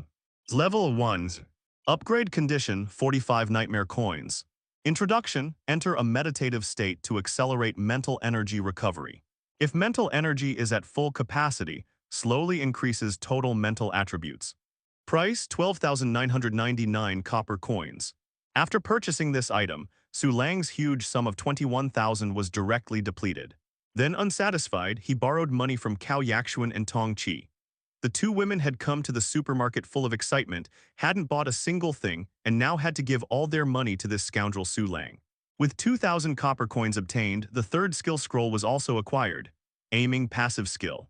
Type Skill Scroll. Level 1. Upgrade Condition 30 Nightmare Coins. Introduction improves your accuracy in throwing and shooting. Price 2,000 copper coins. Su Lang's previous accuracy with guns was purely due to the Colt Viper's good handling. To truly become a sharpshooter, the aiming skill was indispensable.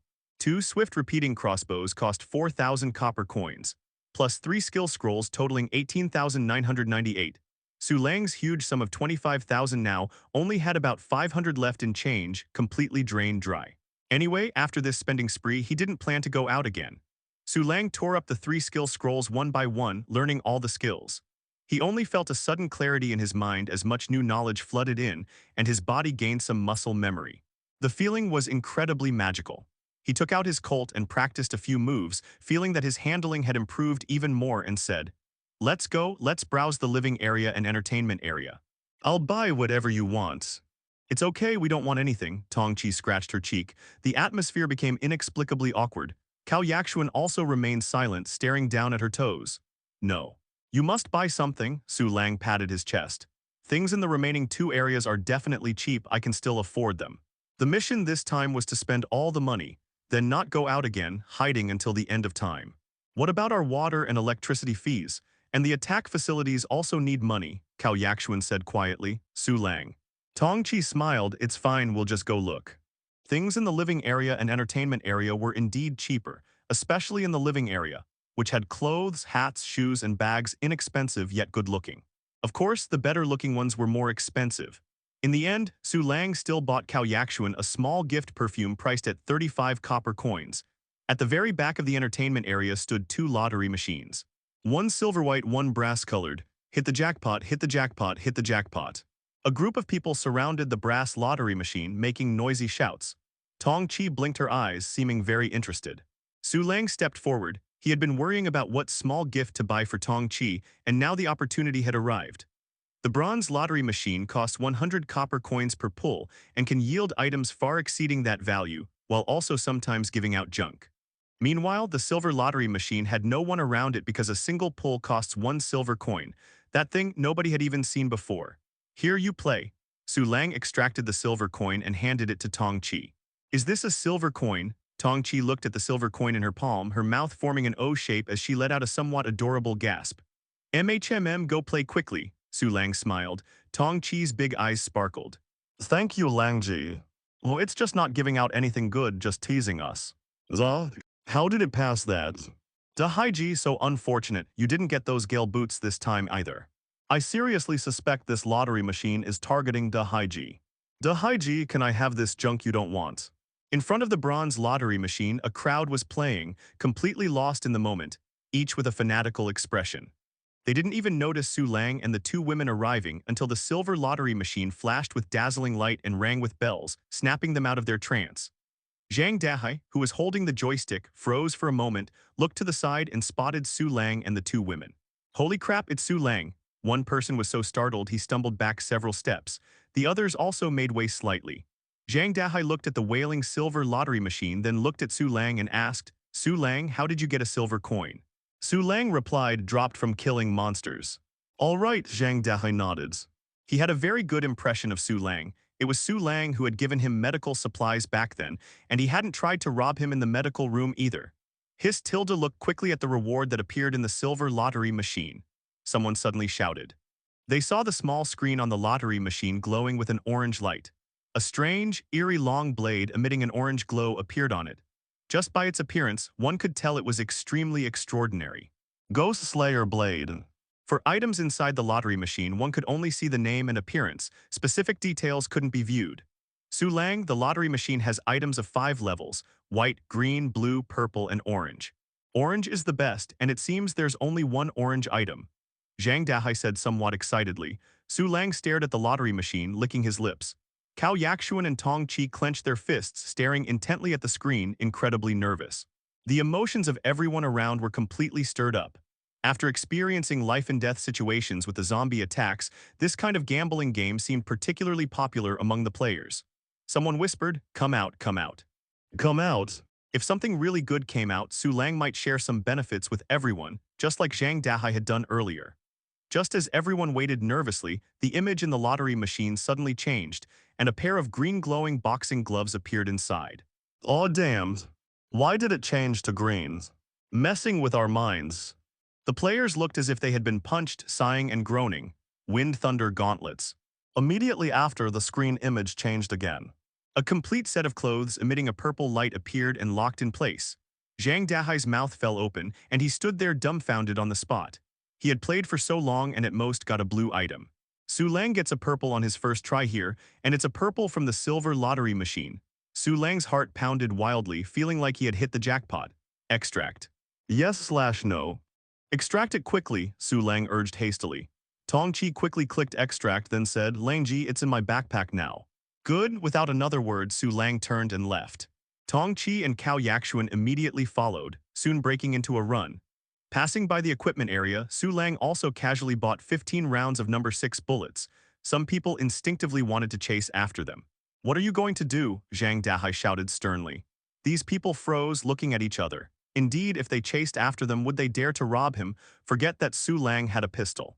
Just those 6 free attributes alone were more than any of them could handle. The 3 of them sprinted all the way back and soon reached dorm room 200. Huff, huff, huff. The 2 women were exhausted. As soon as they entered the entryway, they couldn't walk anymore, leaning on Su Lang while gasping for breath. Su Lang took out 2 bottles of mineral water and handed one to each of them. Revived, Cao Yakshuan threw back her long swan-like neck, chugging the mineral water, feeling like her lungs were about to explode. Su Lang was slightly taken aback, feeling that Cao Yakshuan was actually incredibly beautiful at this moment.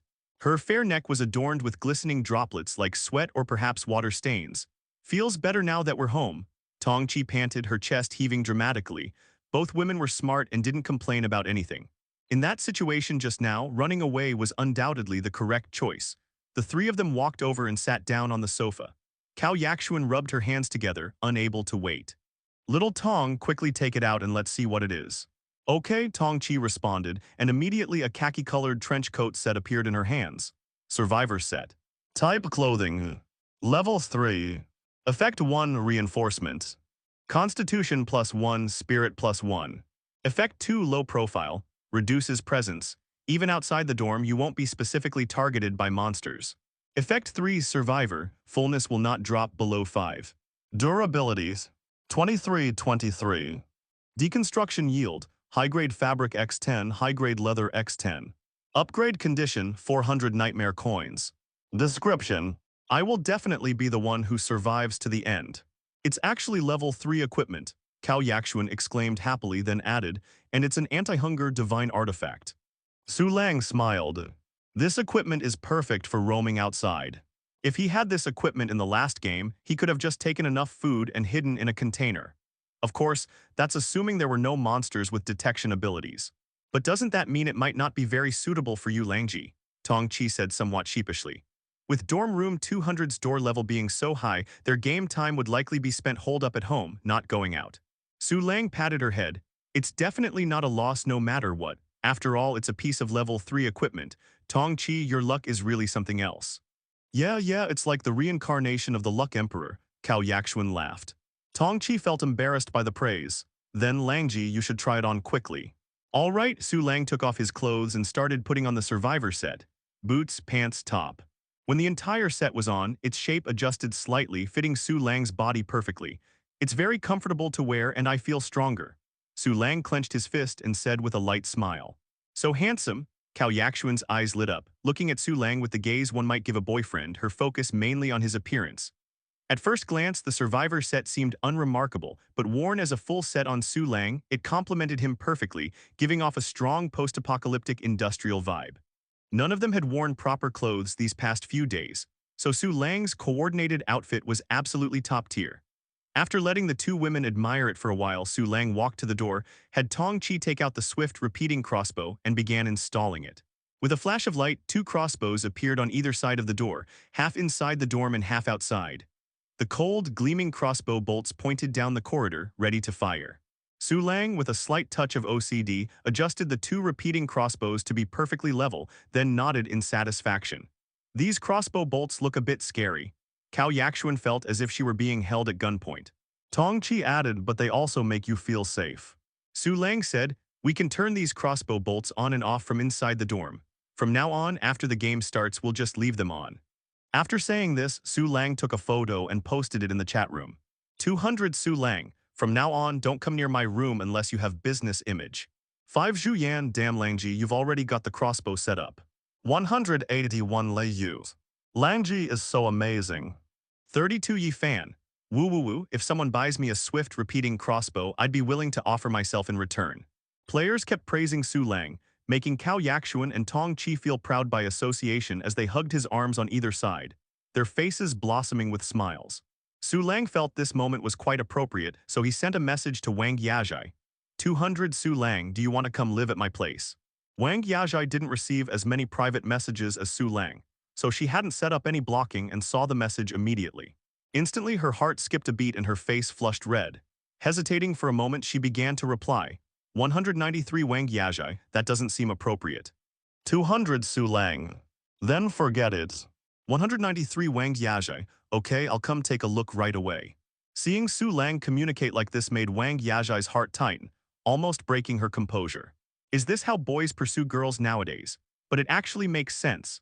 Although she knew this was no longer a harmonious society, Wang Yazhai still couldn't help feeling nervous about going to Su Lang's room. Her family background wasn't actually worse than Cao Yakshuan's, but her family traditions were more conservative. If it were an ordinary girl who caught this opportunity, she wouldn't hesitate at all. Without exaggeration, almost every woman still alive had hinted at interest in Su Lang. Xiao Zhu, suppose, if Su Lang wanted you to go to his place right now, what would you do? Wang Yazhai asked the owner of room 193. This was a petite girl. Upon hearing this, Xiao Zhu immediately exclaimed, Sister Ya, is Su Lang asking you to go over right now? Yes, Wang Yazhai nodded, a trace of doubt flashing in her heart. Something felt off. Hadn't she said suppose? How did Xiao Zhu know the truth? Xiao Zhu's exclamation immediately drew everyone's attention around them. Their group consisted mostly of women, currently buying sanitary pads and such in the living area. Hearing Xiao Zhu's exclamation, they all looked at Wang Yazhai with changed expressions. Wang Yazhai was about to strike it rich. A few men's eyes flashed with envy and resentment. Of course, they also had thoughts about an elegant, scholarly sister like Wang Yazhai. In this extreme environment, people's desires were amplified greatly. Many things they wouldn't have dared imagine before were now playing out repeatedly in their minds, and they might take action any day. Seeing that the matter was exposed, Wang Yazhai didn't try to explain anything, showing considerable poise. Yazhai, is what Xiao Zhu said true? Wu Huihui came over and asked in a low voice. Wang Yazhai nodded. Seeing this, Wu Huihui didn't know what to say. This seemed like both oppression of the weak by the strong and charity from the strong to the weak. However, 99% of people would consider it the latter. After all, that's just how the overall environment was now. I'll escort Yazhai, you all wait here. Afterwards we'll go floor sweeping together, Wu Huihui said to the group. Although no one said it outright, everyone was secretly guarding against Wang Gao. Wang Yazhai will be coming soon, Su Lang said to Cao Yaxuan and Tong Qi in room 200. The two women were taken aback. Cao Yaxuan's face immediately fell, while Tong Qi pondered for a moment before smiling and saying, "Great, 4 people means more strength." Exactly my thinking, Su Lang smiled. The more people, the faster he could develop, especially beautiful women. Cao Yaxuan said gloomily, "Su Lang, can you handle it? At this rate, you'll eventually die in bed. Besides, our current bed isn't big enough yet." The nightmare cot was already near its limit with 3 people. 4 would truly squeeze them into a human hamburger.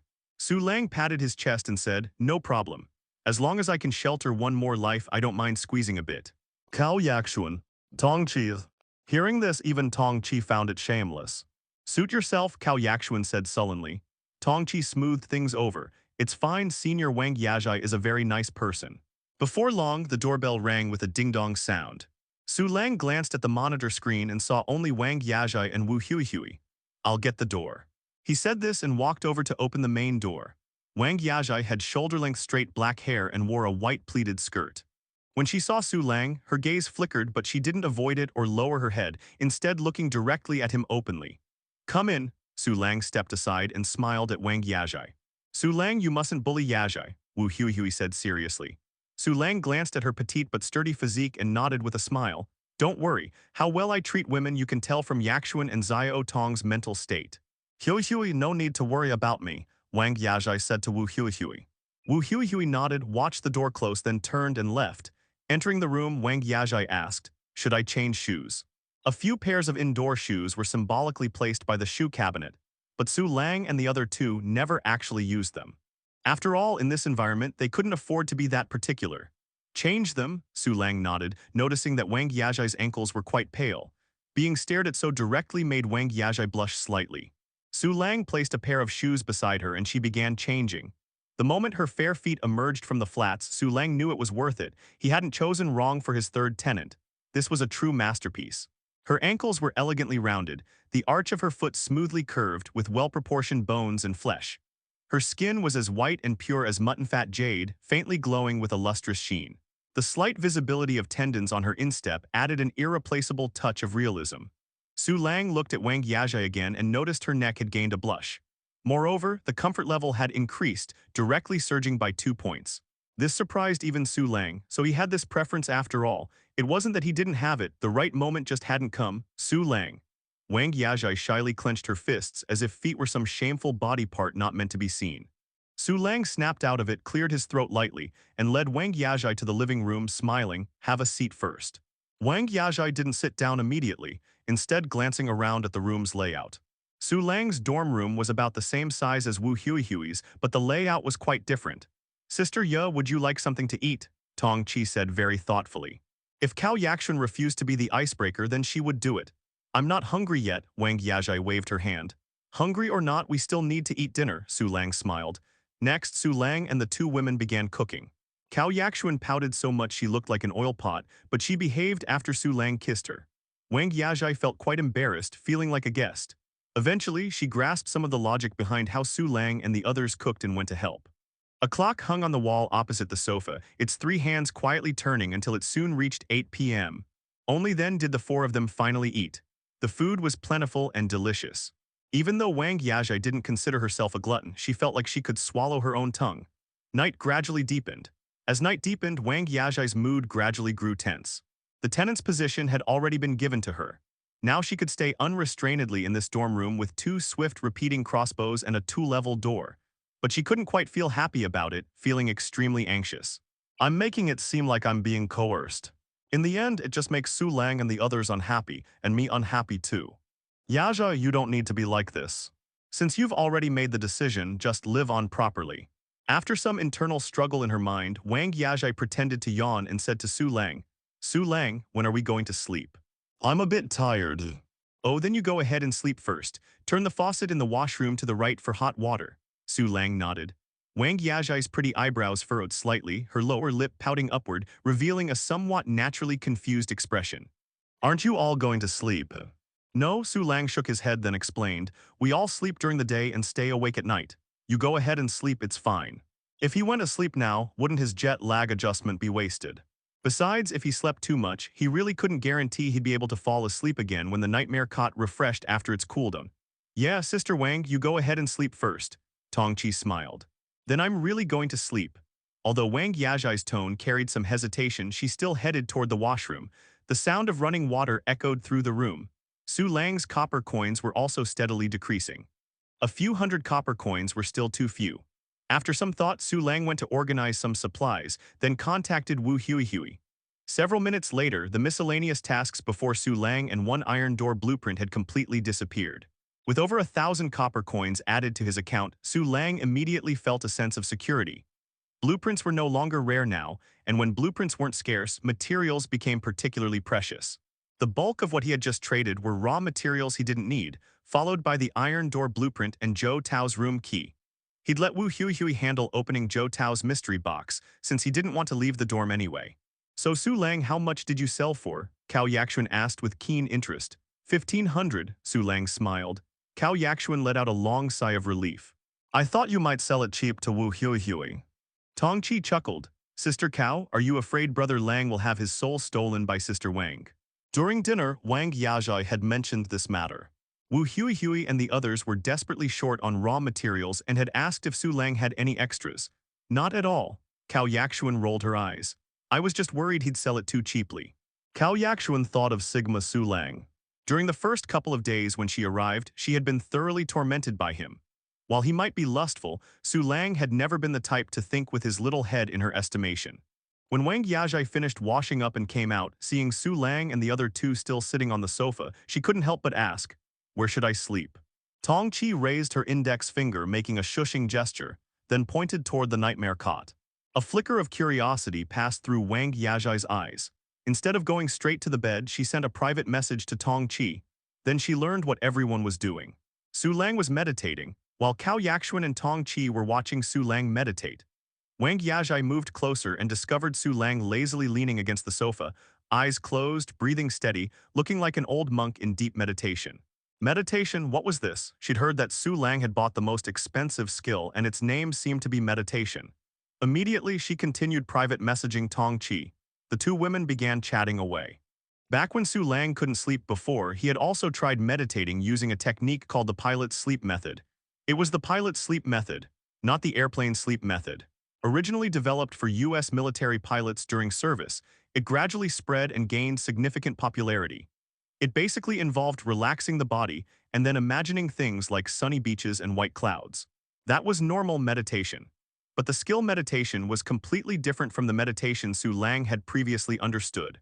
When he activated meditation, Su Lang's perception of the external world instantly became dull, with all his mental energy focused on the changes within his body. The rhythm of his pulse, the sound of blood flowing, the subtle movements of his internal organs, all these entered his sensory world one by one, making him feel incredibly peaceful and serene, experiencing a wonderful sensation of listening to his own bodily rhythms. It was worth mentioning that skills could also be enhanced using nightmare coins, and the prices weren't outrageously expensive either. Time passed slowly. Su Lang didn't even notice when Cao Yaxuan and the others gradually went to bed. It wasn't until the sun rose the next morning that he slowly opened his eyes. Strangely enough, although the dorm rooms in the dorm survival game were completely enclosed, Whenever daytime arrived, sunlight would appear inside the room. Wang Yajai had slept early, and when Su Lang opened his eyes, she woke up simultaneously. "Sister Wang, come join me for morning exercise," Su Lang beckoned. Su Lang and the other two had grown accustomed to sleeping during the day, but although Wang Yajai hadn't slept like this before, she still had some trouble falling asleep. Fortunately, she wasn't completely without things to do.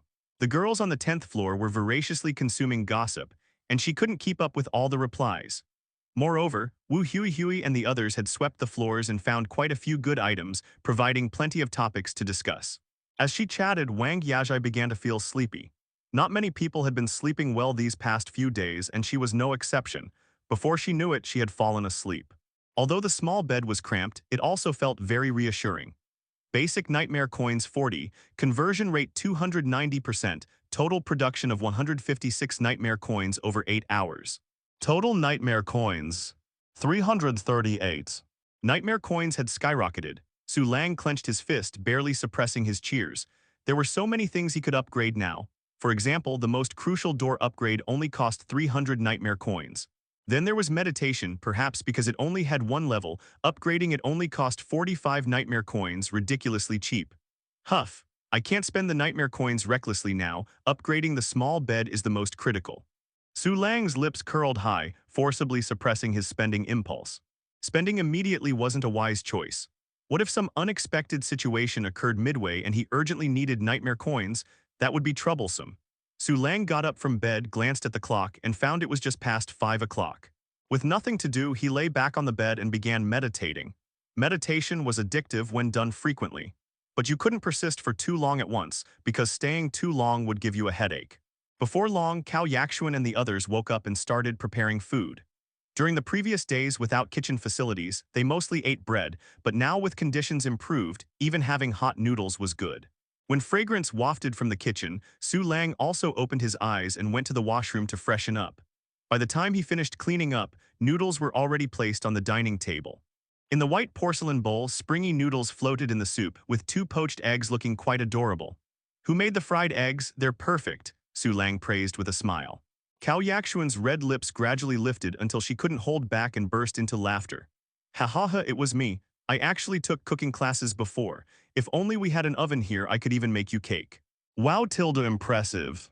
Then the cooking responsibility falls to you from now on," Su Lang gasped in admiration. Hearing this, Cao Yakshuan immediately pouted. Why did it feel like he was assigning tasks? Tong Chi secretly kicked Su Lang under the table, saying, "Sister Wang and I can cook too."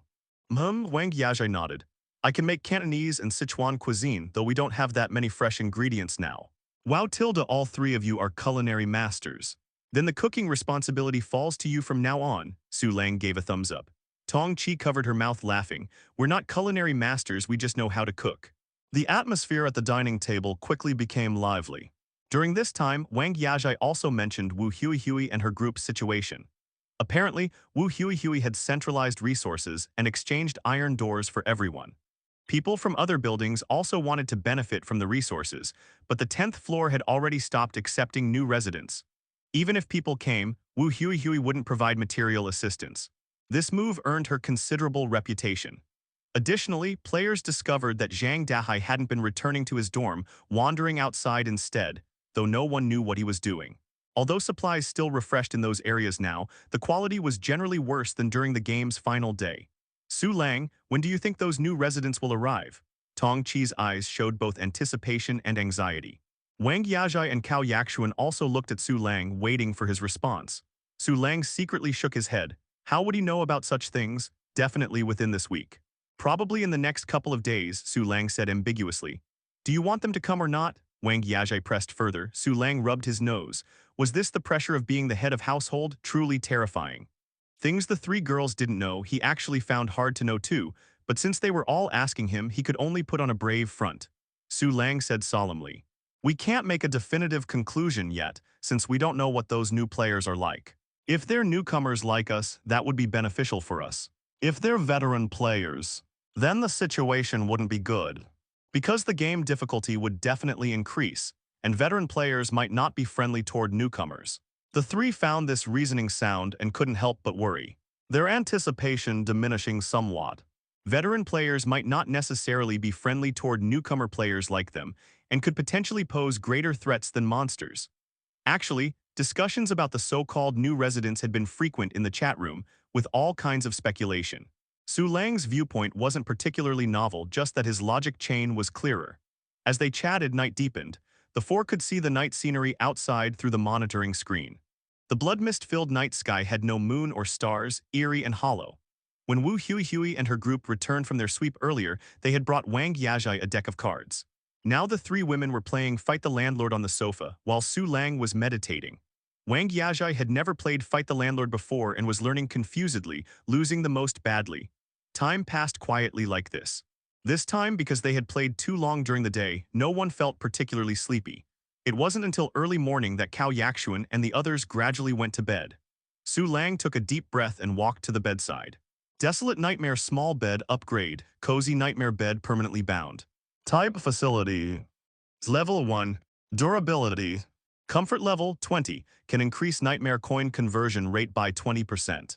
Effect Sleep. Nightmare Lord gains 7 Nightmare Coins per full hour of sleep, limited to 8 hours daily. Effect Permanent, cannot be decomposed or detected, can be summoned again by Nightmare Lord if damaged. Exclusive Upgrade Condition. 1000 Nightmare Coins. Introduction. Sleep time. The three women, not yet fully asleep, felt the change in the nightmare bed and couldn't help but open their eyes. They saw the bed beneath them had suddenly enlarged, feeling warm to the touch with a scent like sunshine, and the previously haphazardly piled blankets had also enlarged, neatly folded square. Although this bed was quite peculiar and could self-clean, Cao Yaxuan had never seen the bedding look so new before, as if sparkling and shining. Basic Nightmare Coins 56, conversion rate 304%, total production of 226 Nightmare Coins over 8 hours. Total Nightmare Coins 364. Over 200 Nightmare Coins in one night. When Su Lang woke up and saw the harvest, his smile stretched ear to ear. Now he could even upgrade the main door directly. Su Lang, what's wrong? Cao Yaxuan was startled awake and asked softly. Something good happened, Su Lang revealed a mysterious smile. No matter how carried away he got, he wouldn't reveal anything about the sequence. This wasn't about trust or distrust. Such secrets could only be known by oneself alone, otherwise you'd be a thunderstruck idiot. Annoying Tilda. Cao Yaxuan pouted, opening the chat room thinking something had happened among the players. Then this conversation caught her eye. 44 Wang Gao, I've got 2 dorm rooms fully loaded with swift repeating crossbows now image. 57 Liu Quan, what's so impressive about a few broken wooden crossbows? 84 Lei Wang. Bro, everyone only has about 1,000 copper coins now. Being able to buy something worth 8,000 copper coins is already amazing. 5 Zhu Yan. Yeah, and many people still have level 0 dorms, can't even install attack facilities. 32 Yi fans. Forget about that for now. Who is this guy? We don't have this person in our school.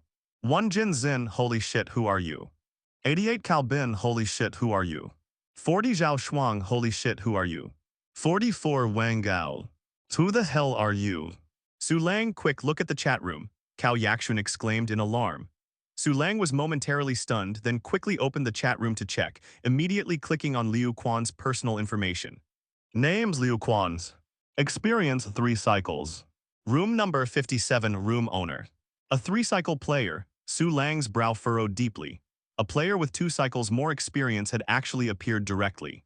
Right at this moment, the chat room was buzzing with activity. 32 Yi fan, holy crap, it's a 3-cycle big shot, please take me under your wing. 88 Cao Bins. Senior, how exactly do you play this game?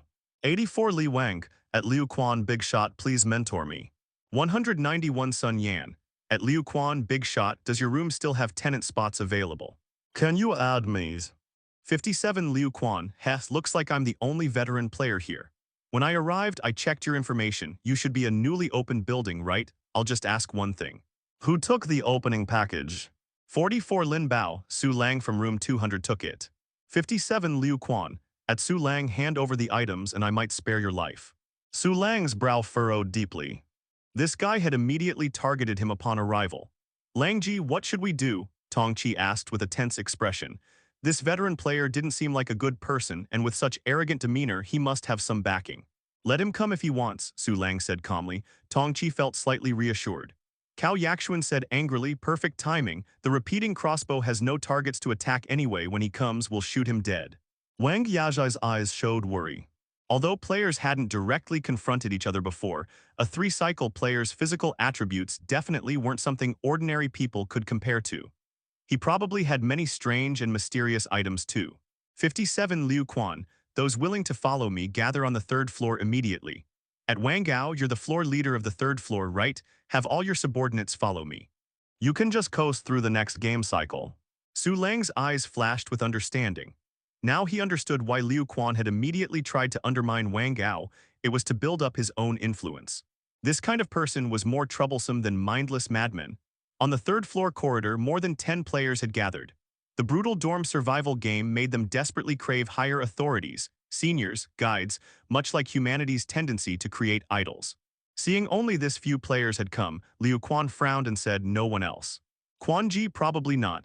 Most players are on the 10th floor, Sun Heng said, rubbing his hands together with a smiling expression. Some people didn't even know how to properly flatter, resorting to clumsy compliments. Quan Ji, you look really majestic and extraordinary. This great deity could genuinely help them survive. A little bootlicking was nothing. Liu Quan touched his unkempt beard, his expression strange, and said, all right, enough flattery. Follow me to the 10th floor. Quan Ji, are you going to rob Su Lang? He has a gun, so be careful, a male student said with a fawning smile. Guns are generally level 2 weapons, not that impressive. Liu Quan shook his head indifferently. As the group talked, they headed toward the 10th floor. During this time, many people spilled all of Su Lang's secrets, practically selling him out completely, afraid that speaking too late wouldn't catch Liu Quan's attention. Su Lang is extremely lustful. He has 3 beauties at home. Su Lang has a steel door plus 2 swift repeating crossbows. Su Lang bought meditation. Liu Quan waved his hand. What are the prices of the most expensive items in each of the 5 supermarket sections? A bushy-browed male student quickly said, I know this. The most expensive item in the goods section is a level 4 battle axe, priced at 19,999 copper coins. The facilities section. After listening to the description, Liu Quan stared at this person and said, what's your name? My name is Liu Qiang. We share the same surname, Quan Ji, the bushy-browed student said with a cheerful laugh. Liu Quan nodded meaningfully. Your intelligence-gathering ability is quite good. Come be my tenant later. Liu Qiang was overjoyed. Liu Quan continued, let me tell you a little trick. The most expensive items that refresh in the supermarket after each game cycle usually offer the best value. Buying them means you're profiting. Hess, but we don't have that much money, Liu Qiang chuckled. Liu Quan shook his head. That's a problem with your gameplay approach. How to save money, how to farm monsters, I'll teach you all these later. Now tell me what items you found these past 2 days. Don't hide anything. Liu Qiang's expression showed hesitation. There were too many miscellaneous items, he didn't know where to start. Liu Quan said seriously, mention some more distinctive items. Because the attributes of items you find during rest periods often relate to the content of the next game cycle. Hearing this, everyone immediately began chattering with additional information. Liu Quan's expression remained calm until he heard about the red sleeve shoes and red lantern items, at which point his eyebrows suddenly twitched. Quan Ji, what's wrong? Liu Qiang, sharp-eyed, noticed Liu Quan's unusual reaction and immediately showed concern, as if Liu Quan were his delicate wife. Nothing, it's only the second day, the characteristics aren't obvious yet. The game features will gradually become clearer later. Liu Quan took a deep breath and said solemnly. He hoped it wasn't what he was thinking. Red sleeve shoes, red lantern, they inevitably made people think of Chinese-style horror. Liu Qiang gave his characteristic chuckle again and asked, Quan Ji, could you tell us how you came to our dormitory building? The survival game has diverse gameplay methods, and items will become more varied too. You'll understand when you reach later stages, transferring between dormitory buildings isn't particularly difficult, Liu Quan explained impatiently. The others fell silent as well, because they had reached the 10th floor. In room 200, Su Lang knew Liu Quan was bringing people up, his expression grave. This might be the biggest crisis he'd encountered since entering the dorm survival game. Over 10 people plus a veteran player, a single steel door definitely couldn't withstand them. 44 Wangao, Su Lang, do you want to cooperate to take down Liu Quan? Right at this moment, a private message popped up. Su Lang's furrowed brow relaxed slightly as he closed the private message notification. At a time like this, even Wu Huihui, who had better relations with him, hadn't spoken up, let than Wang Ao completely untrustworthy. Previously, he and Wang Gao had been at sword point with each other, and now Wang Gao was suddenly proposing cooperation. The audacity. To be honest, this kind of person might be the most suitable player for the dorm survival game. Su Lang and the three women nervously watched the surveillance screen. When they saw Liu Quan actually bringing a group of people into the surveillance range, Cao Yaxuan immediately followed Su Lang's previous instructions and went to activate the automatic attack mode of the swift repeating crossbow. Level 2 steel door, 2 level 1 attack facilities, what a complete newbie. Liu Quan sneered when he saw Su Lang's dorm configuration. Everyone immediately felt an overwhelming aura of pretentiousness coming from him. Liu Quan's gaze swept around and noticed the surveillance camera and the ghost child in the shrine. When he saw the surveillance camera, his expression didn't change much, but when he spotted the ghost child, his face dramatically shifted. "Is this fucking thing a guardian spirit?" Liu Quan exclaimed, his lips trembling. Everyone was startled. Why was this big shot reacting like this? "Brother Quan, what's wrong?" Liu Qiang asked cautiously. Liu Quan took a deep breath, gritting his teeth as he pointed at the ghost child. "Where did this thing come from?" "This seems to be the airdrop reward that Su Lang obtained," a male student promptly responded. Inside the dorm, Su Lang watched Liu Quan's rapidly changing expressions and couldn't help but stroke his chin thoughtfully. Was there something special about this guardian spirit? Just looking at Liu Quan's ugly face, he really couldn't figure anything out. "This guy is insane," Cao Yaxuan directly cursed, her stunning face scrunched up in displeasure. After thinking about something unknown, Liu Quan gritted his teeth and angrily cursed. "Damn it, he actually used my opening package. You guys go destroy the durability of those 2 crossbows first, then I'll break down the door. This brat must be dragged out and killed, and I'll split half the loot with you. Oh, and don't touch that guardian spirit, don't damage it." Hearing this, everyone's eyes lit up. "I'll go first," a fat-faced, big-eared male student volunteered. There was definitely risk involved. Otherwise, Liu Quan wouldn't have asked them to go first. But risk came with rewards. If he performed bravely enough, he might catch Liu Quan's eye and become his roommate. This was a golden opportunity to skyrocket to success. Seeing what was happening outside, Su Lang's eyes flashed as he tapped twice on the defense facility's control screen, turning off the automatic attack mode. The confrontation between the two sides officially began. Thud. The fat-faced student flipped his hand and produced a brick, smashing it toward the nearest swift repeating crossbow. Crack tilde. The brick shattered while the swift repeating crossbow remained completely unharmed, shining as if brand new. "Idiot, using ranged weapons against attack facilities is a waste," Liu Quan said impatiently. "Then what should I do?" The fat-faced student's face turned red with embarrassment. "Use melee weapons. Level 1 facilities don't have that fast attack speed, just dodge carefully," Liu Quan frowned. The fat-faced student hesitated for a moment, then gritted his teeth and pulled out a boning knife, stepping forward. He had to take this risk.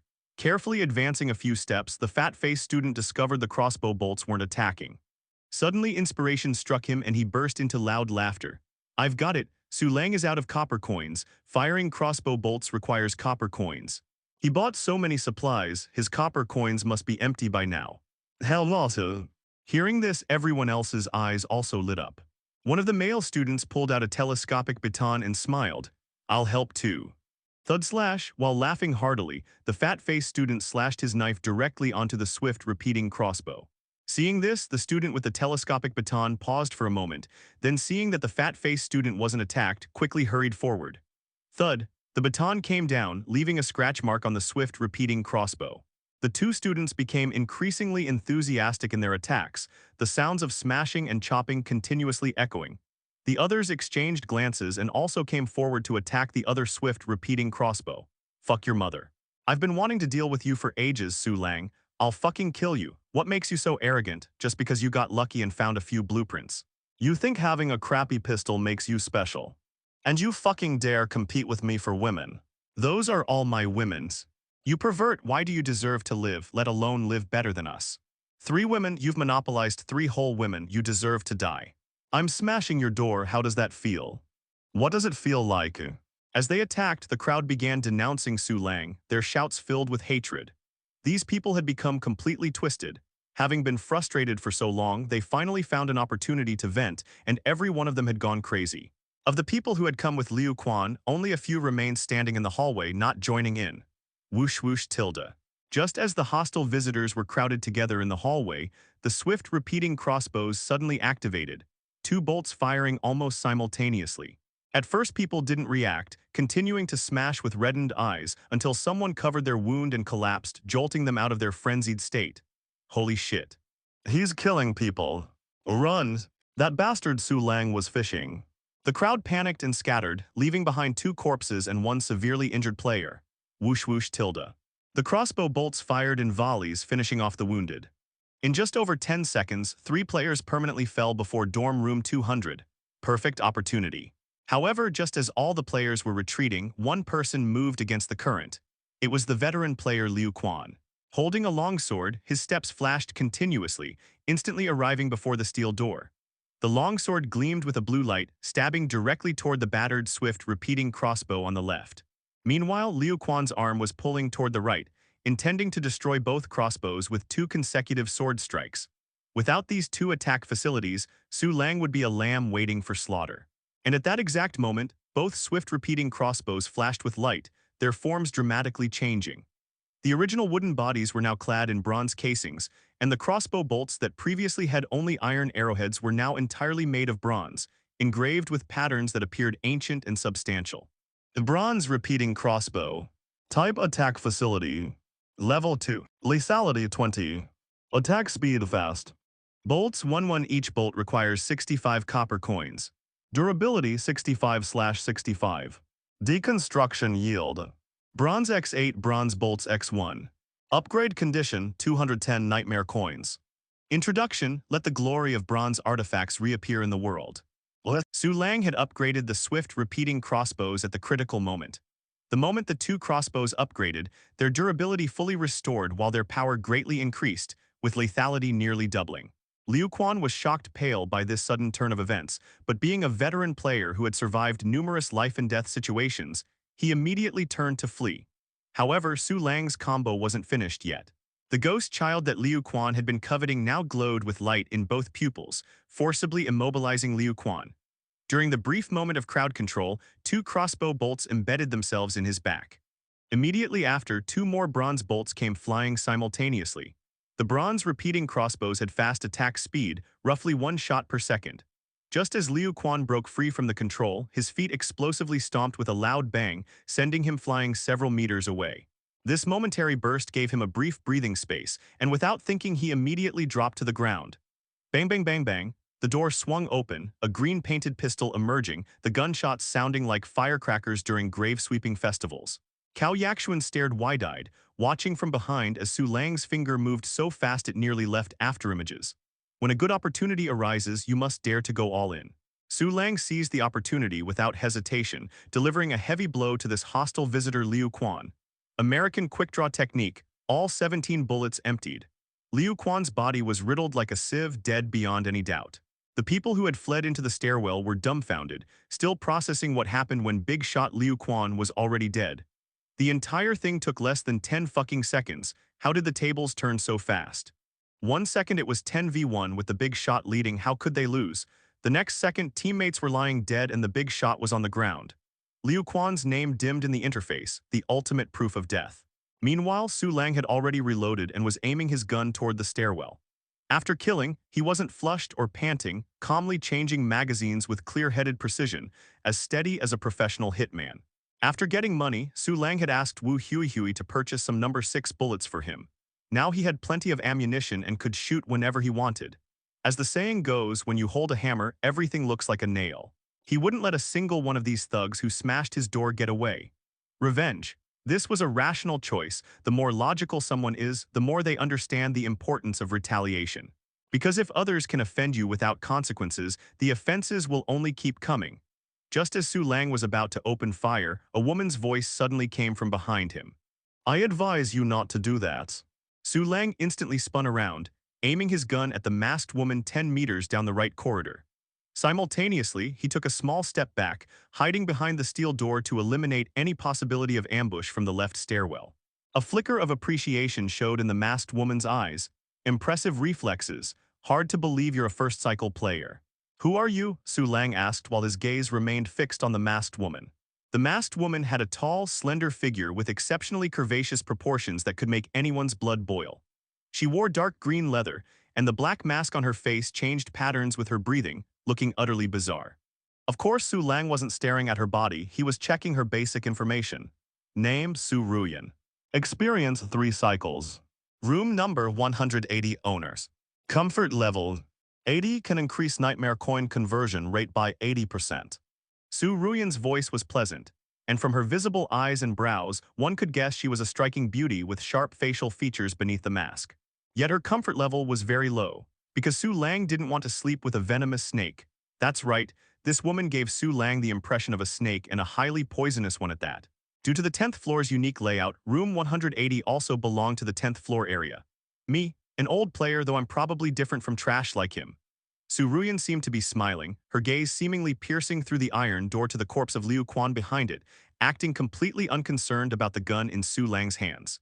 I guarantee this garbage made it into the top 10 at most once, while in all 3 of my game experiences, I've always been in the top 10.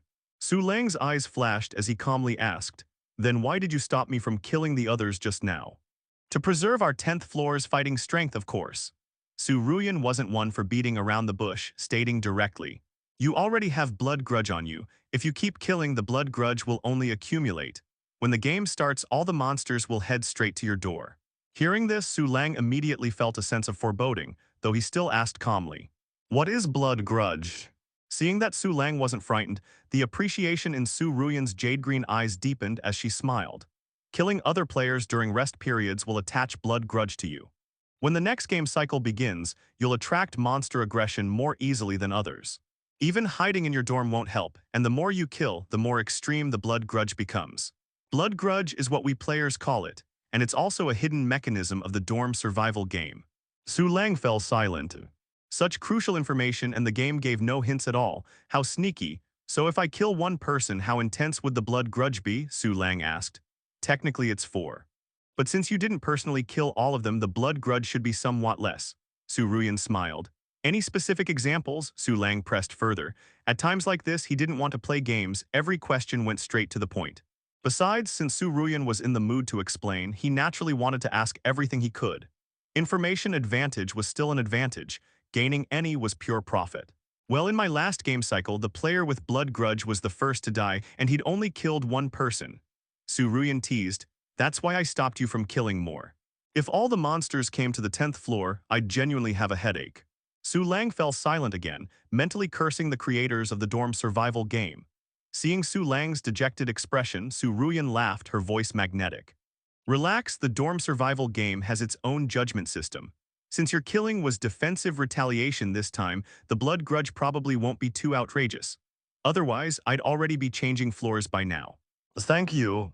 When necessary, I'll help you once," Su Lang said solemnly. Su Ruyan definitely had ulterior motives for sharing this. Rather than waiting for her to make demands, it was better to offer first, keeping the cost within acceptable limits. Plus, this was essentially a blank check. It wouldn't cost him a single copper coin. "Heh, if you want to repay me, just survive a couple more days in the next game cycle," Su Ruyan said, turning to leave. Her hips were quite shapely. But Su Lang felt that even if he checked Su Ruyan's information again, her comfort level wouldn't be any higher. Although she'd given him some intelligence, his impression of her hadn't changed. She was a venomous snake. Everyone in the stairwell had fled. After looting Liu Quan's body, Su Lang returned to his room.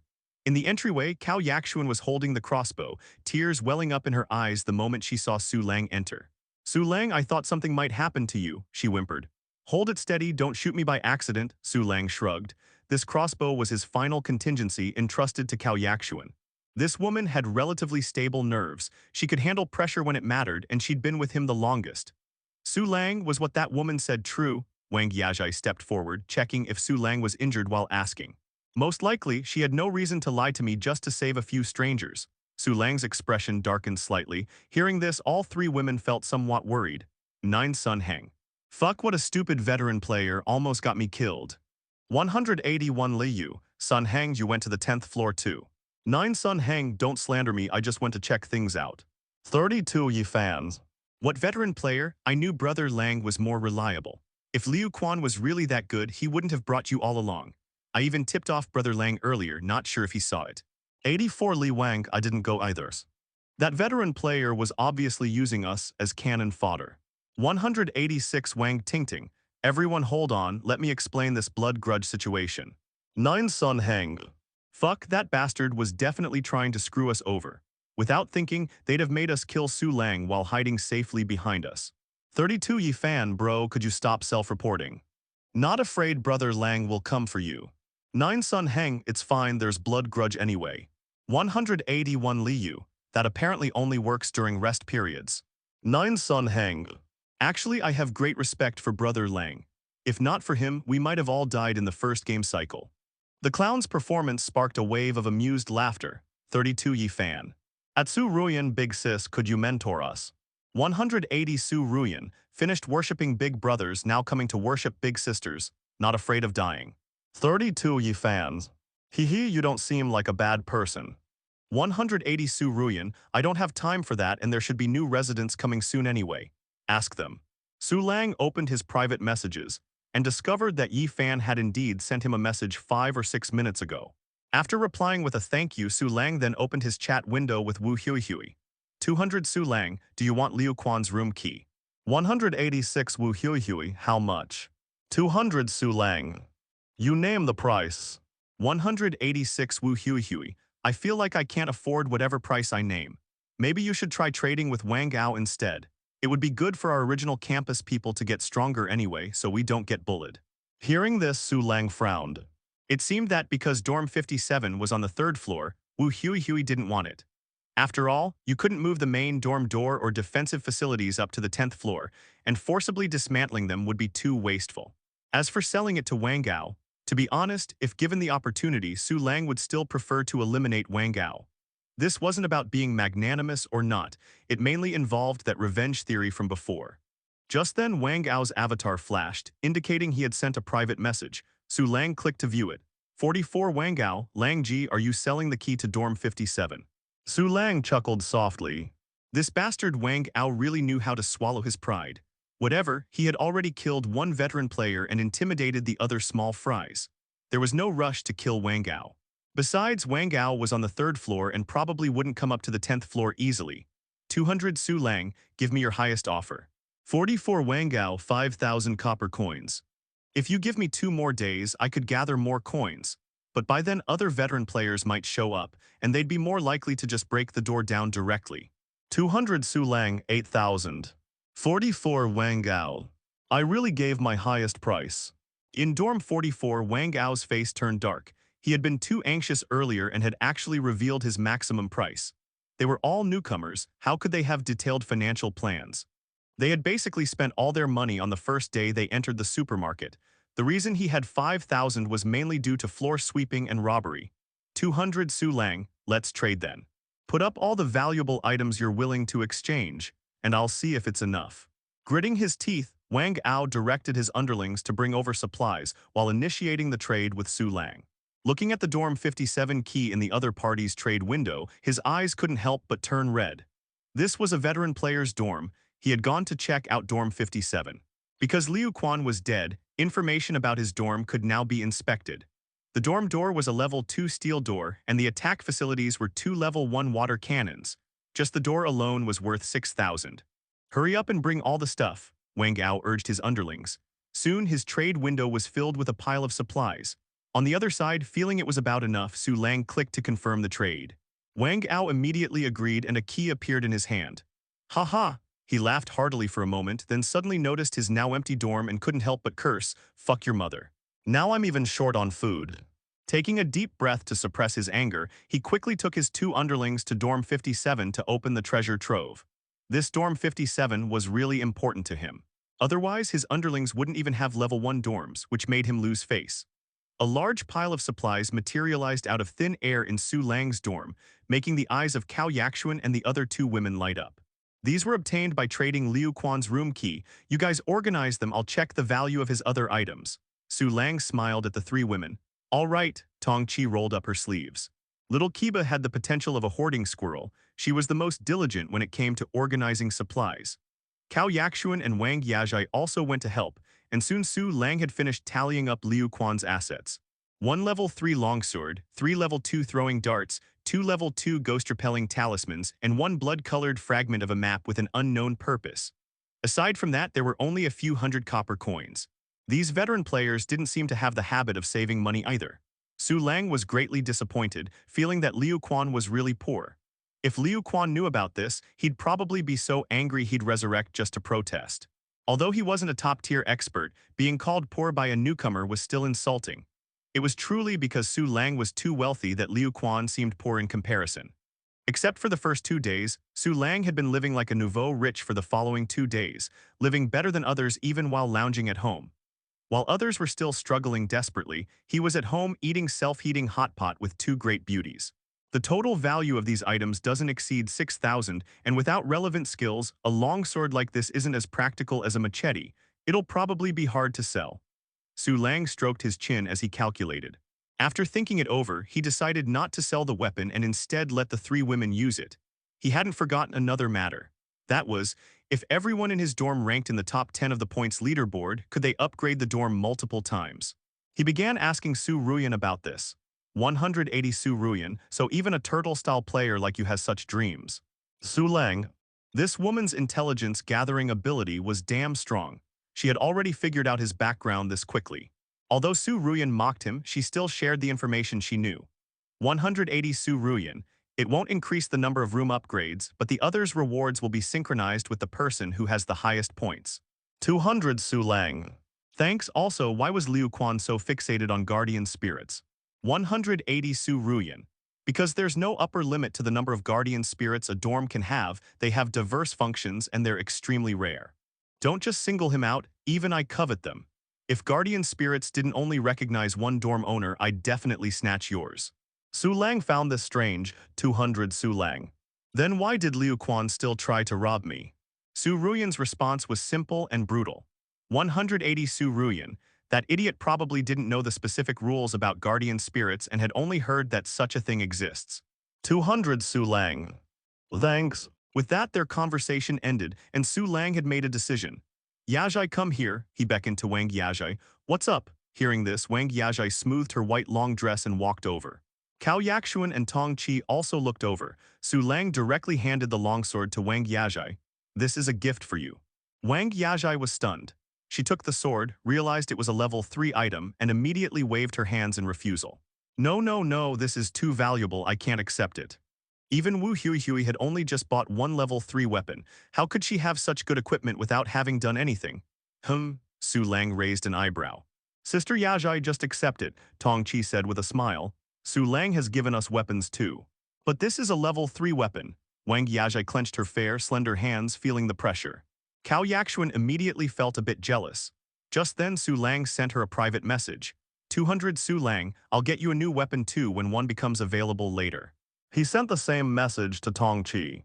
Even though they had a good relationship, the issue of perceived fairness, where people worry less about having little and more about unequal distribution, still needed to be considered. After sending the messages to the two women, Su Lang said to Wang Yajai, if you take this sword, you need to be prepared to fight. If you just want to stay at home all the time, then forget it. Okay, hearing this, courage welled up in Wang Yajai's heart and she agreed. She didn't want to just idle away her time, contributing nothing. If the dorm door were ever really breached, she wanted to be able to do her part too. Give it a try, Su Lang said with a smile. Cao Yakshuan and Tong Qi stopped organizing the supplies and ran over to watch Wang Yajai wield the sword. The sword's shadow drew sharp arcs of light through the air. It was incredibly sharp, ordinary wood splintered upon the slightest contact. Time quickly approached late night, and during this period, the Mad King dormitory building welcomed many more players, pushing the total population directly past 100. And they weren't all veteran players. A large portion were complete newcomers, even newer than Su Lang's group, having not participated in a single game yet. What was better for them compared to Su Lang's group was that each of them received 1,000 copper coins as starting funds, a level 1 dorm room, and 2 free attributes. This made some people develop crooked ideas. If they could rob all these newcomers, how rich would they become?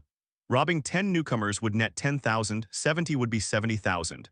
However, this behavior not only faced united resistance from the new players, but many veteran players also condemned such actions.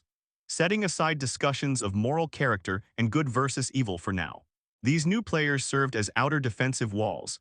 Dismantling these outer walls to fatten oneself was something nobody would permit. Besides, if you accidentally killed someone and became tainted with blood grudge, everyone on the entire floor would suffer misfortune. No matter how chaotic things got outside, it had nothing to do with Su Lang. You guys fight all you want, I'm just going to lie flat. Evening was the main mealtime for Su Lang's household. Today they were eating stir-fried dishes. Cao Yakshuan and the other two women each cooked one dish, and Su Lang ate happily, remaining completely silent throughout, just wanting to finish eating as quickly as possible. Finally, Cao Yakshuan asked that most terrifying, most indescribable question. Su Lang, what scores would you give these three dishes? What was destined to come had finally arrived. Tong Chi looked at Su Lang with sparkling eyes. Although Wang Yajai's gaze was more reserved, she also pursed her lips lightly, showing some concern. Senior Cao, aren't you just stirring up internal conflict? If I say yours tastes better, Tong Chi and Yajai will definitely be unhappy and vice versa. Su Lang put down his bowl and chopsticks, staring seriously at Cao Yakshuan as he said solemnly, "Don't ask this kind of question next time." Oh, Tilda, all right then. Cao Yakshuan felt Su Lang was right but couldn't resist asking anyway. There was no helping it, it was instinct. I still have over 7,000 copper coins on me now. Is there anything you want to buy? I can have Wu Hui purchase it for us. Su Lang said with a smile. Although it was late night now, Wu Hui and some others were still outside searching for supplies. To be honest, going out to look for supplies at this hour was somewhat dangerous. Several players had already been robbed. Even if they didn't kill you, breaking both your legs was possible, so nobody would resist to the death. This kind of robbery targeting individuals was truly impossible to guard against completely. After all, as long as it wasn't targeting the collective, people weren't that united. Probably not. Wang Yajai shook her head, unable to think of anything she wanted. Cao Yakshuan and Tong Chi felt the same. During this period, everyone was being frugal. Actually, Su Lang, I think you should save your money to upgrade the main door. Wang Yajai pursed her lips and suggested, the facility area sells level 3 door blueprints. Once you get that, you just need to gather some materials.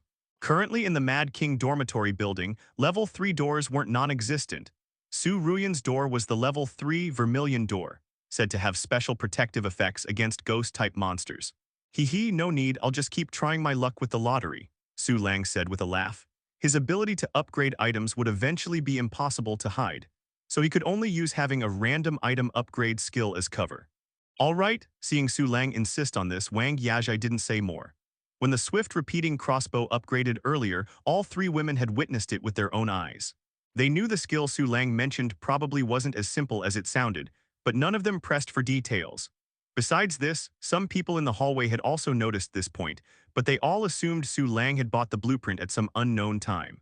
The bronze repeating crossbow design blueprint was sold in the facility area for 3,000 copper coins, while the actual item cost 7,000 copper coins, not something ordinary people could afford. After finishing the meal, Cao Yakshuan and the others went to wash the dishes. Su Lang thought for a moment, then upgraded his meditation skill. Nightmare coins, meditation. Type active skill. Level 2. Upgrade conditions. 115 nightmare coins. Introduction, enter meditation state at any time, accelerating mental energy recovery. If mental energy is at full capacity, slowly increases total mental attributes. The introduction was similar to before. After upgrading 2 swift repeating crossbows and meditation, Su Lang now only had 119 nightmare coins left. Should I upgrade meditation? Su Lang faced a dilemma. The next door upgrade required 300 nightmare coins. If he didn't spend anything, he could upgrade the door after tomorrow, which was undoubtedly the safest approach. The steel door plus 2 level 2 attack facilities should be sufficient, as long as veteran players don't come knocking collectively. It's best to save the door upgrade until after the game starts, so I can choose the upgrade direction based on the game type. Upgrading meditation now is the most cost-effective option. I might even roll out several extra mental attributes. Having thought this through, Su Lang no longer hesitated and directly upgraded meditation. When items reached level 3, they underwent special changes. Skills should be no exception. And indeed, that proved true.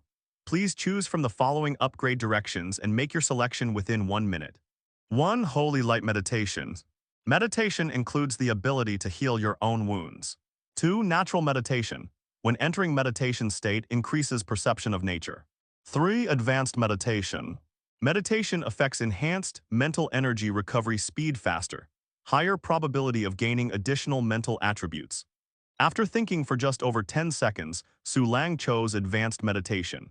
His original purpose in purchasing meditation was to increase basic attributes, so naturally he should follow this path to the end. Glancing at his remaining 4 nightmare coins, Su Lang silently strengthened his resolve. That was to temporarily avoid speaking in the chat room and minimize his presence. Speaking of which, since the newcomers arrived, his presence hadn't been particularly strong anyway. Now the chat topics were either veteran players pontificating or new players asking naive questions. The frequency of his name appearing in the chat room was gradually decreasing. For example, at this very moment, a veteran player from the second floor was holding forth, boldly claiming that during the zombie attack game round, he had over 10 different methods to ensure 90% of players survived, and he explained it all quite convincingly. This earned him admiration from many players who hailed him as a great expert. It's worth mentioning that the 10th floor was already full and no new players would be moving in. Su Lang didn't pay too much attention to the chat room. After glancing at Cao Yakshuan and the others, he began meditating again. This meditation session was particularly effective. His self-awareness felt stronger, as if he could hear the subtle sounds emanating from his cells, incredibly marvelous. The next day at 8 a.m., Su Lang got into bed on time to farm points, then slept for a full 8 hours straight. Base nightmare coins, 56, conversion rate, 304%, total 8-hour production. 226 nightmare coins. Total nightmare coins, 230. After waking up and glancing at his gains, Su Lang wasn't as excited as last time. There were only a few days left before the game started. At most, he could only farm nightmare coins 4 more times. In an extreme scenario, that would be just enough to upgrade his nightmare bed once. But back when he first saw that upgrading the nightmare bed required 1,000 nightmare coins, Su Lang had already dismissed the idea of upgrading it anytime soon. It was too tight, one wrong move, and he could easily crash and burn.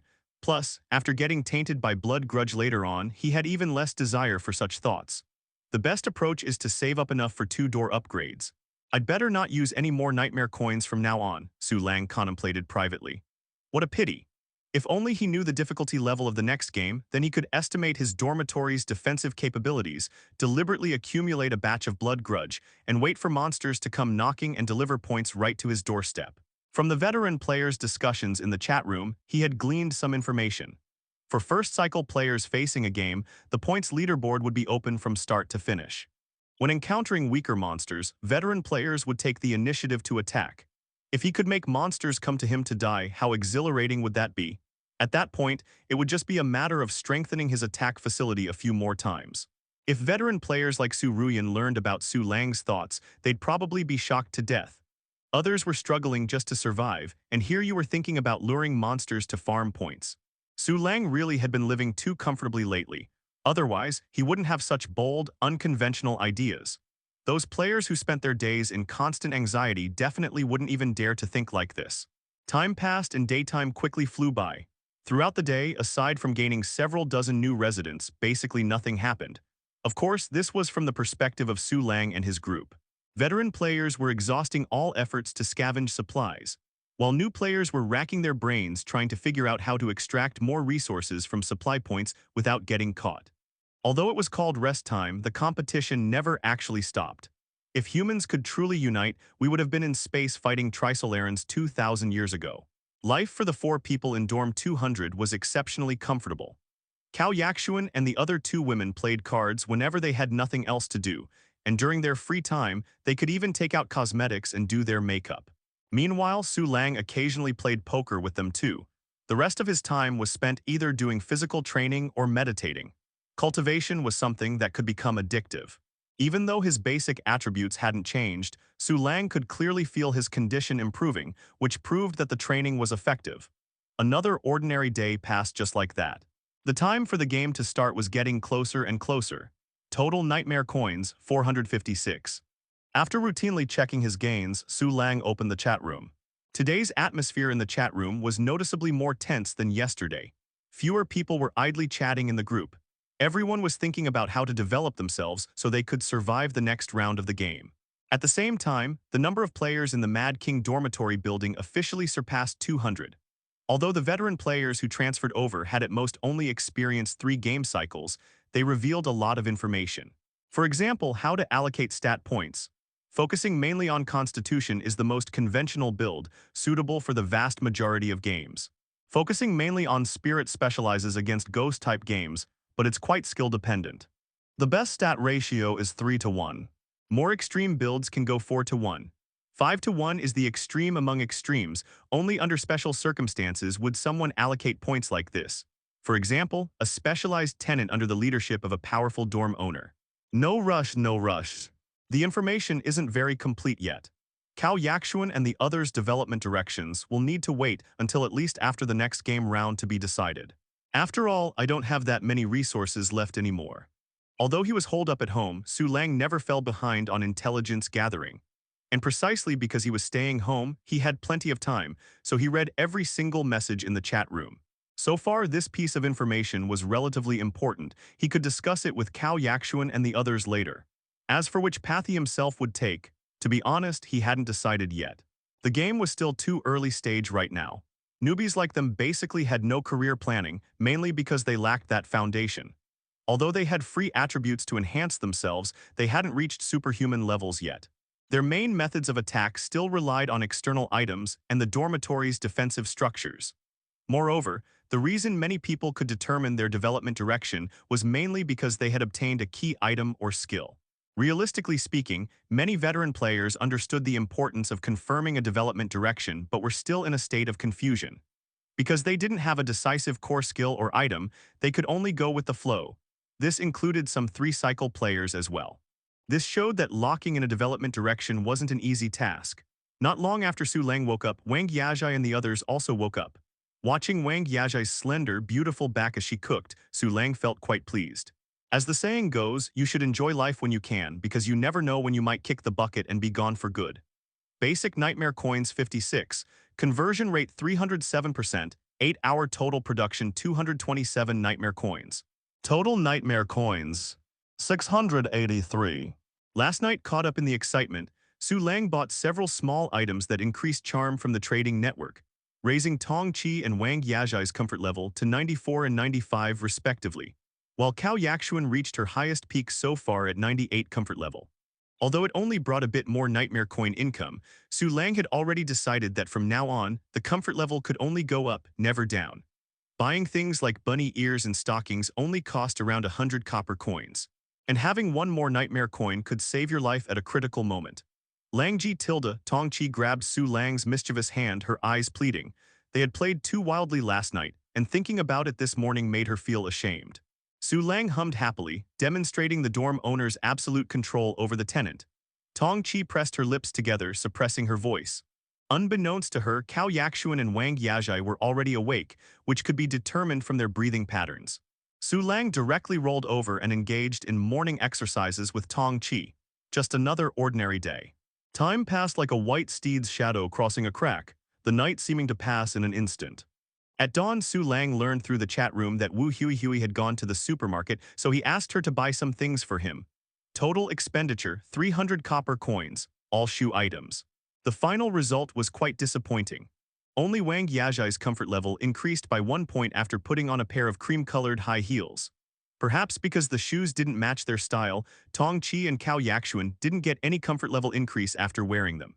That morning, Wang Yajai had terrible luck. Seeing that Su Lang and the others had fallen asleep, Cao Yakshuan sighed secretly, feeling quite melancholy inside. She was happy that Su Lang bought them gifts. Little Lang buying gifts for Sister Ya made Sister Ya very happy, but Sister Ya really didn't like Little Lang's rough treatment of Wang Yajai. HMPH, what a bad guy, he'll die in bed sooner or later. Grumbling to herself, Cao Yakshuan turned over and went to sleep. What should I do? Could I be pregnant? Wang Yajai had only closed her eyes but hadn't actually fallen asleep. Pregnancy was something all 3 women worried about. But in this environment, asking them to take protective measures was somewhat darkly humorous. Currently in the dormitory building, there were quite a few couple dormitories, but almost none had the leisure to bother with safety measures. If you actually went to buy condoms, people would just think you were an idiot. If you can survive 1 month, that's already impressive enough. Who would care about what happens after? However, even though they said this, everyone would still think about it afterward and inevitably worry. Searching for pregnancy-related videos on certain platforms, the most liked comments were those about welcoming periods or welcoming periods for girlfriends. There was no helping it. Pregnancy was quite a serious matter. Let's just survive this round of the game first. Next time see if we can get Su Lang to do it outside. Tong Qi faced the wall, her big eyes blinking repeatedly, also unable to sleep. The only one who could actually fall asleep immediately after finishing was Su Lang alone. However, unlike the other two women, she was thinking about other things. How should I allocate my stats? I really want to help Lang Ji too. Su Lang single-handedly killing veteran players looked really cool, but it also made Tong Chi feel guilty. She felt she was too useless. Besides cooking and cleaning, she couldn't help Su Lang with anything. Since I can't sleep, I'll browse the chat room more. What? The next day, 5 o'clock p.m. Game countdown, 1 day, 1 hour, 1 min. Basic nightmare coins, 56. Conversion rate, 308%. 8-hour total production, 228 nightmare coins. Total nightmare coins, 911. This was the first time Su Lang had so many nightmare coins. Saying he wasn't excited would be impossible. Su Lang restrained the thrill brought by one-click upgrades, took a deep breath, got out of bed and did 2 push-ups. Tongchi quietly opened a slit in her eyes, seeing Su Lang exerting force against the floor and secretly relaxed. At least he wasn't exerting force on her. Su Lang, why are you doing that today? Cao Yaxuan stretched lazily, looking at Su Lang as she asked. What's wrong with doing push-ups? A trace of confusion flashed in Su Lang's eyes. Doing push-ups tended to make him sweat, which would indeed be troublesome for Cao Yaxuan and the others to mop the floor later, but this wasn't worth mentioning. This was the only reason he could think of for Cao Yaxuan saying this. Don't you know the dormitory floor is sacred and inviolable? Cao Yaxuan hummed. Su Lang's face darkened and he directly rolled over and jumped up, walking toward Cao Yaxuan. The dorm owner's authority over tenants was unlimited. Once 6 o'clock passed, there were only 23 hours left until the next round of the game began. Competition among players reached its peak on this day, with mutual oppression reaching its limit. As a result, 2 murders occurred. The perpetrators were residents from the 4th and 3rd floors respectively. This immediately caused an uproar among the 4th and 3rd floor residents, who threatened to breach the dormitories of those 2 blood grudge players as soon as the game started, making sure they died first. Su Lang silently lurked to avoid drawing fire to himself. He also carried blood grudge on him. Amid the noisy arguments, new residents arrived. Some experienced players complained incessantly, saying that the more people in the dormitory building, the higher the game difficulty. But some veteran players didn't care about this, considering it superstition. After observing for so many days, Su Lang had noticed something. The most superstitious were these veteran players. Some theories were like padding for game draws, with some treating them as gospel truth while others scoffed at them. Su Lang casually tore open a bag of potato chips, eating while pondering. It seems like no veteran player's experience exceeds 3 cycles. With so many experts now, I've become inconspicuous. The former genius Wang Ao has now been reduced to a minor character. Wu Hui is doing quite well though. She has the most people in the 10th floor dormitory, basically securing her position as floor leader. Floor leader, this was the title for the boss of each floor. The first floor had its floor leader, the second floor had its floor leader.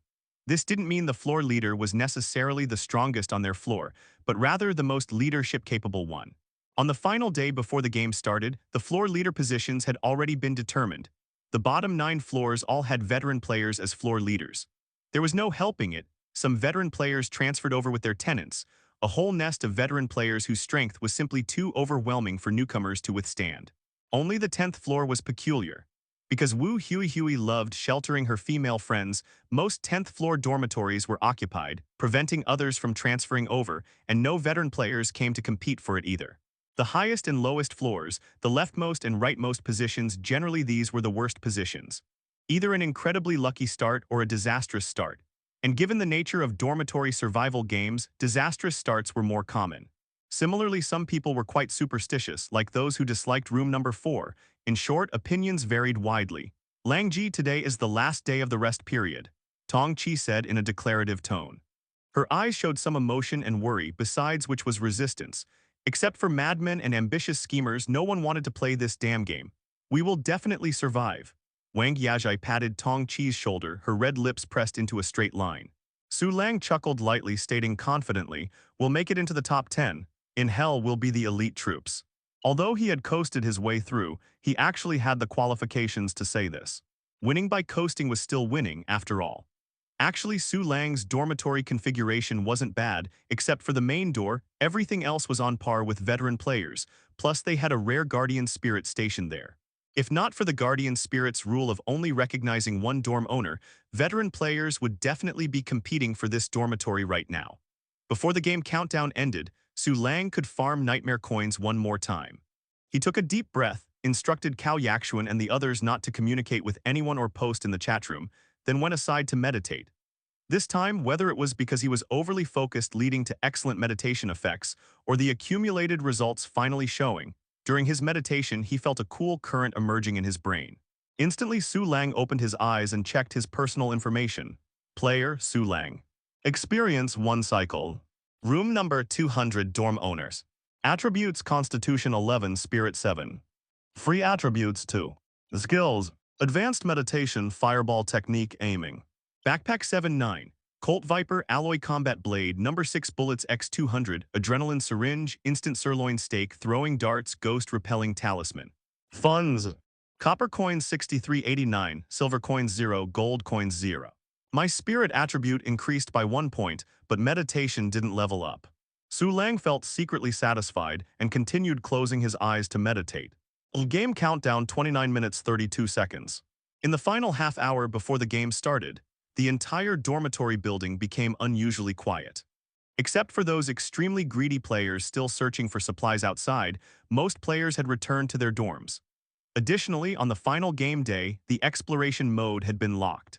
Exploration mode was gameplay that appeared on the 6th day, allowing players to enter a teleportation array inside the supermarket to explore game instances the dormitory building had previously experienced, namely the zombie attack instance. Exploration mode offered very generous rewards and might yield many high-level items.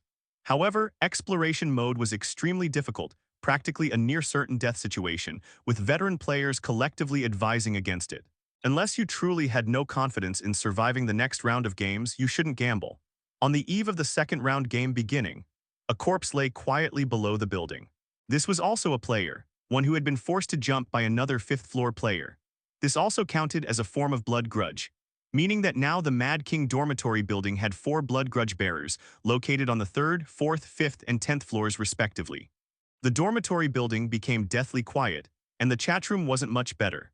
Currently, the Mad King dormitory building had all 200 dorm slots completely filled, with the population reaching a staggering 500 plus. But people's enthusiasm for conversation had diminished. Except for the chatterboxes, almost everyone was communicating with their respective roommates, making final negotiations and deployments. The 4 people in dorm 200 were no exception. If it's a ghost-type instance, Yakshu and Yajai, you 2 guard during the day, Tong Chi and I will guard at night. We absolutely cannot leave each other's sight, Su Lang said, wearing the survivor set with an extremely serious expression. According to what those veteran players said, ghosts basically all had one ability, that was bewitchment, including making people lose their minds, disguise, mental manipulation, etc. Moreover, the medium through which skills spread was very peculiar. It could be images, sounds, or certain taboo actions performed by players. And although tenants forcibly controlled by ghosts still couldn't independently open doors without the dorm owner's permission, they could harm others and self-harm. This was absolutely terrifying. Ghosts' true forms couldn't pass through the main door to enter, but this kind of mental attack could. Therefore, allocating points to spirit was also very important. If it's too low, you could be directly controlled, completely defenseless. Okay, Cao Yaxuan nodded, feeling extremely nervous inside. Next, Su Lang gave the girls some more instructions, then quietly waited for the game to begin.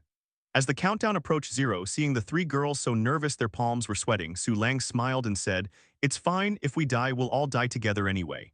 Cao Yaxuan gave Su Lang an annoyed glare. "I'm not going to die."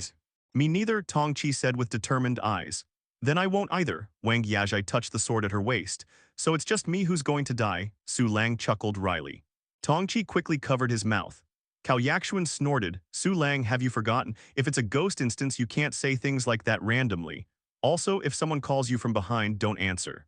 Su Lang raised his hands in surrender. All right, I know all that. The game hasn't started yet, has it?" As they joked around, the countdown quietly approached its end. Su Lang pulled up the game countdown, narrowing his eyes. During the first round game, the name Zombie Attack had already appeared. By the second round, there was no such benefit anymore. You could only confirm the game type through supplies found during rest periods. But one thing could be confirmed, that this round game would definitely have folkloric ghost-type monsters, because someone found a level 3 peach wood sword on the final day specifically used for exorcising ghosts. Suddenly, a private message popped up in Su Lang's retina. After settings adjustments, only a few people could directly pop up private messages now. Su Ruyan was one of them. 180 Su Ruyan. Are you scared? 200 Su Lang, a fierce tiger sees no ravines before its eyes. Before they could have more conversation, the game had already begun. 3.2.1. Game start. This round's game is called Fierce Ghosts Return. Game content. Previously dead players collectively transform into vengeful spirits for revenge, with even more terrifying monsters lurking in the darkness. Don't rush, take it slow, each floor has your little darlings. Game time unknowns. Well, damn, why is the game time unknown? Su Lang cursed angrily. This was very bad news for him. Without a defined game time, he couldn't properly plan his point farming schedule. No wonder those veteran players looked down on the zombie attack beginner game. This real dorm survival game started messing with your mind right from the beginning. Su Lang, don't panic, Cao Yaxuan comforted. Her gaze trembled as she looked at the steel door. Could this steel door really block those dead players coming back to life? Suddenly, the dormitory broadcast came through. Dormitory broadcast. Fierce Ghosts Return first round officially begins, duration 3 hours. Players, kill many monsters and maintain your ranking on the points leaderboard. On the monitoring screen, vengeful spirits emerged from the corridors one after another, then walked straight toward Dorm 200. They wore Clear Sky University uniforms, maintaining their appearance from when they were alive, some with bleeding eyes, some holding their own heads, some with dead stares. Walking at their forefront was a male vengeful spirit with a bullet hole in his forehead. Waves of cold air ran up the spines of Cao Yaxuan and the other two girls. This scene was far more stimulating than watching any horror movie. Su Lang frowned, looking at the vengeful spirit walking at the forefront on the monitoring screen. Several lines of information popped up. Zhou Tao. Type of vengeful spirit. Level 2. Skills terrifying aura ghost claw. Introduction. Su Lang, I've come to find you. Besides this vengeful spirit, the others were all level 1. But their direction was consistent, straight toward Dorm 200. Additionally, another piece of bad news came through. 180 Su Ruyan, oh ho, guess what? The vengeful spirits don't even glance at my door. Su Lang could almost hear Su Ruyan's seductive laughter. Cursing inwardly, he stepped forward to upgrade the door. But at that moment, Ghost Child made its move. On the monitoring screen, Ghost Child sat in the shrine. Seeing the evil spirits approaching, its eyes shot out black light and its chubby little mouth opened. Zhou Tao, walking at the forefront, transformed into black energy and was sucked into its mouth. Guardian Spirit Ghost Child killed level 2 monster, dorm owner points plus 100. Su Lang froze, his hand reaching for the door stopping midair. Cao Yaxuan and the other two girls also froze. The four looked at each other, then turned their gazes back to the monitoring screen. In the surveillance screen, the ghost child shook its head and wobbled its body as if it had tasted the most exquisite delicacy, then opened its small mouth again.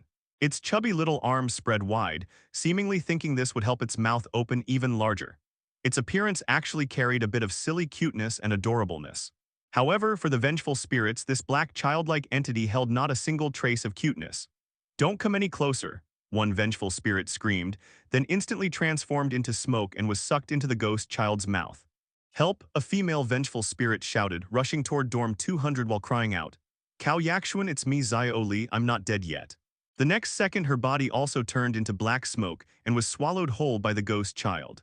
Hahaha Tilda, the ghost child was overjoyed, its small body actually standing up straight, facing the fierce ghost army and taking a deep, forceful breath. Instantly, more than half of the fierce ghosts transformed into streams of black smoke, continuously flowing into the ghost child's mouth. Guardian Spirit Ghost Child killed. Meanwhile, Su Lang listened to the constant ding-ding-ding system notification sounds in his ears, feeling his ears going somewhat numb. The three women, Cao Yaxuan and the others, all looked completely thrilled. No one had expected the ghost child to be this powerful. The Devour Ghost skill seemed to be specifically designed to counter these ghost-type monsters, a truly divine technique. Su Lang, those ghosts seem to be trying to escape. Tongqi suddenly pointed at the vengeful spirits on the surveillance screen and said urgently.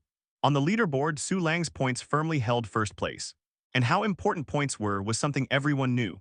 2 Thunderbolt. First floor players, be careful, the leading ghost is very strong, but pay attention, being surrounded by vengeful spirits at your door is the most terrifying situation. First floor players who see others being surrounded can come out and use ranged attacks to break the encirclement. 1 Jin Zin, at Thunderbolt, floor leader save me, I'm surrounded. 2 Thunderbolt, useless. 49 Le Xuan. Dorm 40 and Dorm 60, report your ghost information. 164 Liu Lei, damn, The dorm owner was about to open the door. Luckily, I grabbed and held him back. Everyone watch out for the vengeful spirit's mind control. 174 Joe Dakshing, brothers quickly check the points leaderboard. 32 Yi Fan, holy shit, this is insane. Over 200 points within 2 minutes of the game starting. Oh, it's Brother Lang, never mind then. 88 at Su Lang, Brother Lang, what's going on with you? Did you take some kind of performance enhancer? Other people weren't very familiar with Su Lang, but those who had experienced the previous round of the game knew Su Lang all too well. Discovering Su Lang ranked first on the leaderboard, a group immediately started making noise, and even Wu Huihui sent a private message asking about it. But Su Lang had no time to reply. Watching the vengeful spirits retreat into the hallway, he sighed. The ghost child has another skill, ward home and repel evil. These ghost creatures are all too afraid of the ghost child. The ghost child's attack range was limited. Watching the cowering group of vengeful spirits refusing to advance, it stamped its feet in anger. It's okay, Su Lang. Hey, ghosts are coming from over there. Cao Yaxuan was halfway through comforting him when she suddenly changed her tone, speaking with excitement. From the right side corridor, batches of swarming vengeful spirits came pouring in. Many of them were shot dead along the way by crossbow bolts, allowing other dorm owners on the same floor to pick up some easy points. But more vengeful spirits had already appeared on the surveillance screen, seemingly endless in number. The ghost child also noticed this, its angry expression immediately turning joyful as it opened its mouth and inhaled fiercely. Guardian spirit ghost child killed. Su Lang's mouth corners lifted high, finally unable to hold back his laughter. Worth it, everything was worth it. That risky venture out to get the airdrop care package back then was absolutely worth it. Making enemies with other players, that cost was nothing. The vengeful spirits in the corridor were lined up in long queues, making it somewhat difficult for them to retreat immediately, forcing them to brace themselves and charge forward. Meanwhile, from the left side hallway, a male ghost wielding a long sword suddenly charged out, letting out a fierce roar as it led the other ghosts in attacking Dorm 200. Liu Quan. Type Evil Spirit. Level 3. Skills. Swallow 3 points of water, water calling sword technique, Evil Spirit Screech. Liu Quan was 1 level higher than Zhou Tao, and his type was Evil Spirit. The 3 women, Cao Yaxuan and the others, also saw Liu Quan's information, their faces tightening with concern. At this moment, the ghost child had already cleared a large area on the right side. Turning its head and discovering Liu Quan and the other ghosts had reached its feet, it flew into a rage. When others avoided it, it got extremely angry. When others weren't afraid of it, it also got angry. Ghost creatures by nature were already moody and unpredictable. And in the ghost child's description, there was one phrase. Extreme malice. Liu Quan had already reached the ghost child's feet. The latter glared with its eyes, making Liu Quan feel his spiritual body was about to fall apart. His sword wavered, unexpectedly not striking at the ghost child, his great enemy, but instead stabbing toward the door. Steel door durability. Su Lang had already adjusted the surveillance screen to show the entrance area for convenient viewing, while he himself stood behind the door. Seeing the steel door's durability decrease, he calmly picked up a piece of steel material nearby and chose to repair it. Outside the door, the ghost child opened its small mouth. Liu Quan lasted about 10 seconds before still transforming into black smoke. Taking advantage of this opportunity, the vengeful spirits had already surrounded the door, their sharp claws scratching against the steel door with grating, crunching sounds. Su Lang's stored steel materials were rapidly consumed. To reduce the pressure, Tong Qi and Cao Yaxuan also activated the automatic attack mode of the bronze repeating crossbow. Several seconds later, the ghost child, now with free hands, sucked away all the surrounding vengeful spirits. Su Lang breathed a sigh of relief and checked his personal points, astonished to discover his points had already broken 1,000. Just that level 3 evil spirit Liu Quan alone had provided him with 500 points. Su Lang, those vengeful spirits don't seem to be coming over anymore. Wang Yazhai, who had been mostly observing throughout, watched the numerous vengeful spirits fearfully refusing to advance and said with a smile. Yeah, Su Lang nodded, then suddenly pushed the door open. Instantly, those vengeful spirits went crazy, roaring as they charged over. After showing himself for half a second, Su Lang closed the door. Watching the vengeful spirits being devoured by the ghost child on the surveillance screen, he silently praised the tactic. Blood grudge players so effective. Cao Yaxuan and the others were completely stunned, then became overjoyed. Su Lang, this method of yours is really great. Cao Yaxuan applauded, feeling that those charging monster spirits were actually cute. Brother Lang is just amazing, haha. Tong Qi was beside herself with joy. Wang Yazhai also smiled. This round of the dorm survival game didn't seem that difficult after all. 20 minutes later, all the vengeful spirits on the 10th floor had been completely cleared out. Su Lang's points held a cliff-like lead, points leaderboard. Zhu Lang 3411. Thunderbolt 849. Zhu Ruyan 589. On the first floor, Thunderbolt was so angry his nose was crooked. He had always been known for his brave character, daring to fight and strive, and was determined to take the top spot on this points leaderboard. Yet he ended up being completely crushed by a one-cycle player. Shouldn't these blood grudge players be the first to die? Dormitory broadcast. 10th floor player eliminated monsters with extreme speed. First wave monsters will be unable to enter the 10th floor. Hearing this broadcast, Thunderbolt cursed angrily, blasted several vengeful spirits away with a palm thunder strike, completely lost the will to continue fighting, turned around and entered his room with his 4 teammates. A level 2 dormitory could accommodate 4 tenants. This meant Thunderbolt, as a 3-cycle player, had ranked in the top 10 for at least 2 cycles. This was completely different from that incompetent Liu Quan. Just think about it, many people can't even make top 10 twice in a row in a battle royale game, let alone in this terrifying dorm survival game. What the hell is going on with that Su Lang? Thunderbolt immediately messaged Jinzin as soon as he returned to his dorm. When he first transferred to the Mad King dormitory building and saw there were no veteran players from the 4th or 5th cycles, he had been ecstatic, considering first place as good as his. He never expected the disappointment to come so quickly. One Jinzin, brother Thunder, I don't know either. I'll help you ask people on the 10th floor. In dormitory number 1, Jinzin wiped sweat from his forehead. There was a time when he dreamed of having beautiful women on both arms, but one round of the game completely shattered that dream. Reproductive behavior was absolutely a luxury in the dorm survival game, something ordinary people really couldn't afford.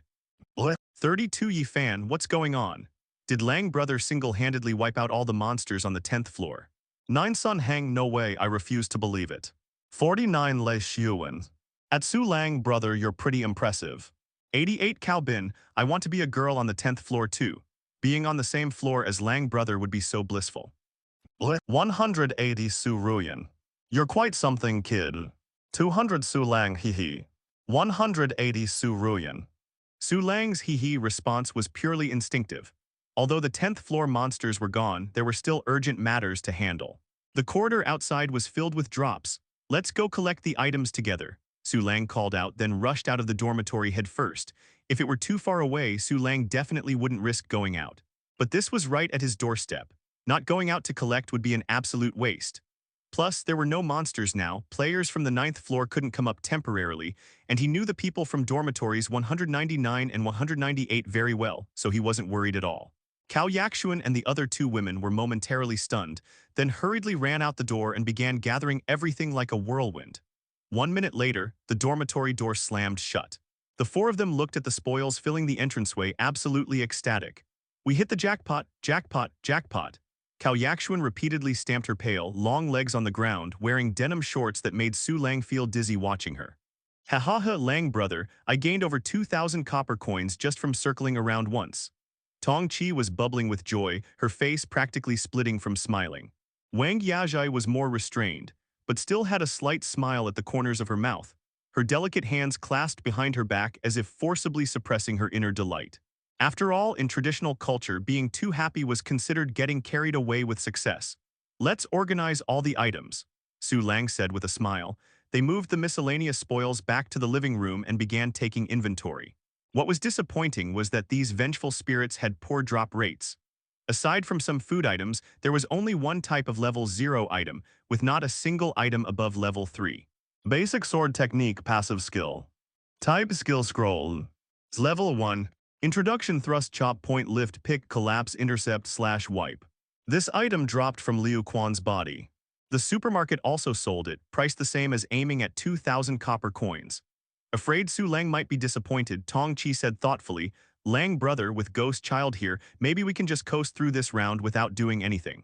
Yes, Wang Yajai nodded with a faint smile. Neither woman was a killjoy, rarely showing discouragement. During their time together, they had never heard either of them complain. That would be best. Su Lang nodded in response, his gaze fixed on a pile of small black-gray cloth fragments on the sofa. Soul fragments. Type item. Introduction, essence residue of ghost-type monsters, also a favorite snack for ghost-type creatures. Su Lang collected all the soul fragments into his backpack, and discovered there were actually over 300 portions. After thinking for a moment, Su Lang said to the three women, "Does anyone want these soul fragments? They're taking up my inventory space." Tong Chi raised her hand. She felt that among the four of them, she was the most useless. Being a mobile backpack was fine too, at least she was solving some trouble for the team. To be honest, Su Lang was quite fortunate to have found Cao Yaxuan and the other two women. One was a wealthy socialite, active in high-end circles, never having to worry about life's struggles. One was a pure female college student from the countryside, uncontaminated by the internet. One was from a scholarly family with strict upbringing and dignified behavior. All three women thought about how to reduce pressure on the team, avoiding internal conflicts. If some internet-influenced female college students had come instead, they'd probably be filled with thoughts about men's rights, women's rights, abstract concepts, melancholy, freedom, and such ideologies. Given time, they'd definitely cause trouble. Su Lang handed all the soul fragments to Tong Chi, then said, "Give me all your copper coins. If there's anything you want to buy, just tell me." "Okay." The three women responded, trading all their copper coins to Su Lang. Funds: copper coins 15,956, silver coin 1, gold coin 0. The silver coin was a drop from vengeful spirit Zhou Tao. When the game ended, he could try another lottery draw. The veteran players had already mentioned that certain high-level items required silver coins to purchase, but he felt the lottery would be more interesting. Although the Survivor set was level 3, it was top tier among level 3 items, with attributes that could rival level 4 items in the supermarket. Copper coins are over 10,000 again. This must be what those veteran players call farming monsters. Su Lang pondered to himself. The supermarket was closed during gameplay, but this money could still be used for spending. Su Lang opened the trading network. While collecting information from the chat room these past days, he had frequently browsed the trading network and was quite familiar with the prices. However, when he skimmed through the items listed on the trading network again, he found that without exception, all items had increased in price. Especially those items designed to deal with ghosts and monsters, their prices had at least tripled compared to before. If it were Su Lang, he definitely wouldn't sell if he had corresponding items. But he also knew that he had this mindset because he wasn't lacking those small amounts. Many wealthy people couldn't understand why someone would sacrifice their health for an extra 200 in wages. But that was actually their only option among limited choices. If they could just relax at home, who would want to go out and work? "We still have over 2 hours of rest time. You should browse the trading network too," Su Lang said to the three women with a smile. "Okay," Cao Yaxuan's expression lit up with excitement. From Su Lang's tone, it sounded like he planned to buy things for them. Su Lang did indeed have that intention. In this environment, a positive and optimistic mindset was very important. To have external stability, internal cohesion must first remain unbroken. Su Lang browsed around but didn't find anything he wanted to buy, so he casually opened the chat room. When he looked, he discovered quite a few people hadn't mentioned him. After finishing off the monsters, he had immediately taken stock of his gains and hadn't had time to pay attention to these messages. Scrolling up through the message history, he saw messages from Yi Fan and Li Xuan. To be honest, although others envied the players on his floor who could rest early without worrying about monsters coming up, for him this was actually a weakening effect. He could have kept luring monsters continuously, what a pity. After all this time, everyone had already thrown themselves into the tough battle against the vengeful spirits, so Su Lang felt it inappropriate to continue the conversation and simply replied with lucky break. As soon as he spoke up, it was like a young woman entering a male military camp. Messages immediately flooded in. 58 Liu Bing, the big shot has appeared. 193 Nizaya Aju, Lang Ji, you're so awesome. 186 Li Zhu. Lang Ji is amazing, hee. Thanks to Lang Ji's blessing, our dorm's crossbow bolts took out 2 vengeful spirits. 176 Xiang Kang. At Su Lang, big shot, could you please clear from the top down? The 9th floor urgently needs rescue. 163 Wang Yu, woo woo, save me. The vengeful spirits are so scary, my iron door can't hold them off at all. Big shot, can you save me? 88 Cao Bin, at Wang Yu, where's your floor leader? 164 Wang Yu, the floor leader is on the other side, beyond reach. Someone save me, even just give me some iron materials. This Wang Yu was a complete newbie, and not long after speaking, his name dimmed. No one paid any attention. This wasn't the first casualty in this round of the game.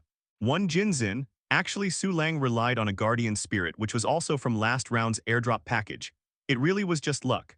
When it comes to true skill, Brother Thunderbolt is more impressive. He protected me through sheer force, and the first floor didn't have a single casualty. 18 Lake Yangs. Yeah, you have no idea. Brother Thunderbolt was killing back and forth in the hallway. Absolutely insane. 186 Wu Hui Hui. At Jinzin, how do you know about what happened on the 10th floor? 1 Jinzin. Don't worry about that, I just know. Second floor brothers, don't panic, I'll finish things here soon and come help you. 186 Wu Hui Hui. Thank you, you saved everyone's life again. 200 Su Lang. Yeah, if I encounter difficulties in the future, remember to risk your lives to save me too. 186 Wu Hui Hui. That Jinzin seems to have something against you, be careful. 200 Su Lang. Okay. In dorm 186, Wu Hui Hui closed the private message interface, frowning deeply, suspecting someone had leaked information. Well, no need to suspect, someone definitely leaked information, otherwise Jinzin couldn't possibly know about the 10th floor situation. Reputation was an important thing, representing influence. Jinzin saying those things was mostly to damage Su Lang's reputation. She just didn't know if Thunderbolt had instructed him or if he was willingly being a lackey and vanguard. Wait a minute, Wu Hui Hui's eyes widened. Since when did she start thinking about so many things? It seemed she really had too much free time. Su Lang didn't care about reputation or lack thereof. If possible, he'd actually prefer to have less presence. Unlike those hardworking floor leaders, he just needed to peacefully lie low. Is there anything you want? Su Lang looked at Cao Yaxuan and the other two women. Doesn't seem like there's anything we want. Tong Chi shook her head. You must choose one thing. Su Lang's attitude was firm.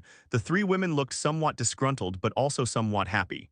In the end, each of the three women chose a small item. The total value wasn't even 200 copper coins, but their faces blossomed with smiles brighter than flowers. Su Lang felt happy watching them. Tong Chi bought a chocolate bar, Cao Yaxuan bought a bottle of perfume, and Wang Yazhai bought a light green gauze hair ribbon.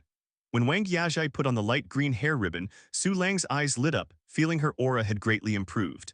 Name's Wang Yazhai. Experience first term. Room number 200 tenants. Comfort level 96. Can increase nightmare coin conversion rate by 96%. The comfort level had indeed improved. Sometimes you had to admit that women's own taste was much better than men's. Of course, this only applied to women with good taste like Wang Yazhai. Dormitory broadcast, first round ended. Everyone has 10 minutes rest time. 10 minutes later, the strange guests from the graveyard will visit the Mad King dormitory building. Strange guests from the graveyard, Su Lang raised an eyebrow. The dormitory broadcast had finally previewed the next round's opponents, but the description was confusing. Moreover, the game progression was too intense, giving no breathing room at all. Crises came wave after wave. Su Lang, what do you think the next round's monsters will be? Cao Yaxuan asked nervously. Strange guests from the graveyard, maybe zombies or ghouls or something. Su Lang shook his head and spoke. Probably. Wang Yazhai nodded, unconsciously tightening her grip on her sword. Time slowly passed. The thumping sounds in the hallway never ceased. People hurried outside to search for supplies. Although it was only 10 minutes, they might still find something. They were like day students who helped an old lady cross the road and now had to run fast or be late. During this time, some higher floor players came up to see what was going on with Dorm 200. When they saw Su Lang only had a steel door, they started discussing. What's going on? How come Su Lang's dorm only has a steel door? Edge dorms next to the hallway, unless they have third-level doors, almost all got breached. Wait, could he be that kind of extreme player who invested all resources into himself, with explosive combat power, so his door is weaker? It's not too bad though. Look at his two attack facilities. Both are second-level bronze repeating crossbows. What nonsense about explosive combat power? Didn't I tell you it's all thanks to the guardian spirit? A voice suddenly cut into everyone's conversation. Everyone turned to look and saw it was Jin Zin who had arrived. Jin Zin, instead of clinging to Thunderbolt's coattails, what are you doing on the 10th floor? Running all the way up from the first floor, you're really something. Seeing that his words didn't have the decisive effect he wanted, Jin Zin's face darkened. The person on the 10th floor who had been feeding him information had stopped in time, unwilling to continue passing messages for fear of being exposed. So he could only come up personally to check out Dorm 200's situation. This time he came up specifically on Thunderbolt's orders. Although he wasn't Thunderbolt's tenant, both he and his teammates were practically Thunderbolt's underlings. This was the influence of a floor leader. Brother Thunderbolt Su Lang here doesn't seem to have any major issues. Jin Zin took a photo of Dorm 200 and sent it to Thunderbolt. Thunderbolt replied, "Oh, come back then." Jin Zin was puzzled. Just leave like that so simply, whoosh whoosh tilde. As the zombies entered the range, the bronze repeating crossbow immediately launched its attack. The swift repeating crossbow had an attack range of 3 meters, while the bronze repeating crossbow had an attack range of 5 meters, and its attack speed was still fast. Before the first crossbow bolt could hit the zombie, the second crossbow bolt followed closely behind. The zombie was struck by the bronze crossbow bolt, its body momentarily pausing, then it ignored the bolt stuck in its waist and continued hopping closer to Dorm 200. Whoosh whoosh tilde. And so the other crossbow also activated. The bronze crossbow bolt traced a streak of light through the air, like a cyan flash of lightning. Inside the dorm, Su Lang and the 3 women were all watching nervously, their breathing almost stopping. The killing power of the bronze repeating crossbow largely determined the outcome of this defensive battle. Fortunately, although the zombies had the reinforced iron bone skill, by the time they got within 2 meters of the door, they had already been hit by 6 bolts and fell to the ground, unable to get up. Loot rolled out from their bodies. But Su Lang and the 3 women had no time to look because behind the zombie were 1, 2, 3 more zombies. Clang, a zombie jumped in front of the dorm door, swinging its arms horizontally to strike. Steel door durability. Su Lang grimaced, quickly grabbing steel materials and standing behind the door. The steel door only had 50 durability points total. If 3 zombies surrounded and attacked it, it probably wouldn't last 3 minutes before breaking. Steel materials weren't cheap, after all, nobody ever had enough of such basic materials. Although Su Lang had purchased quite a bit in advance, he hadn't bought too much. Combined with the previously dismantled airdrop boxes, he now had 45 units of steel in stock, with each unit able to repair 1 point of steel door durability. We should be able to withstand the attack from these 3 zombies. Just as Su Lang was thinking this, before he could relax, he heard Tong Chi's exclamation. Lang Ji looked quickly. Tong Chi pointed at the surveillance screen. On the surveillance screen, white mist churned as 6 zombies arranged in 3 rows broke through the mist with their ferocious cyan faces while hopping, looking particularly frightening. Damn it. Not only were there more zombies coming, but they arrived in 3 rows at once. Su Lang cursed inwardly, but his movements didn't hesitate at all. It was already confirmed that the Ghost Child's Devour Ghost skill had no effect on these physical-type monsters, which meant there was only one way to supplement damage now. Although the zombies had reached the door and could smash it, this also made the bronze repeating crossbow's attacks land more promptly. The moment 2 zombies fell to the ground, Su Lang immediately opened the door and extended one arm. Colt, at your service. Bang, bang, bang, bang. Bullets fell like rain, creating a small metal storm. This was Su Lang's favorite magazine emptying technique. The effect was excellent. The cramped hallway didn't require any aiming. All the bullets hit the zombies, immediately taking down 2. Ding-ling-ling tilde. Just as Su Lang was about to change magazines, the unknown bell in the hallway suddenly intensified its vibrations. Instantly, Su Lang felt a sharp pain in his head, and the world seemed to spin around him. Without hesitation, he allocated 2 free attribute points to Spirit. 7 points of Spirit became 9. Su Lang's condition improved considerably. Focusing intently, he looked down the hallway but found no useful information. From then on, it seemed that as long as Su Lang coordinated with the bronze repeating crossbows, they could repel the zombie horde. After all, the hallway was limited, and due to the zombies' peculiar movement patterns, they couldn't form an encircling formation. 1 level 3 pistol, 1 level 2 door, 2 level 2 attack facilities. As long as the coordination was flawless, it seemed they could hold off this wave of monster attacks. But the problem was Su Lang had blood grudge. Su Lang glanced at the faintly approaching figures in the right hallway and felt his scalp tingle. Can't stay out here any longer, or it will attract more monsters. Thinking this, Su Lang took out an exquisite summoning card. The card flashed with light, and a zombie ran out, roaring as it charged toward the right corridor. The zombies on the right were momentarily obstructed. Su Lang took the opportunity to empty another magazine, then immediately closed the door. Leaning against the wall, Su Lang adjusted his mindset, then said to Cao Yaxuan, Yaxuan, you repair the door's durability. Cao Yaxuan didn't ask why and immediately went behind the door. It felt like a second had passed, or maybe an hour, when the clang, clang sound started up again outside the door.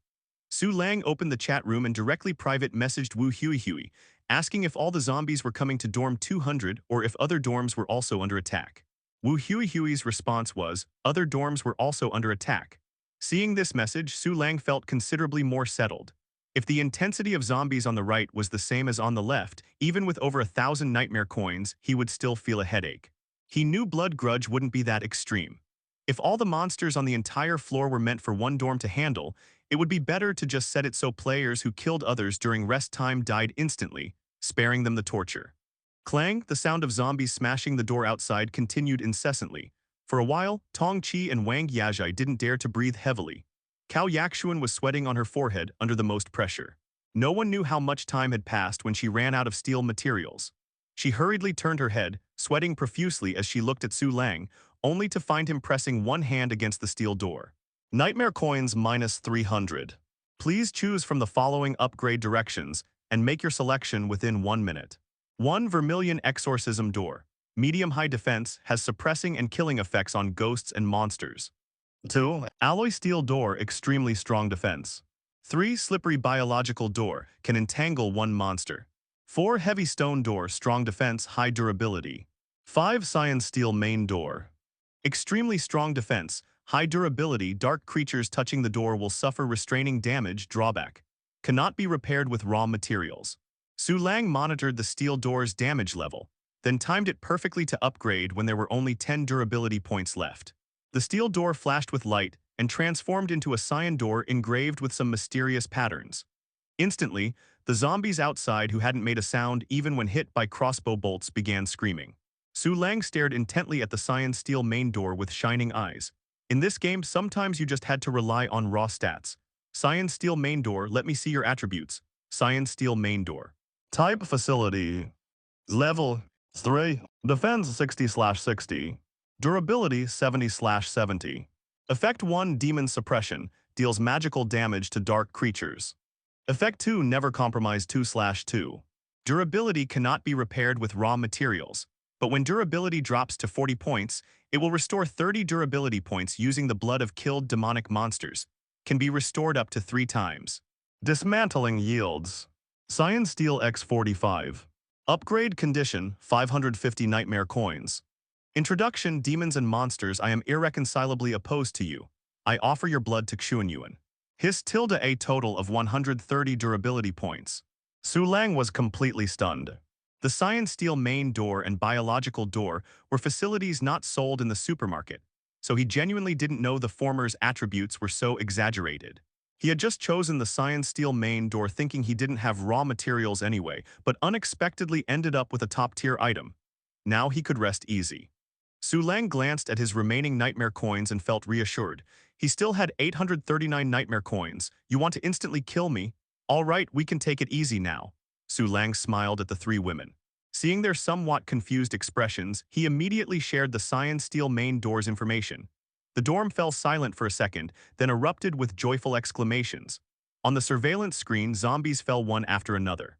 Every time they touched the Cyan Steel Main Door, their hands would emit white smoke, with more severe cases having their fingers melted. Coupled with the continuous attacks from the 2 bronze repeating crossbows, a small clearing actually appeared in front of the entire dorm door. The clearing wasn't large, only about 1 meter in distance, but it seemed to have become a forbidden zone for all zombies. Damn, what's going on? Su Lang's points are skyrocketing again. In Dorm 2, Jin Xin let out a shocked cry. At this moment, all the players from Dorm 1 had moved to Dorm 2. This was also a gameplay strategy. Players could exploit the 1-hour time gap to enter others' dorms, with the cooldown being around an hour as well. There was no other way. Their small iron door couldn't withstand the zombies for more than a few minutes before breaking, forcing them to adopt this tactic. The bespectacled young man was watching the zombies' attack intensity through the peephole when he heard this and immediately turned his head. What did you say?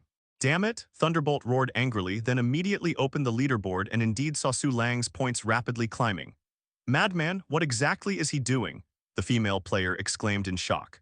Don't worry about him for now, let's figure out how to deal with these zombies first, quickly farm points. The bespectacled young man shouted.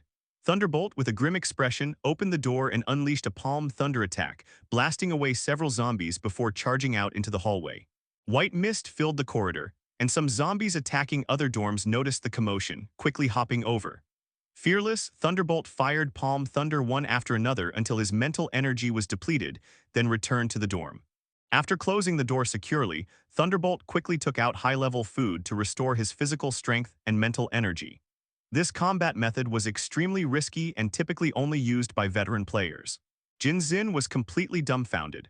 You could play the game like this? No wonder he's a top player.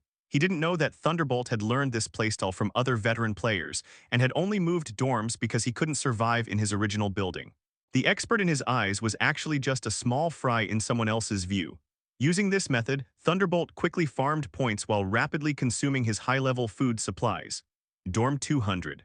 After clearing out all the zombies at the door and waiting until no more came, Su Lang resumed his operations. Ghost peeking, open door, peek out, close door, bring on the monsters. Zombies attacking other dorms sense the intense blood grudge aura and immediately change their attack targets, hopping over to deliver themselves to death.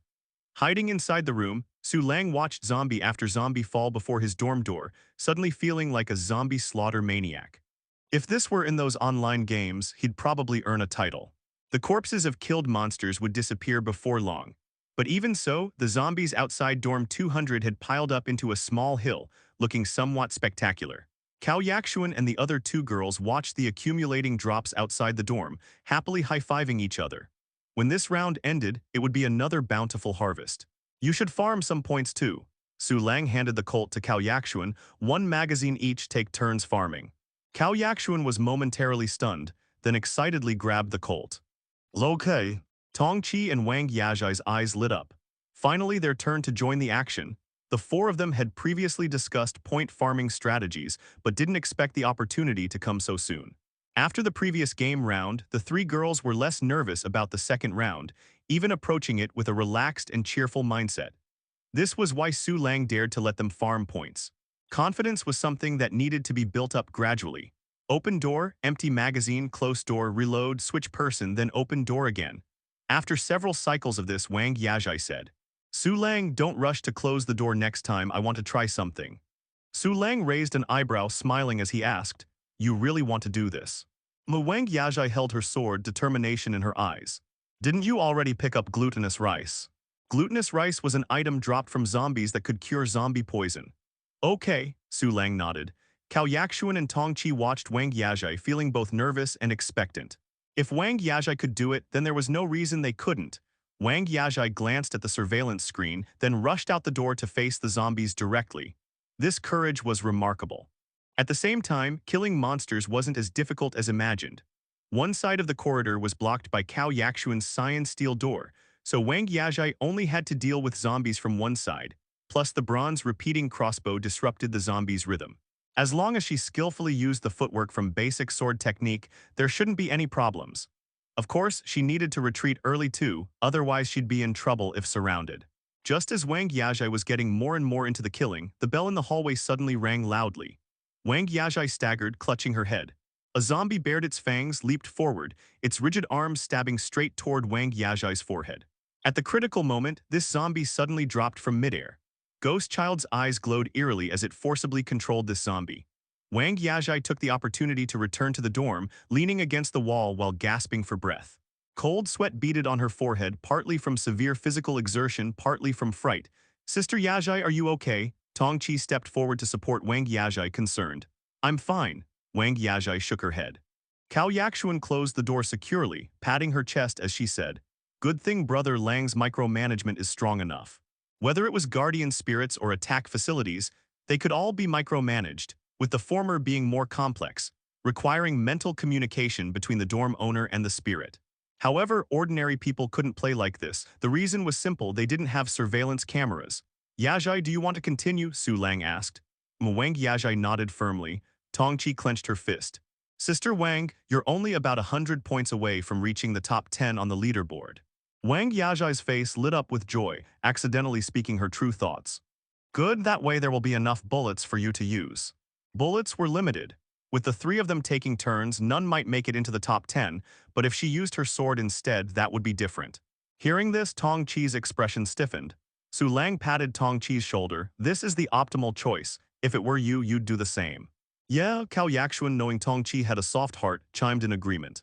Yajai, from now on you decide how to allocate your own attribute points. Su Lang looked at Wang Yajai and said.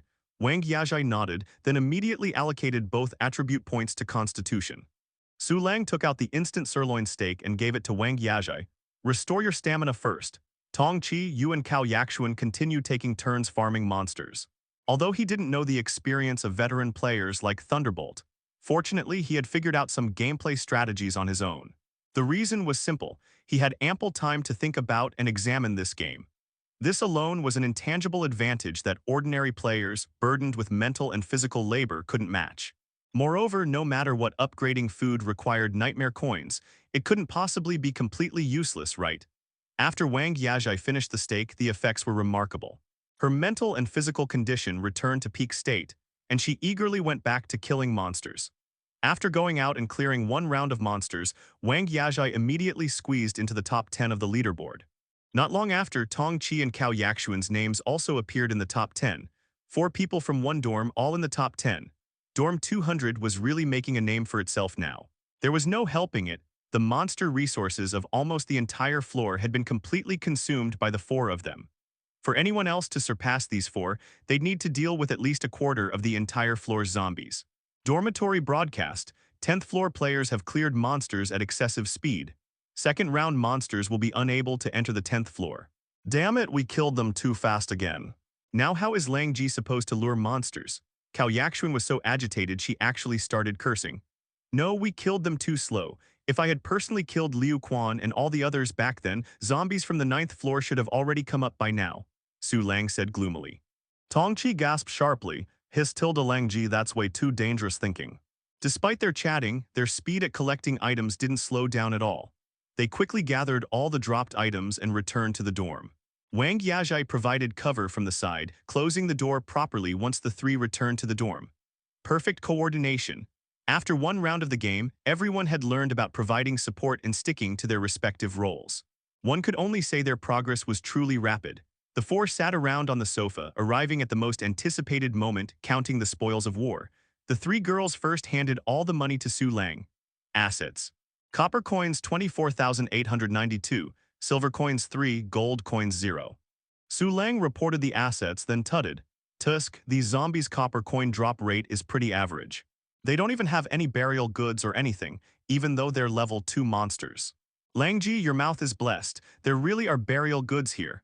Tong Chi laughed as she picked up a beautiful porcelain bowl. Blue and white porcelain bowls. Type porcelain. Level 0. Durability 3-3. Decomposition yields blue and white porcelain fragments x3. Promotion condition 10 nightmare coins. Introduction: burial goods of the dead. Useless except for being pretty, recommend smashing it. Su Lang smiled, set it aside for now, at least it's a container for holding things. Tong Chi nodded and casually placed the porcelain to the side. Among the dropped items, there were quite a few such burial goods, somewhat similar to the soul fragments dropped by vengeful spirits. All were dispensable trash. But there were 3 items that truly caught Su Lang's attention. Zombie fangs. Type item. Level 2. Effect: death aura. Place the fangs in your mouth to gain some aura of the deceased, making ghosts and monsters recognize you as one of their own. Durability 5/5. Decomposition yields bone powder x3. Upgrade condition 90 nightmare coins. Introduction: I had zombie teeth when I was little that even glowed. All the girls were scared of me. A black zombie essence blood. Type blood. Level 2.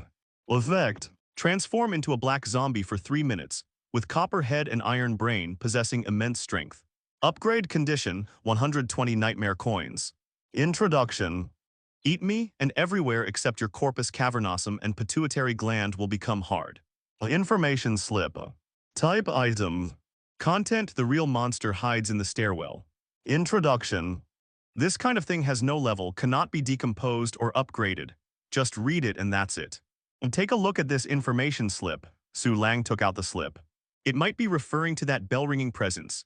Wang Yajai recalled the terrifying bell sounds and couldn't help but feel a chill. Probably, Su Lang nodded. I thought this round would have many types of monsters appearing, but it turns out there are only zombies. He had previously predicted the second round monsters would be more diverse, but facts proved him wrong. Tong Chi spoke up at this point. Are these zombies what veteran players call hard monsters? Although there's only one monster type this round and no level 3 monsters, many players have died. The hard bones that players talk about generally have 2 characteristics: strong door-breaking ability and being difficult to kill. Zombies fit both characteristics. Su Lang revealed a faint smile. He was happy that Tong Chi and the others could think independently. After all, he was just a newcomer himself, and sometimes his brain wasn't sufficient.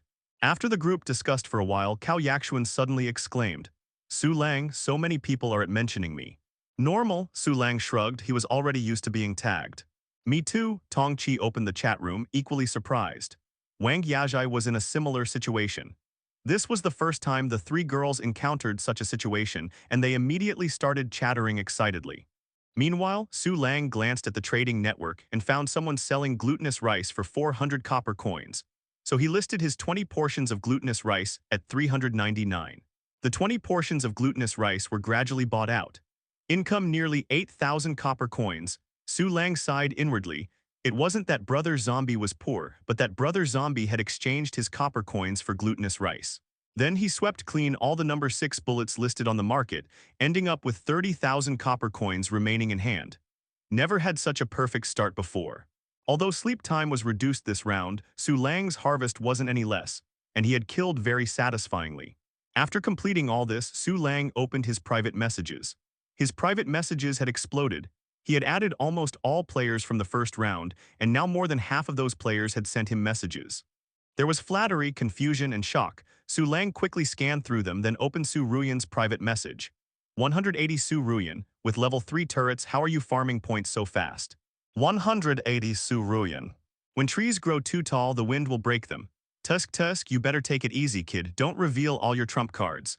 Points are important, but life is more important. Su Ruyan's messages ended here. Perhaps she felt embarrassed about continuing one-sided conversation, so she didn't say more. Su Lang's first thought upon seeing these messages was this Su Ruyan is quite the chatterbox. His second thought was, does she like me? Su Lang shook his head. The 3 major misconceptions in life were pure simp traps. If a pretty girl says a few more words to you, she likes you. Does sending a voice message mean she wants to date you? 200 Su Lang. Thanks for your concern, everything is fine here. 180 Su Ruyan, thanks to you I've dropped to 5th place now. Su Lang was startled, then checked the points leaderboard and found that although Su Ruyan's points had increased, her ranking had dropped from 3rd place. 200 Su Lang, that's what I should do, we're all companions. 180 Su Ruyan, I thank you. In dorm 180, Su Ruyan was grinding her teeth. For slacker players like Nizaya Aju, it would be best if Su Lang single-handedly killed all the monsters in the entire hallway. But players like Su Ruyan had ambitions, and Su Lang's approach was essentially stealing monsters. In the first round, vengeful spirits had low defense, so Su Ruyan could kill them instantly. Plus, with Su Lang around, she didn't need to worry about aggro transfer, so naturally she killed happily. But this round's zombies had tough skin. No matter what methods she tried, she only managed to kill about 10 or so. 200 Su Lang, why don't you go help out on the 9th floor? 180 Su Ruyan. The 10th floor big monster is hiding in the left staircase. Even using my butt to think, I know the 9th floor big monster is on the right. What's the difference between me going there now and releasing the boss early? 200 Su Lang. Maybe you'll get lucky and the boss is in a weakened state. 180 Su Ruyan, why don't you go? 200 Su Lang, I'm not that kind of person. You're not that kind of person, so I am then. Sometimes taking big risks is necessary, but it's not suitable for every situation. Like right now. Su Ruyan could guarantee that some people definitely couldn't hold back and would cross floors to lure monsters. These thick-skinned, high-attack power guys were literally players' nightmares. Although their attack methods were single, just banging and breaking doors, who could withstand that? One could say that any dorm without level 2 attack facilities, even with level 2 doors, couldn't withstand attacks from more than 5 zombies. Su Ruyan didn't have to wait long before obtaining the information she wanted. The names of these few people, including their roommates, dimmed almost instantly. They died almost instantly, Su Ruyan gasped in shock. They died so quickly, Su Lang was also monitoring their movements. Seeing the rhythm at which their names dimmed, he couldn't help but feel shocked. What died so quickly? Cao Yaxuan asked, confused. The 3 women had also been paying attention to these people in the chat room. After all, if they managed to come upstairs, they might appear on the surveillance screens. In non-combat states, everyone had their turrets' automatic attack modes turned off. Otherwise, they might accidentally harm passersby, which would not only create enemies but also waste bullets. But if those people had malicious intentions, they would need to immediately activate attack mode. Su Lang had said that other players in this game could sometimes be more dangerous than monsters. After hearing Su Lang's explanation, the 3 women suddenly understood, feeling like they had learned another trick. Wang Yajai felt an even greater sense of urgency. The pressure Su Lang gave her was too strong, it seemed like he knew everything. This kind of person unconsciously pressured those around them, especially someone like her with relatively strong self-esteem. Wang Yajai took a deep breath and said, "I'll practice my sword for a while. If anything happens, let me know." Tongqi covered her mouth and laughed. "Sister Wang, we're all in the same dorm. If there's any information, you'll definitely know about it." Hearing this, Wang Yajai's ears turned red, and she hurried to practice her sword to the side. Of course, she couldn't practice intensely now, she was just familiarizing herself with the routine moves. Otherwise, it would waste too much stamina. As the game difficulty increased, players had to calculate more things, with stamina being an important factor. Seeing Wang Yajai working so diligently, Su Lang also closed his eyes and began meditating. Suddenly, Cao Yakshuan and Tong Qi felt restless and uneasy. "You two are working too hard." Tong Qi and Cao Yakshuan exchanged glances. Tong Qi said, "I'll watch the surveillance." Cao Yakshuan said, "I'll monitor the chat room." Sister Wang and Su Lang are both working so hard. "I can't fall behind either." Tong Chi's belief was firm. Even Tong Chi is working so hard now, damn it, I originally wanted to drink tea and eat some cookies. Cao Yakshuan secretly grumbled to herself. Noticing that the atmosphere among the three had suddenly become serious, Wang Yajai paused her movements, then began practicing her sword with even more diligence. The four of them were like perpetual motion machines, constantly pushing each other to work harder. After who knows how long, Su Lang opened his eyes and asked puzzledly, "Hasn't this round ended yet?" "Ninth floor players are holding things up," Cao Yakshuan immediately replied. She had been watching the surveillance and was the most informed. "So that's it," Su Lang understood. Ninth floor players probably lacked powerful attack methods, making it difficult for them to kill zombies. In the past, players from other floors could help in such situations, but now that the corridors were blocked by big monsters, other players were helpless. White mist billowed in the corridors, and no one knew what was happening inside. Unless there was truly a floor leader who could rally an entire floor of people, then they might actually be able to explore the corridors. After some more time, the dormitory broadcast finally came.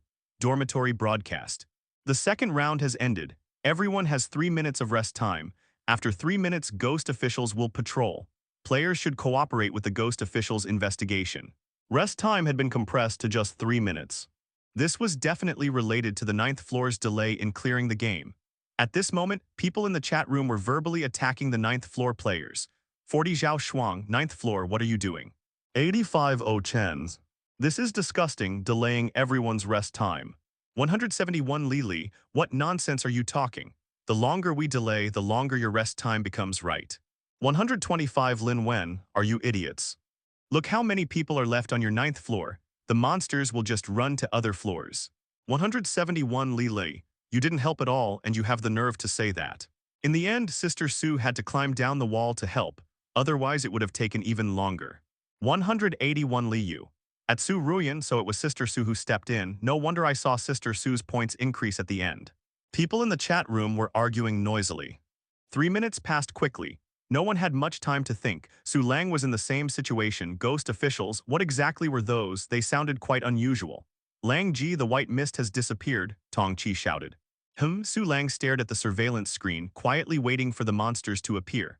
However, after waiting for a long time, no monsters appeared. The corridor was quiet and peaceful, everything as usual. Lang Ji, some players have died, they're from the 4th floor, Tong Qi reported. Su Lang was stunned and quickly pulled up the chat room. 4th floor. A 2-meter-tall monster wearing black official robes walked out of a dorm room, dragging 3 corpses with a hook and chain in its hand. The player in the neighboring room 77 saw this through the peephole and almost screamed. Ghost official. Type Ghost. Level 10. Skills. Introduction, ghost officials who capture vengeful spirits and fierce ghosts. They hate people who lie. Holy shit, how could there be a level 10 monster? This room 77 player was also an experienced player and had never heard of such severe clipping occurring in the game. In this emergency, the room 77 player used the chat room's built-in function to take a photo and posted it to the chat room. He didn't have time to care about what discussions it might cause afterward, instead pressing his ear against the door. Because after the ghost official passed his room, it went to the neighboring room. Next, he heard this sentence. Open the door, ghost official inspection. Immediately, this player's heart tightened. Not long ago, he had heard the same sentence. The 3 players next door didn't respond, and then their door was broken through. Now their corpses were hanging from the hook. Okay, ghost official sir, we'll open the door right away. Have you seen any evil ghosts or vengeful spirits recently? Yes, we have. Where? They were killed by us. How dare you lies? You weak mortals could never be a match for vengeful spirits. Immediately after, the players' screams rang out. The noisy commotion lasted only about 10 seconds before quieting down. The names of 4 players dimmed. And they were 4 experienced players. The room's 77 players' scalp tingled with fear. He quickly turned around and made a shushing gesture to his teammates, then posted this experience in the chat room. He recounted everything truthfully without any concealment, hoping only that other players could analyze more information from it, because he truly saw the possibility of an entire floor being wiped out by this monster. Su Lang listened to this player's account and connected it with the pictures they had previously posted, then spoke up. What he said is probably true. What do we do then, Lang Ji? That ghost official doesn't seem to be going door to door asking questions. It might reach the 10th floor soon. Tong Chi said nervously. Although there was only one monster this round, it was incredibly dangerous. So far, it seemed like every dormitory that had been knocked on by the ghost official ended with all the players inside dead. The survival rate was 0. Don't panic. Keep watching, I'll go ask Su Ruyan, Su Lang said with a furrowed brow. He felt that Su Ruyan had been relatively reliable so far. 200 Su Lang, Sister Wang, what's your take on this ghost official? 180 Su Ruyan. 1,000 copper coins per piece of information. 200 Su Lang deal. 180 Su Ruyan. First, go turn off the automatic attack mode of your attack facilities, otherwise you'll provoke the ghost official. This is pure game experience, believe it or not. Upon hearing this, Su Lang immediately instructed Cao Yakshuan and the others. 200 Su Lang, and then 180 Su Ruyan. The higher the monster's level, the more intelligent it is. For a level 10 monster like this, you'd better treat it as an intelligent person. 200 Su Lang and then 180 Su Ruyan. This kind of overpowered monster definitely isn't meant for us to kill. Don't think about killing it, instead look for its behavioral patterns. 200 Su Lang and then 180 Su Ruyan. That's all. 3 messages, 3,000 copper coins. Su Lang transferred the amount to Su Ruyan immediately. After all, if the ghost official really came to kill them, keeping these 3,000 copper coins would be useless anyway. After doing all this, Su Lang fell into— Hello, everyone. As we wrap up this video, I want to share a quick note. I have a Patreon account. If you'd like to support me and enjoy on-demand audiobooks, you can become a Patreon member. Alternatively, you can check out my Google Drive link, which has 500-plus novel audiobooks available through my Ko-fi or Patreon shop. I appreciate your support.